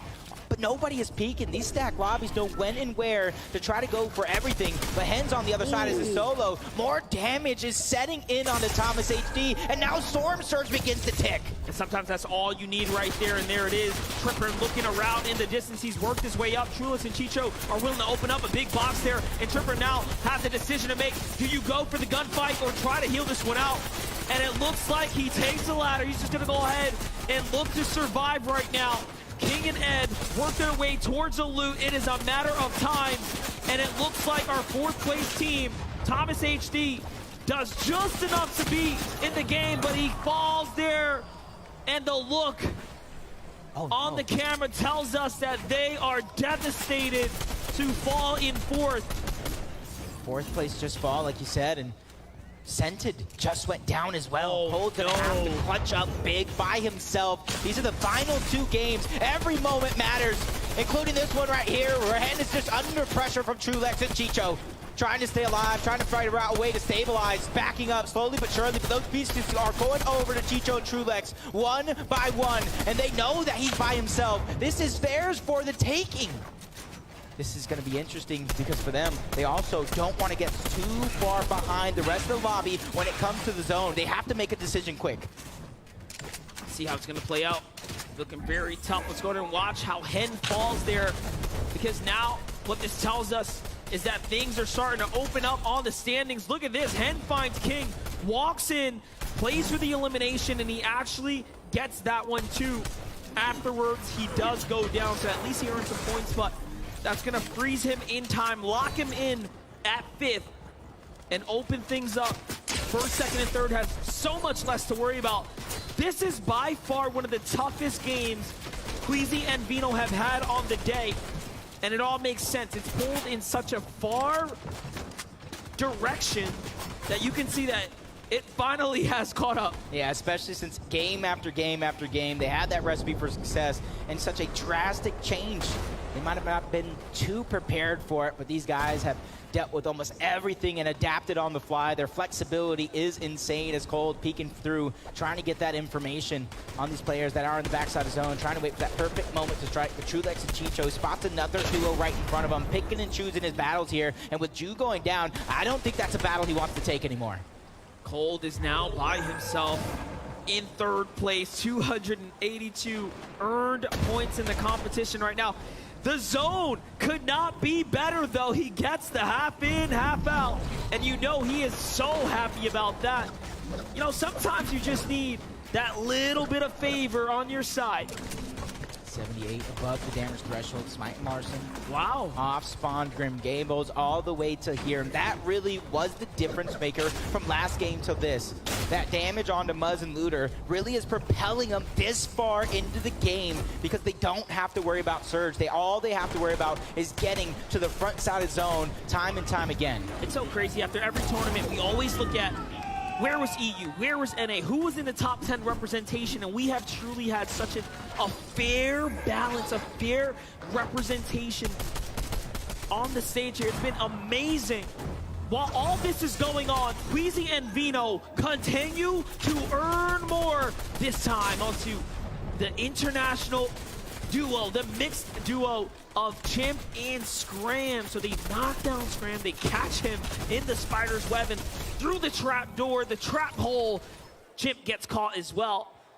You can see he just punches his fist there. He says, man, I missed that one. Yeah, and a prime example right there of why you try to use as much as your hard mats first before you go ahead and try to use that wood, because it's easily destroyable. They can break through it, shots can fly through, and it's gonna be hard to hold. And game number 10 victors are just one box away from Queasy and VIENDO. That's Clix, that's Duke, trying to have some replicated success into this one as Kanata, Macwood under pressure, trying to trade the shot. 693 above the damage threshold. That is not even a slightest of a worry. Clix and Duke had their moment last game. Macwood and Kanata might just be doing it here right now. I have not seen them in a better position yet. They have the mats, they have the launch pad, they have the positioning. They could do the unthinkable, which is play for high ground and take this all home and get their win today. And honestly, I see it's 6 moving zone. Normally I would say it's Queasy and VIENDO time, but this has not been the most friendly game for them. They might not be in the same position. So they might have to adapt, just like Smite and Larson. Trying to adapt, accidentally phases through the build. Luckily for him, nobody was on the inside, but the pressure is there. Larson forced to slow down just a little bit as they continue to fall below the damage threshold, along with Clix and Duke. They are 61 below, but these guys are scrappy. These guys are fighters. They know how to get the job done. That's right, and they're in 15th right now, so Clix and Duke have a chance to fight for top 10. But like I said, I called it. If I know Macwood and Kanata well, I know that they absolutely want to make a statement, but they get chopped down. Macwood saves himself. It's all good. Vidil and Janice are the team closest right now, putting the most threat. Textbook plays here to go ahead and jump down, position up, poise up. Cold is still alive, earning points. Queasy goes for height. They said, NA, what? We're up here. Let's do it. with or without resources. That is their play. Call it their signature move. 5 eliminations, but now they find a way to stabilize. They have done it, Monster. They have secured the high ground and taken it away from Kanata and Macwood. With the launch pad going out, that's going to be recycled for sure. Everybody has to go up and down these terrains. This one, Monster, is a literal roller coaster. We might see a 3-way fight for height. Bad Sniper Noah, touchdown and go for it. Jamper and Peterbot, they want their win too. Everyone wants a win here today. Bad Sniper gets slapped up by Kanata though on the side. Kanata takes down VIENDO while he's at it, and just like that, Queasy is left by himself. And Cold gets another one as well. The solo plays are coming out big, and those are absolutely necessary because he's still in third place. He's still in contention. Cold's trying to do it again. Spots another player out. Finally, his run comes to an end, but he did so much. And to get this far, PHN and Quitos trying to do that same thing with Brazil on their shoulders. 4 eliminations, trying to get as many points as possible. Clix and Duke trying to do the same. We talked about replicating the Sex. They're trying to take that high ground away from Ken. Cammy and Seti are here. 6 eliminations now. High ground looking down. They can get a 4th victory royale. When was the last time you showed up to the finals and seen that much? I don't know. Larson is not messing around either. Down goes Duke in a huge elimination there. And that is 8 elims for Larson and Smite. They are just showing us why they are a dominant force. Some of the best fighters to rise out of this last year. And I'm so happy we get to see it play out on the big stage. Yep, no Riley taking some damage, sacrificing that so he can get that clean pad, trying to get in the zone, but 19 HP in a dream. What an has to find a way to stabilize here, pop those minis, get as much shield as possible as players are continuing to drop towards the low ground. Janfer gets dropped. Clicks versus Peterbot here towards the mud. They're trying to do everything they can to stay alive.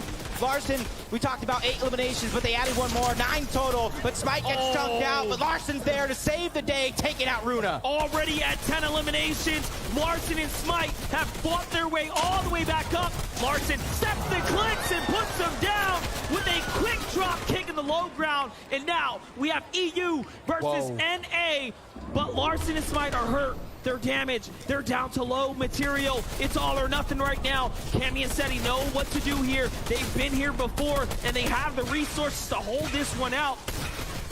This is going to come down to it. They could get their 4th victory royale. The only team's going to stop them comes from NA East trying to rise up, and it does look like they are out of builds. But they find a little bit of loot here. Larson goes for the med kit. He's trying to get as much HP as possible. Seti now starting to run out of material on the high ground. This is it.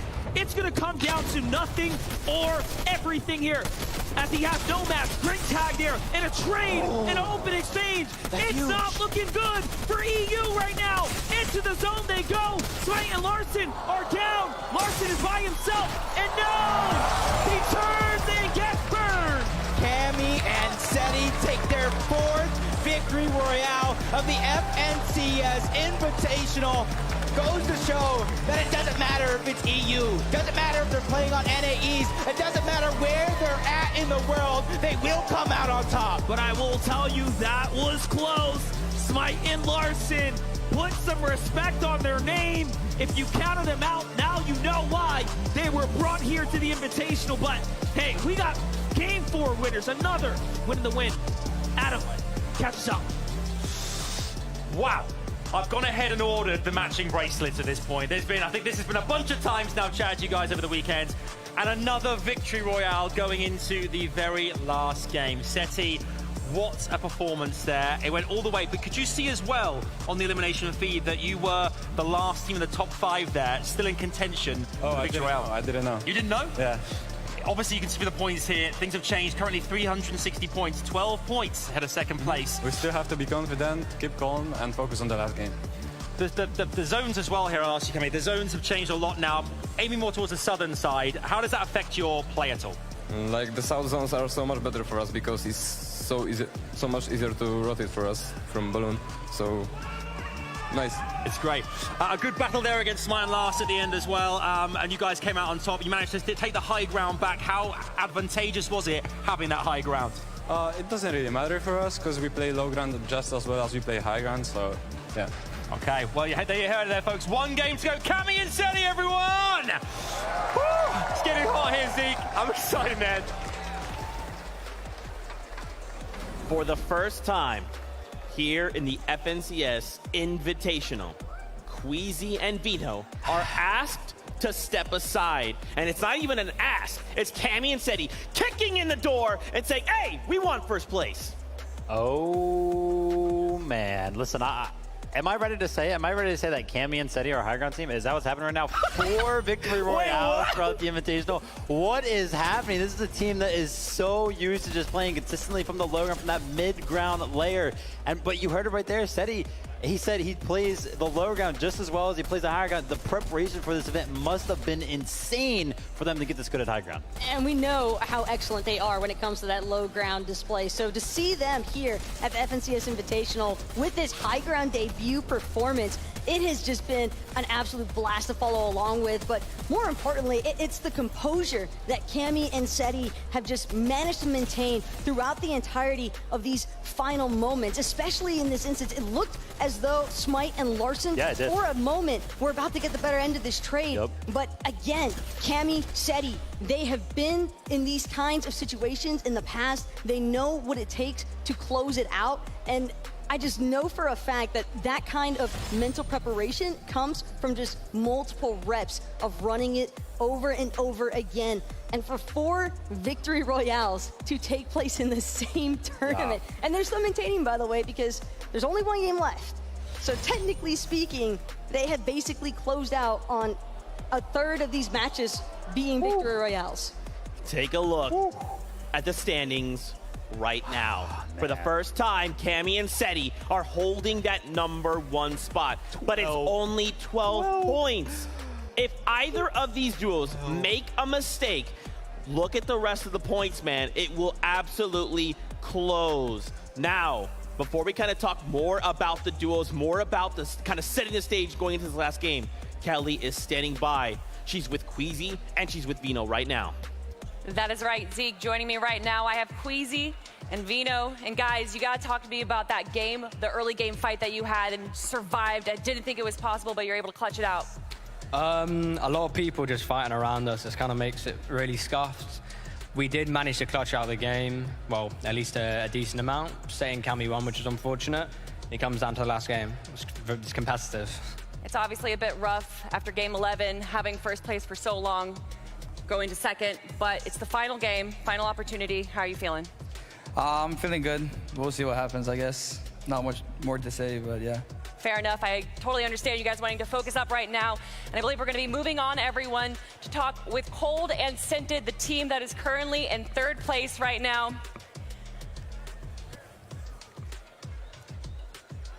Hey, guys. How's it going? How you doing?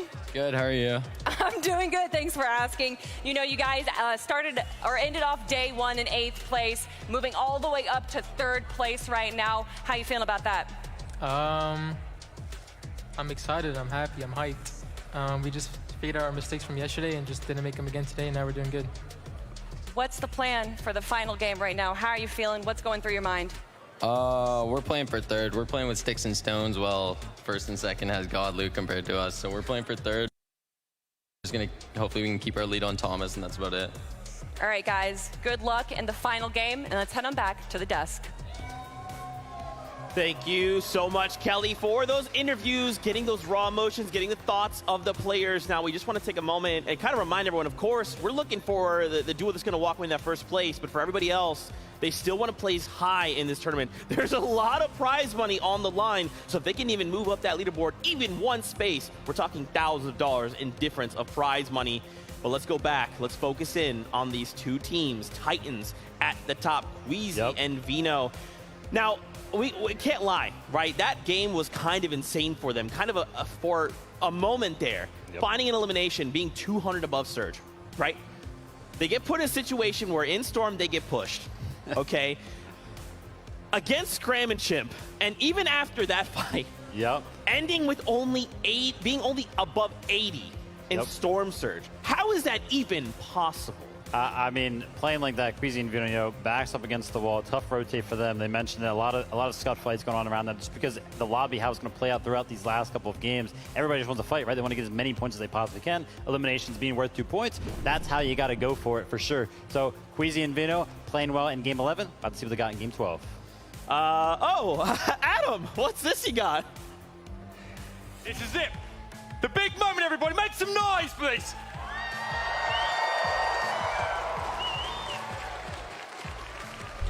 The clubs.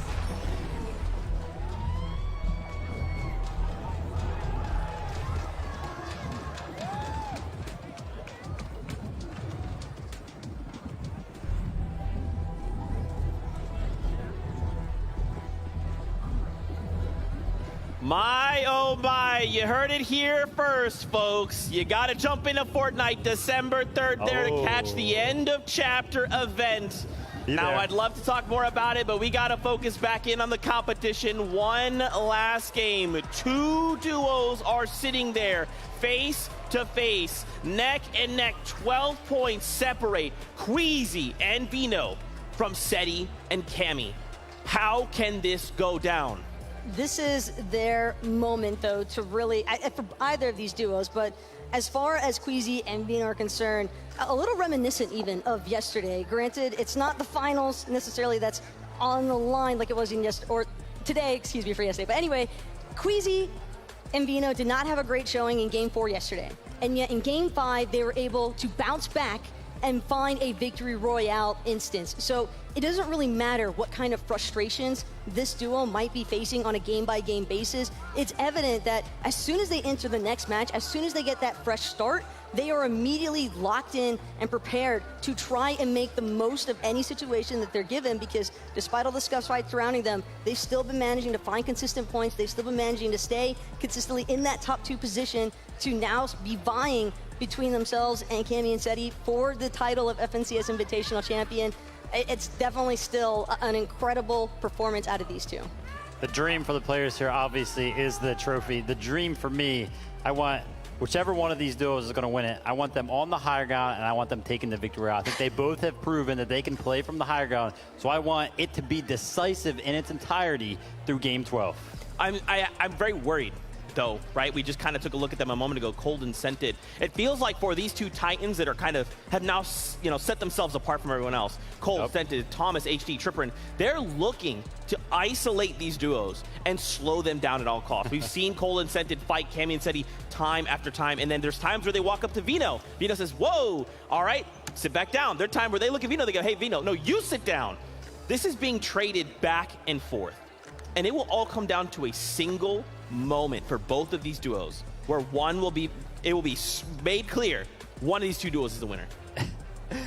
Traveled from all around the world, the international stage, the $200,000 for first place, a trophy to take home, and it comes down to two teams in the last game. I mean, could we ask for anything better? Well, maybe in your circumstance, Vivid, as a fellow North American representative, a little tough because it is a battle first and second place between Europe. I think Europe is definitely established here at the FNCS Invitational that they do have some of the best duos, and one of them is about to find out if they are the best duo in the world right now, at least everybody that's competing here out of these 50 of the best duos. But I love the fact that SERA and Cammy, throughout this entire time, so composed. They have not been going so heavy in the reveling of their celebrations for their victory royales, despite the fact that it's happened 4 times over now. They just know and understand we're this far, but we still have more to go. Yeah, and I think Mini Miner pointed out their Storm Surge strategy. I think the biggest takeaway for this duo is they have not had to deal with Storm Surge. When you go into mid-game, even late game, you're like, yeah, we're 800 above Storm Surge. Cool, man. Do whatever you want. Queasy and VIENDO have not had that luxury. 200 above, down to 80 above, down to shambles situations, right? This is going to come down to what happens, how this all unfolds, what loot they get. If for Queasy and VIENDO, they need to do something. They need to ensure they have those Storm Surge tags, and it's not even just to keep up. It's to make sure they have the breathing room to adapt and make the right choices moving into those last few moments of this last game. Here we go, Game 12, almost here. Jacob, MDF, let's set the stage.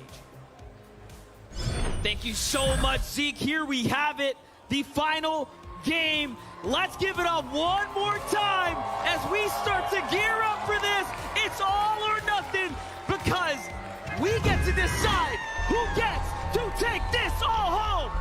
You got the two top players that have won 4 games so far from Become Legends, Seti and Cammy. The other 2 contesting them from the same region. From Tundra, you got VIENDO. GXR, you got Queasy. And in 3rd place, you heard him in the interview. He's trying to hold on to that spot. From NA East, you got Cold and you got Scented. This is what it all comes down to. The final game, the final moments to take what you have. That's right.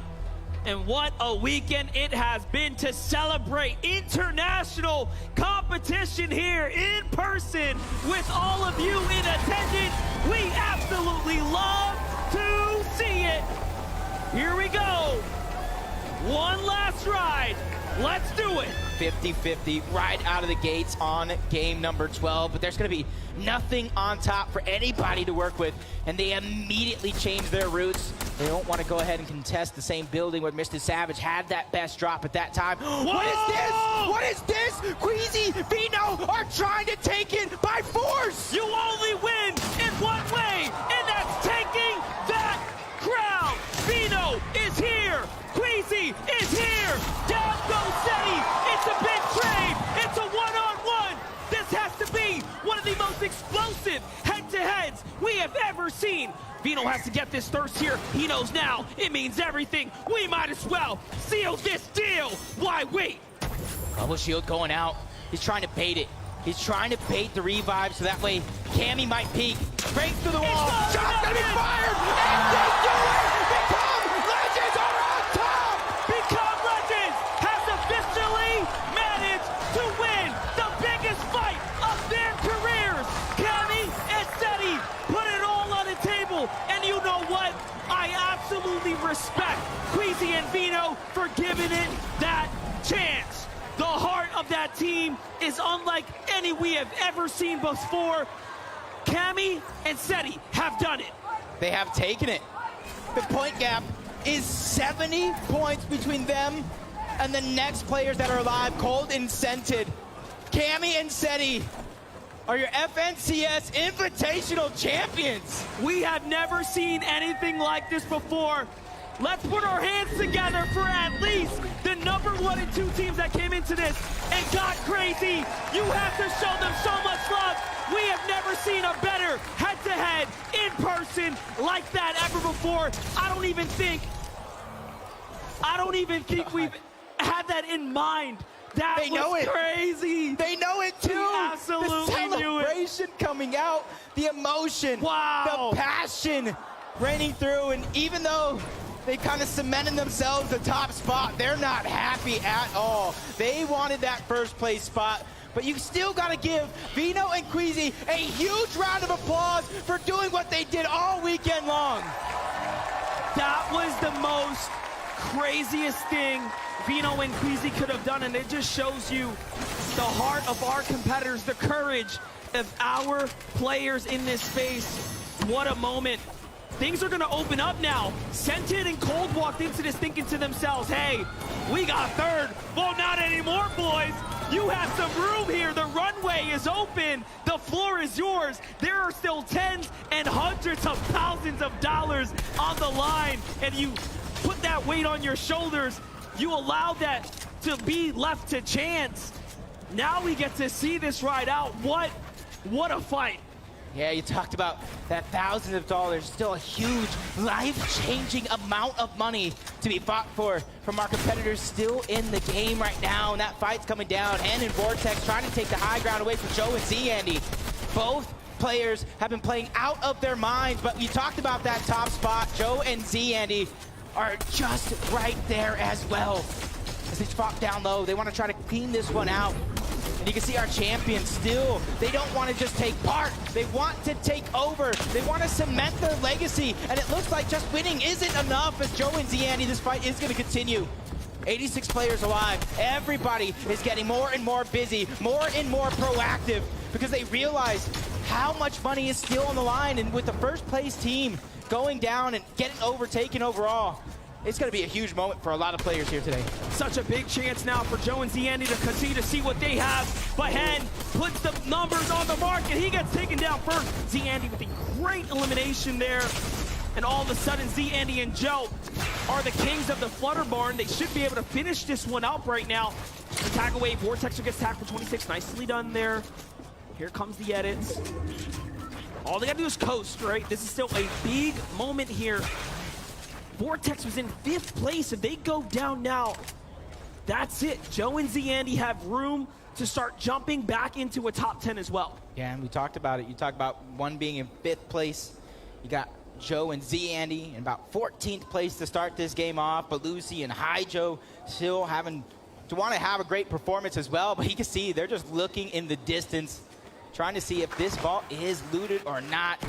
Finally going to go ahead and get in. You can see them kind of checking their angles. They're still wanting to go ahead and change their lives with the amount of money that's still up for grabs. Thomas, HD, and Triprin battling for 3rd place against Scented and Cold. They still have an opportunity at some money. Thomas, HD, Triprin working their way around right now, really looking around. And just one more time, the standing shows you what is on the line here for our competitors. Thomas, HD, Chrome Jam, Junction, what are they doing here? What will they do? King and Ed are also just lurking about. Towards the low ground, you got Brazil versus EU. High ground, you got EU as well. Traumas and Triprin just trying to wait for that perfect moment. They could have taken the shots on the King long, long ago, but they're just waiting and biding their time to try to go ahead and take out the same player at the same time, but it looks like they're baiting that opportunity. If any of them dares comes up to the top of that building and tries to take that balloon as an exit out, just hovering over them, surveying. Patience is a virtue for Thomas, HD, and Triprin. That battle for 3rd could come down to a moment like this. You bite off more than you can chew. You go down early. You lose out on that opportunity, and you got Muzz, Alice, both of them getting a little bit more active in this game. And overall, game number 12 is going to be a menace.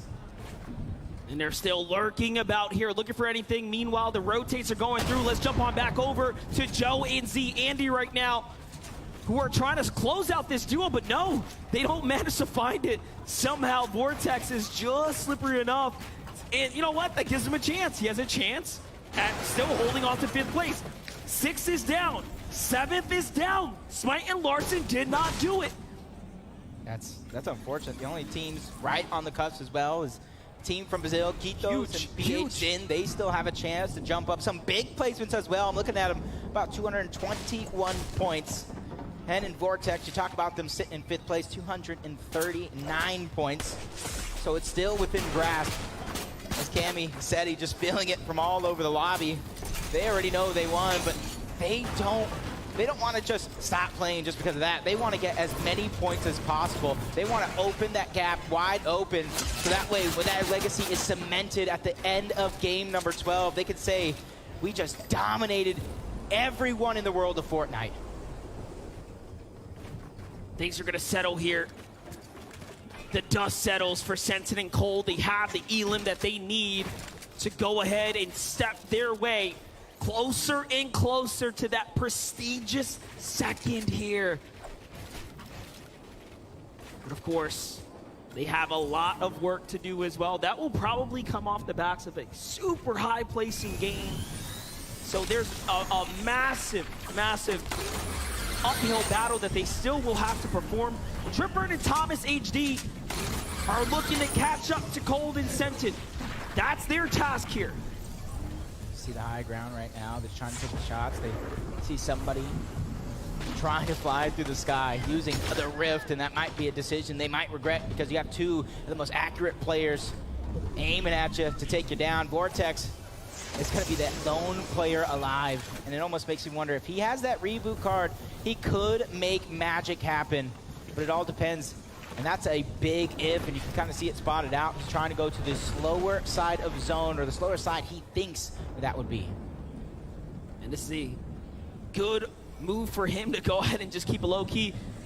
Meanwhile, Peterbot and Jamper are like, hey, we got a lot of zone here in front of us. What do we want to do about it?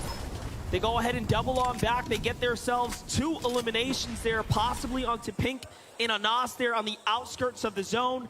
This is a fight that's been raging on. Pink and Anas officially lose the opportunity to break towards top 10. They were getting so close and unfortunately now fall short. What's crazy about SETI and Cammy now, they have two options here. Ruin this lobby, take everyone's chances, and play because they have nothing to lose at this point. Great reboot coming out from Vortex and Hen. 5th place right now, trying to squeeze themselves in and past Thomas HD and Triprin. But that's going to come and be needed for them to have a fantastic game if that's going to be the case. So that for them, it's just holding on to that 5th place spot. If they spot out Vico, trying to take some height, immediately target him and trying to take him down. But when it comes to the HP, they have none. They have no ability to try to regain it. Vortex under pressure. Moraine is trying to go ahead and end one. As Vortex, the high ground is going to be fought for. Not going to have any success there. Quickly build towards his backside so he can't get knocked down, but Hen does. There it goes. Vortex back to the lobby. Vico and Moraine are going to stand tall. What a big moment for them. If only they could have done that in game number 9, where they were taken out and they lost all that momentum. They were just quite literally moments away from maintaining, but Vico and Moraine now have a real chance to also continue to march their way on up to top 10. The points are so close as you start to see who was eliminated. 5th, 6th, 7th, down and out. PHN and Kichos have an exceptional opportunity to represent for their entire region here. They can steal away. Look, I can hear them from here. 5 points for 7th place, 14 for 16. This is literally within reach. They can make the run of a lifetime and put Brazil on the map when it comes to Fortnite. You have to respect the entire Brazilian region. They won't go down. They won't be denied. They are just so good. They have stepped up. They have performed. They have given us such a show. Clown and Refsguard now, though, have to play defensive here. This is the first time we've seen a far northeast zone like this, so this is going to get very dicey for most of the lobby. If you were, and I hate to say it, VIENDO and Queasy, you would have quite literally had the zone here. Not been something you love, but business as usual when it comes to Cammy and SETI. Staying as far back into zone. They make sure they got all the Storm Surge they need. They started the game off, taking down Queasy and VIENDO. So this is just all bonus at this point as they continue to hold their spot, not wanting to let that team below them survive because like we talked about, they have nothing to lose at this point. Janice and Fadil have everything to gain as it does look like they're finally going to try to get out. Thomas HD goes down to Alice. Triprin and Thomas got their game on the run, but Cammy goes down to Janice. Oh, back to back. That's going to be huge for Janice and Fadil, taking out your FNCS Invitational champions. So now with first place going down, it's going to be all about the money for everybody else left in the lobby. That is what's on the line here. Tens and hundreds of thousands of dollars is still at play. Don't forget, everyone here was invited for the chance at, of course, the trophy, but the money too. There's so much to fight for, and the respect of the region, which we already know so many have earned throughout the course of this week, and that's what these shows are all about. Putting new names and new faces on the map as they put in all that hard work while I'm sleeping, trust me. Moraine's going to take down Fadil, so it looks like Vico went down as well early on. I did see that one, so it's going to be Janice versus Moraine that far back in zone. And honestly, that's just a few placement points between the both of them. You really want to try to survive there as Booga finally goes down. Joe FN is going to get the spoils of that one, even though he doesn't get credit for the elimination overall. Strippin's just trying to survive, biding his time as that solo. For him, everything comes down to this because he's only a few points away from 3rd place. Let's watch that one more time. Your FNCS Invitational champions fall here to the hands of Janice and Fadil. With a beautiful tag. He just opens things up for himself and he makes it look easy. And then the guts on that kid to go all the way up. Cammy and SETI know better than to fall like that. But it is what it is. You can't be perfect all the time. The team that's going to be trying to get as close to it as possible.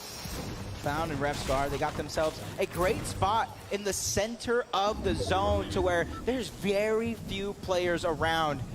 And when it comes to this zone, it pulls yet again to the northeast. This one's going to be a struggle from everybody on the southwest part of the zone to try to find their way in. There's 30 duos left alive. And for Joe and Ziandy, 1,500 above the damage threshold, hunting down yet another team in Belusi and Hydro. For them, it's all about the Benjamins. They want to continue to rack up that points.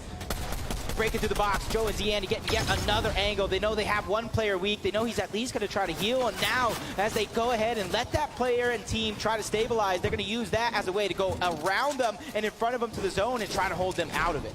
Let's see if they can continue to do just that.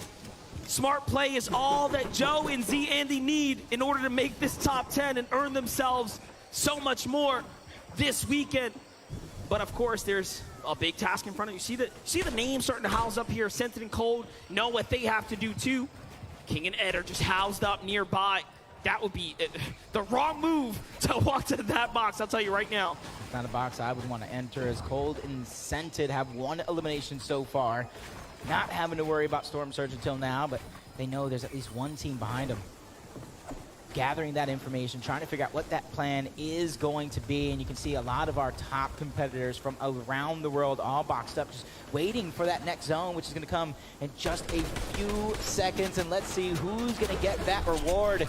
It's actually going to be a good portion of the lobby. This is actually a good zone for everybody here to try to make it way in, except for maybe one or two teams. That is right. This north side is starting to become very contentious here. Muzz and Looter walking up, Tripper and Thomas have a problem, right? A real problem. There's a little too many players on their heels here, and he doesn't want to go first. It's iDrop Savage just snacking fouls up there.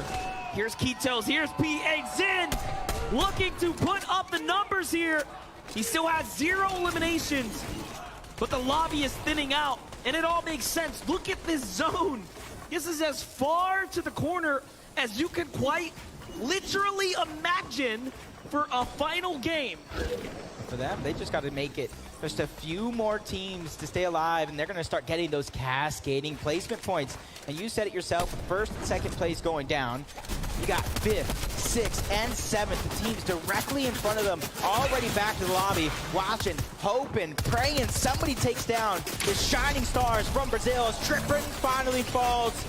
Basically cements Scented and Cold with a minimum of 3rd place, but VIENDO and Queasy are already down. That is true, and now things are completely available for PHZin, Kitos, Commandment, Avery, Cloud, Ruffscar, Josie, Andy. All of these players have a real opportunity to honestly fight for a 5th place, a top 5 position in one of the most competitive competitions we have seen to date.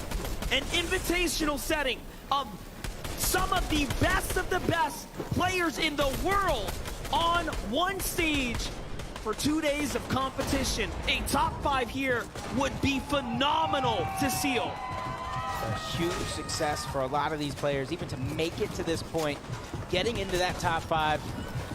Gotta be feeling so amazing as Clicks goes down to Hydro. Duke is down as well. They both get sent back to the lobby. Belusi and Hydro getting very, very active. A lot of our EU players still left with a chance into this one, trying to take that chance and run with it. Let's see it play out. Joe and Ziandy have the high ground now. And there it is. They have managed to earn themselves just enough points to go ahead and break into that top 10. The glass ceiling has been lifted for PHZin and Kitos. They find 2 more. We blinked and we might have missed it, but lucky for us, we get to go back into the replays to get caught up. How did it end for Duke and Clicks? They had Belusi and Hydro dive into the box, and that's how it ends. But you know what? A round of applause for them. They did get a win today. Clicks and Duke did put up a huge win in Game 11. That was such a performance. Hey, not many people can say they got a victory royale on an international stage, especially when you got Seti and Cammy taking 4 of them by themselves. I was gonna say, you know why? Is because they're all up top between 1st and 2nd place. Here's Cold and Scented. How many points can they earn here? It's actually doable for them if they start picking up some eliminations. They don't even need to be greedy and get all the eliminations. Well, remember, there's like 30 just for winning. That's what I'm saying. The 2nd place is within reach for them. I think if VIENDO and Queasy knew that, and they knew the zone that they would get, maybe they would have thought twice, but that was the most exciting start to any game I have ever seen. As Yuumi, he goes down. Rapid is down as well. Cool has a chance to probably get Yuumi back into this one because he was just knocked altogether. But Ju's on the other side along with Yusri trying to finish that one up. They not only want that elimination, they want the loot to keep themselves going to the rest of this game as Acorn and Edgy in a very, very similar position. But luckily for them, they're not forced with their back up against the wall. Their game plan is smooth. They get that early game surge, so that way they only have to worry about rotation after rotation. And with that launch pad in hand, if they get that far pull, that is going to be their next plan. Let's go. Acorn and Edgy have a chance here to represent for NA. Repsguard and Clown are one of the teams that would have to get pushed and toppled over, who is currently holding and tied for 7 or for 9 with Commandment, who's just right there as well. So it's all or nothing. King and Ed are going for height. King and Ed want to win. They want to get at least a game 2. Can they do it for the last game of the evening here in Raleigh, North Carolina, here at the FNCS Invitational? King and It's going to be Ed to scary for glory. the rest of the lobby, though, because they have high ground, they have front side of zone. Anybody launch padding, trying to get past them, is going to feel the pain, and that includes the same region. Beezin and Keto's flying high through the sky. He immediately becomes the target. Shield just getting ripped off of him, but he found himself a little bit of an oasis and a moment to breathe. It looks like he fell off the build there. Cold's by himself now. Down goes Cold. That second place dream is out of the question. They will now be cemented at 3rd as the only teams who can jump up now, PHN and Ketos, still have a chance to fight for 5th. They have to do a little bit more and put Brazil on the map, but King is being contested. He's gonna crank his way out of there, but the shots are coming in. He gets tagged one time. It's Kanata on the other side of the wall there, putting big pressure in. Trying to figure out a way is Ed's going to go ahead and lead the charge, allowing King to try to stabilize the air in that moment. He's going to be the person that IGLs his way through and through, but Zone pulls back the next way. He immediately has to go back the way he came. Luckily for him, he does have enough resources. He has a great layer not to get stuck in the chaos that is below, but Joe and ZAndy, it's their turn. With VIENDO and Queasy out of the game, they have a chance to hold on to the height and take the game with 7 eliminations. Who will win the last game of the FNCS Invitational here? PHN has lost Ketos on this very dangerous rotate. He will have to use both the chunk splashes here to heal up. KBR is by himself too.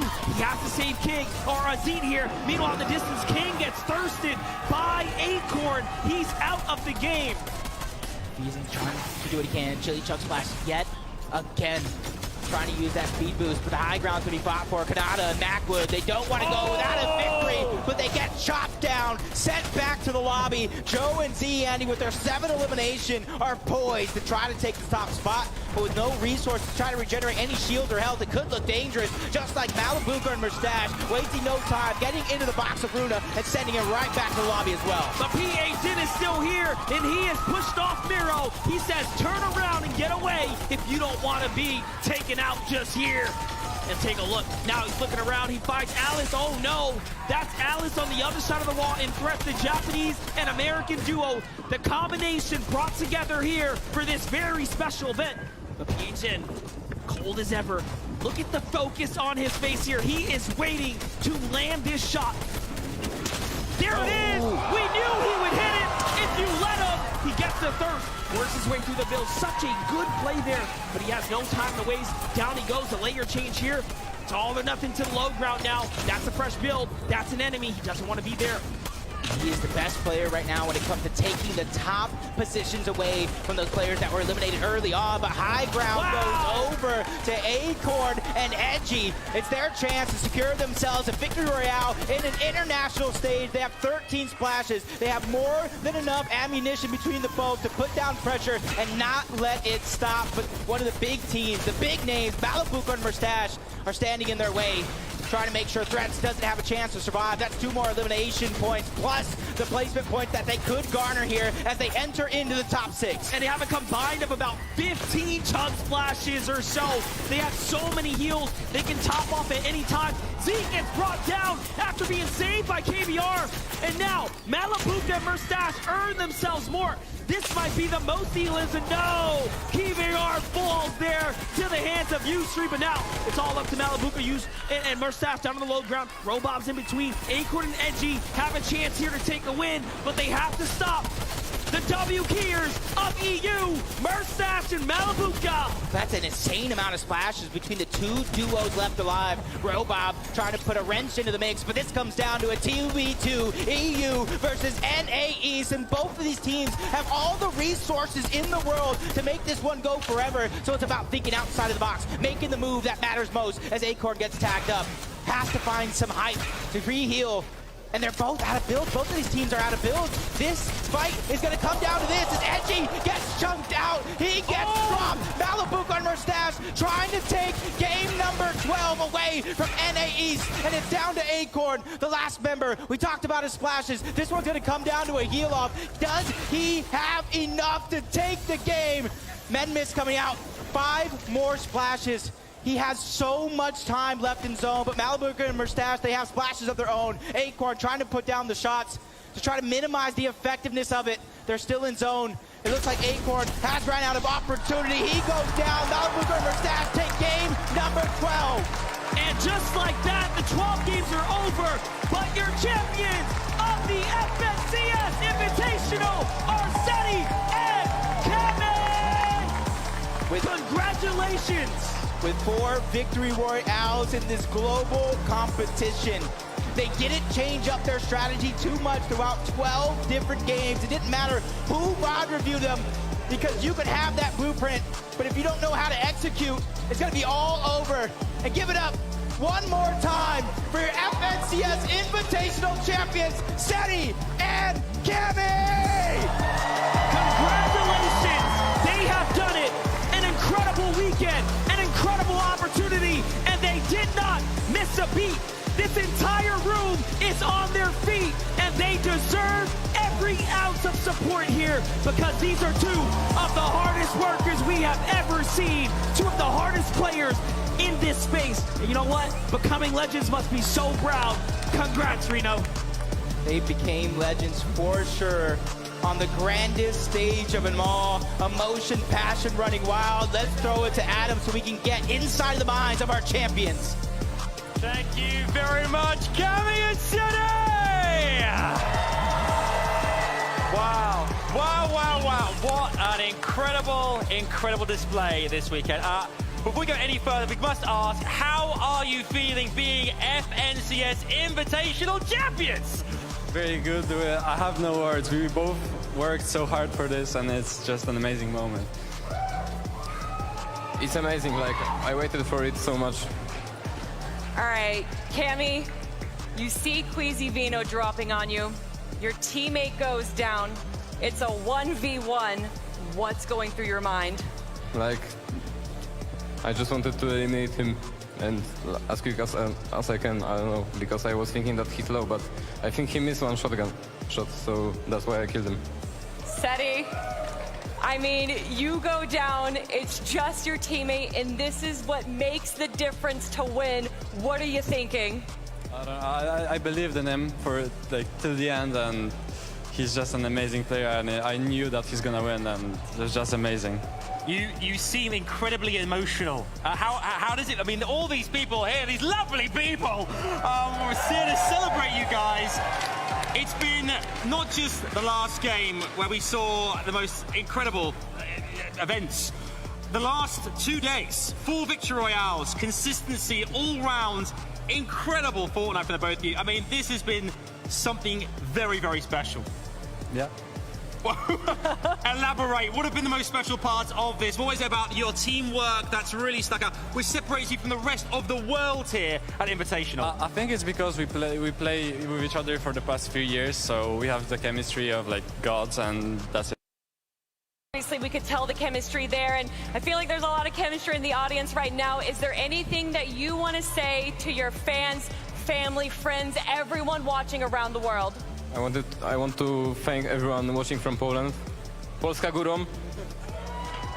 Polska górą! And anything else, Seti, you'd like to share with the world?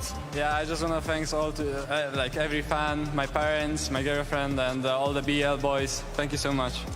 Amazing stuff. We're going to ask you to lift your trophy one last time. Give it up for your FNCS Invitational 2022 champions, Cami and SERA!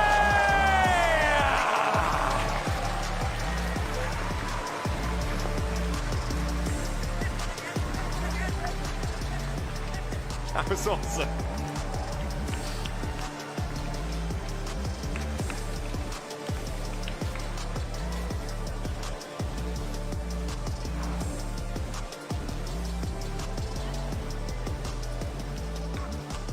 Once again, massive congratulations to Cami and to Seti from one in-person event to another. These guys are racking up accolades like they are eliminations, like they are POIs, like they are notches on the belt. It's nothing to them.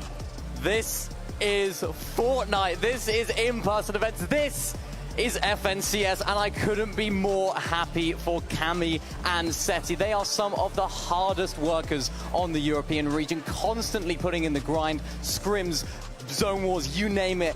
They are grinding it, and oh boy, I couldn't be more happy for them.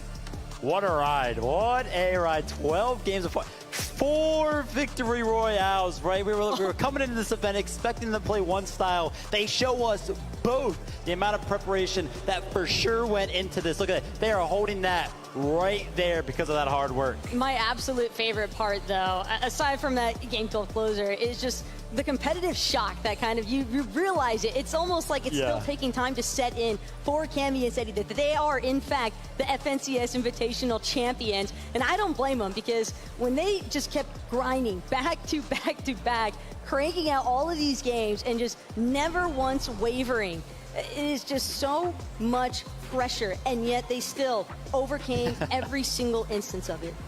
We have an opportunity here to just relive this moment that will, I'm telling you, will go down in Fortnite history. 100%. We begin the final game of the tournament with these duos tied neck and neck, only leading by 12 points.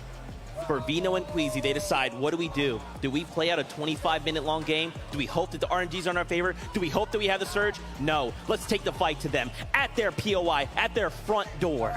Huge respect for VIENDO and Queasy. It takes some courage to land on first place team and do it in that fashion. They knew that that was what it had to be. We know Cami and Seti, they're so effective in that end game. They knew that they weren't going to go down early, especially looking at their surge. But huge props to VIENDO and Queasy. They've been one of the most exciting teams to watch. High ground, mid ground, they've dominated it all. Queasy and VIENDO definitely earned the respect of the Fortnite community. You can already see it on socials. Everybody's like, wow, respect for that. I mean, from season to season, we have seen this exact same situation. There's a leader, and second place is close behind. I have raised this question multiple times, and every single time everybody turns me down.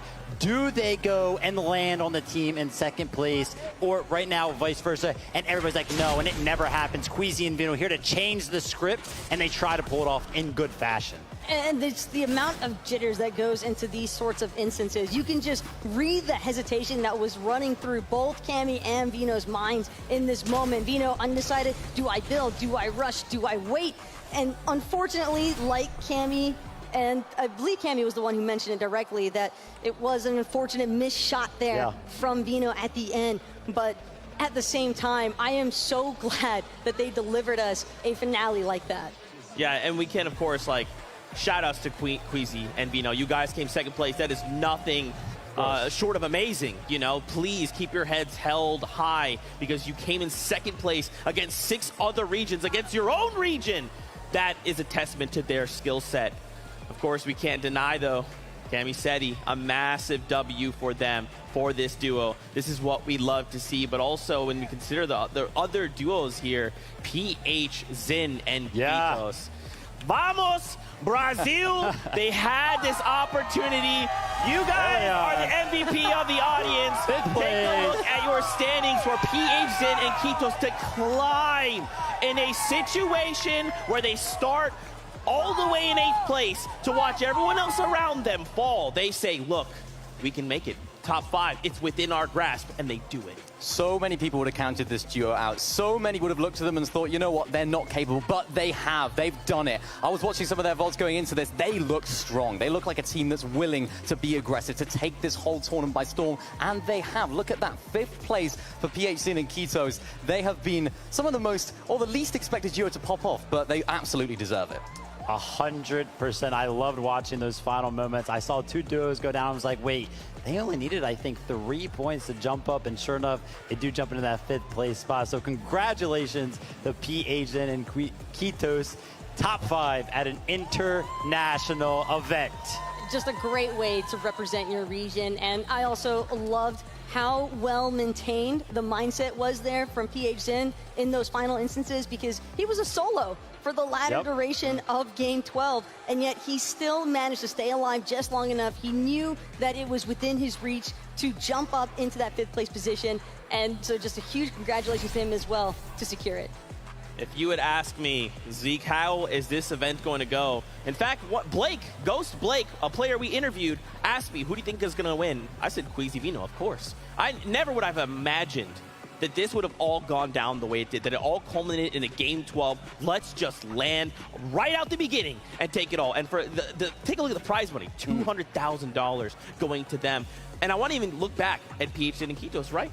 So going up from 8th to 5th, that's a 30K difference. It's a huge difference, and that's ultimately what this is all about, right? Those extra placements, those extra points that were being squeezed out of that last game made all of the difference, and that's what this is all about. This is what these final moments are about, and of course, this duo popping off. You know, I mean, if we're on the Brazilian train, we have to also look at Zeet and KBR, who are also in top 10. Brazil is showing up at the Invitational. AIM is a universal language, and as far as Brazil is concerned, they have got it locked down. I love it, man. Guess what? Ladies and gentlemen, we have Queasy and we have VIENDO. They are standing by. We're going to get their emotional reactions to the end of the competition. Yes, we do. Queasy, VIENDO, fellas, thank you for putting on the most unbelievable display these last 2 days. It has been incredible. One of the boldest plays we've seen, I think, ever before. Walk us through the last game and what was going through your minds going into it as well.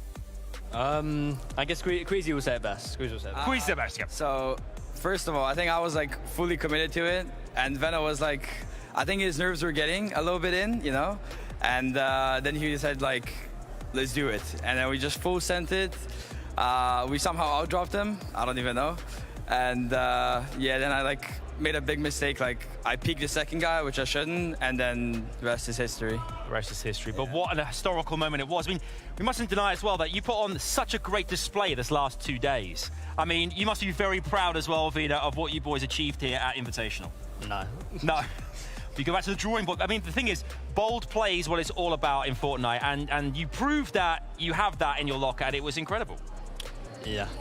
Yeah, we played well. We could have played better. SETI played amazing. Shout out to SETI and Cami. They're good friends of mine and Queasy's. There's hope there's no hard feelings there. We tried to make a play there. At the end of the day, they won. I think one thing we've noticed this week, entire weekend, we've experienced this, is the community, the players, everyone together. I mean, shout out to Cami and SETI as well. You guys played incredibly, they played incredibly, and it could have gone either way at the end there, Queasy. Yeah, I agree. It was all up to that last game, but they got the better of us. Hey, there's always next time. Obviously, this experience as well for you both. I know you must be deflated, but I really appreciate you guys chatting us. What's your experience been like, though, with the rest of the players, the audience screaming for you guys? I mean, it must have been such a great experience being here. Yeah, it was a great experience. I can't wait for the next one. You can't wait for the next one, Queasy. It's been amazing. It's been amazing. Thank you so much once again, Queasy and VIENDO. Thank you for making this just legendary, boys. Back to the rest of the desk. Thank you so much, boys. Oh, to Cuff. Are we picking up here? It's our turn to go ahead and say, again, big shout outs and thanks. Honestly, they moved so not only graciously in the interview, like it's a tough position to be in, but at the end of the day, they allowed themselves to make history. They did something that I don't think many people will have the heart to do. Yeah, much respect to those guys. Gracious in defeat. These guys are humble. These guys came here to win, and even though they didn't, I can guarantee you they're still leaving with a smile on their face. They're still leaving with their heads held high. Every single person should, including your FNCS Invitational champions, Cammy and SETI from Become Legends. You got to think Reno at home is probably laughing and screaming and all of these emotions running through him as well. And I'll say it for him. I know he wanted to be here. He couldn't make the trip, but I'm sure he is so elated right now. Listen, Cammy and SETI, these guys drill at the facilities day in, day out, and you heard what they said. They have been playing together for 3 years. This type of competition that they were able to put up these numbers against is no simple task, and they did it. And they haven't just been doing it here, they've been doing it everywhere. Yeah, and they do it from their own POI season after season. They create their own luck. But that's going to be it from me and Monster D-Face. Dreams do come true, but back to the desk.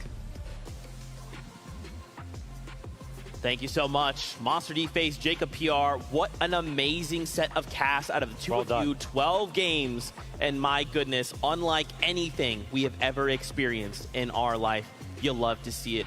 I gotta say, after 2 days of the FNCS Invitational, once again, several countries represented, 47 FNCS champions, 88 titles, you know. This was some of the best Fortnite we've ever seen. Some of the most hype plays, the highest highs, the lowest lows. It had it all. 7 different regions, 27 unique countries competing here today. SETI and Cammy were the ones that lifted the trophy up, but this is the start of a storyline for VIENDO and Queasy. They got second place. It's an amazing accomplishment, but I feel like this is a start for these players. They want that trophy. They want to lift it up, and I'm excited to see what they're going to do in the future. 100%, that's what it's all about. For those that were here competing, right? They got a taste of it. They got to witness somebody lift that trophy up right in front of them. I'm sure all of them want to feel that tenfold. Yeah, just shout out to the players. You know, these international events, we were talking about stats from, you know, throwback to World Cup at this event. That event was 3 years ago, which is why we're talking about history being made right here. From the moment that we did the player walkouts with the actual crowd in the venue, that was the instance where I think you could really see all of the excitement being read in these duos' faces, and all of the players, regardless of their placements, they were just so happy to be here. It was just so obvious how locked into the competition they were, how much they wanted to just proudly represent their region and just showcase the fact that they are capable of competing. And I love seeing this international debut. That's right. I mean, that's such a great point, right? To just be able to come here and just say, like, hey, I'm repping this region. Let's do this. Let's do that.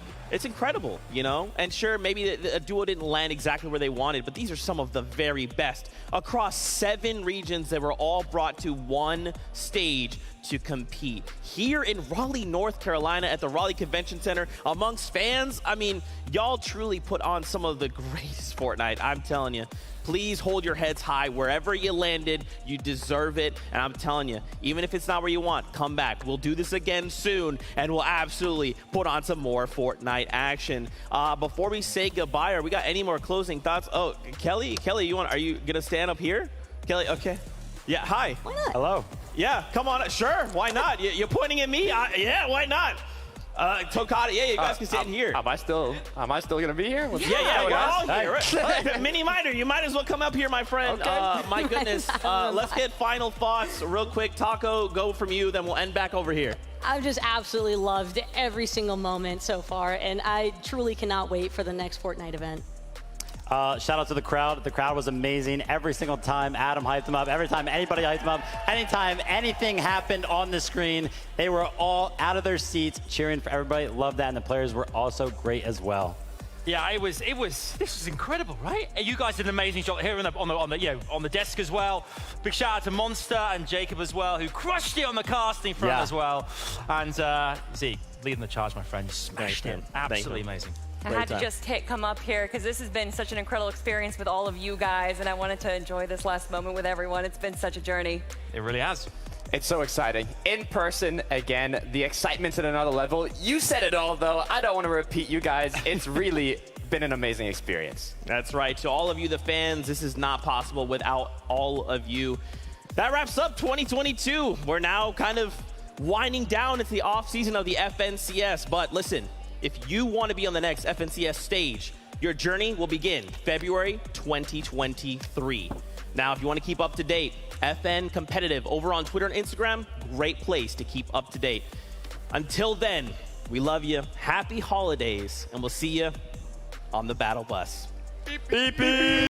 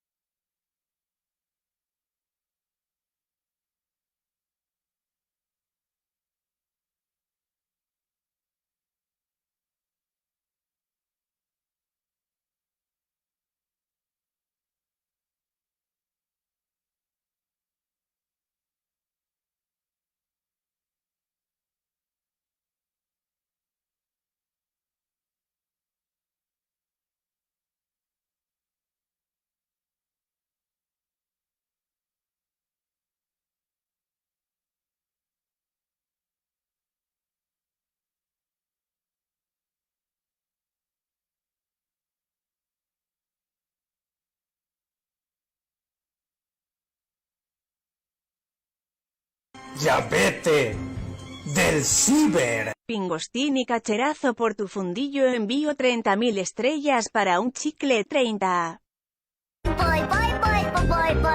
Pingostín y cherazo por tu fundillo envío 1000 estrellas para un chicle 20. Pingostín y cherazo por tu fundillo envío 1000 estrellas para un chicle 10. Pingostín y cherazo por tu fundillo envío 1000 estrellas para un chicle 40. Pingostín y cherazo por tu fundillo envío 1000 estrellas para un chicle 90. Pingostín y cherazo por tu fundillo envío 1000 estrellas para un chicle 80. Pingostín y cherazo por tu fundillo envío 1000 estrellas para un chicle 70. Pingostín y cherazo por tu fundillo envío 1000 estrellas para un chicle 60.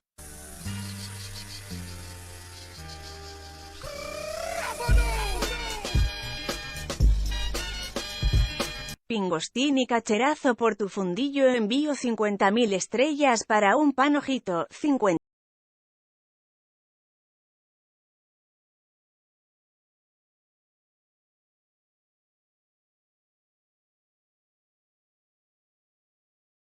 $100.000 estrellas, ay qué rico papi, 100.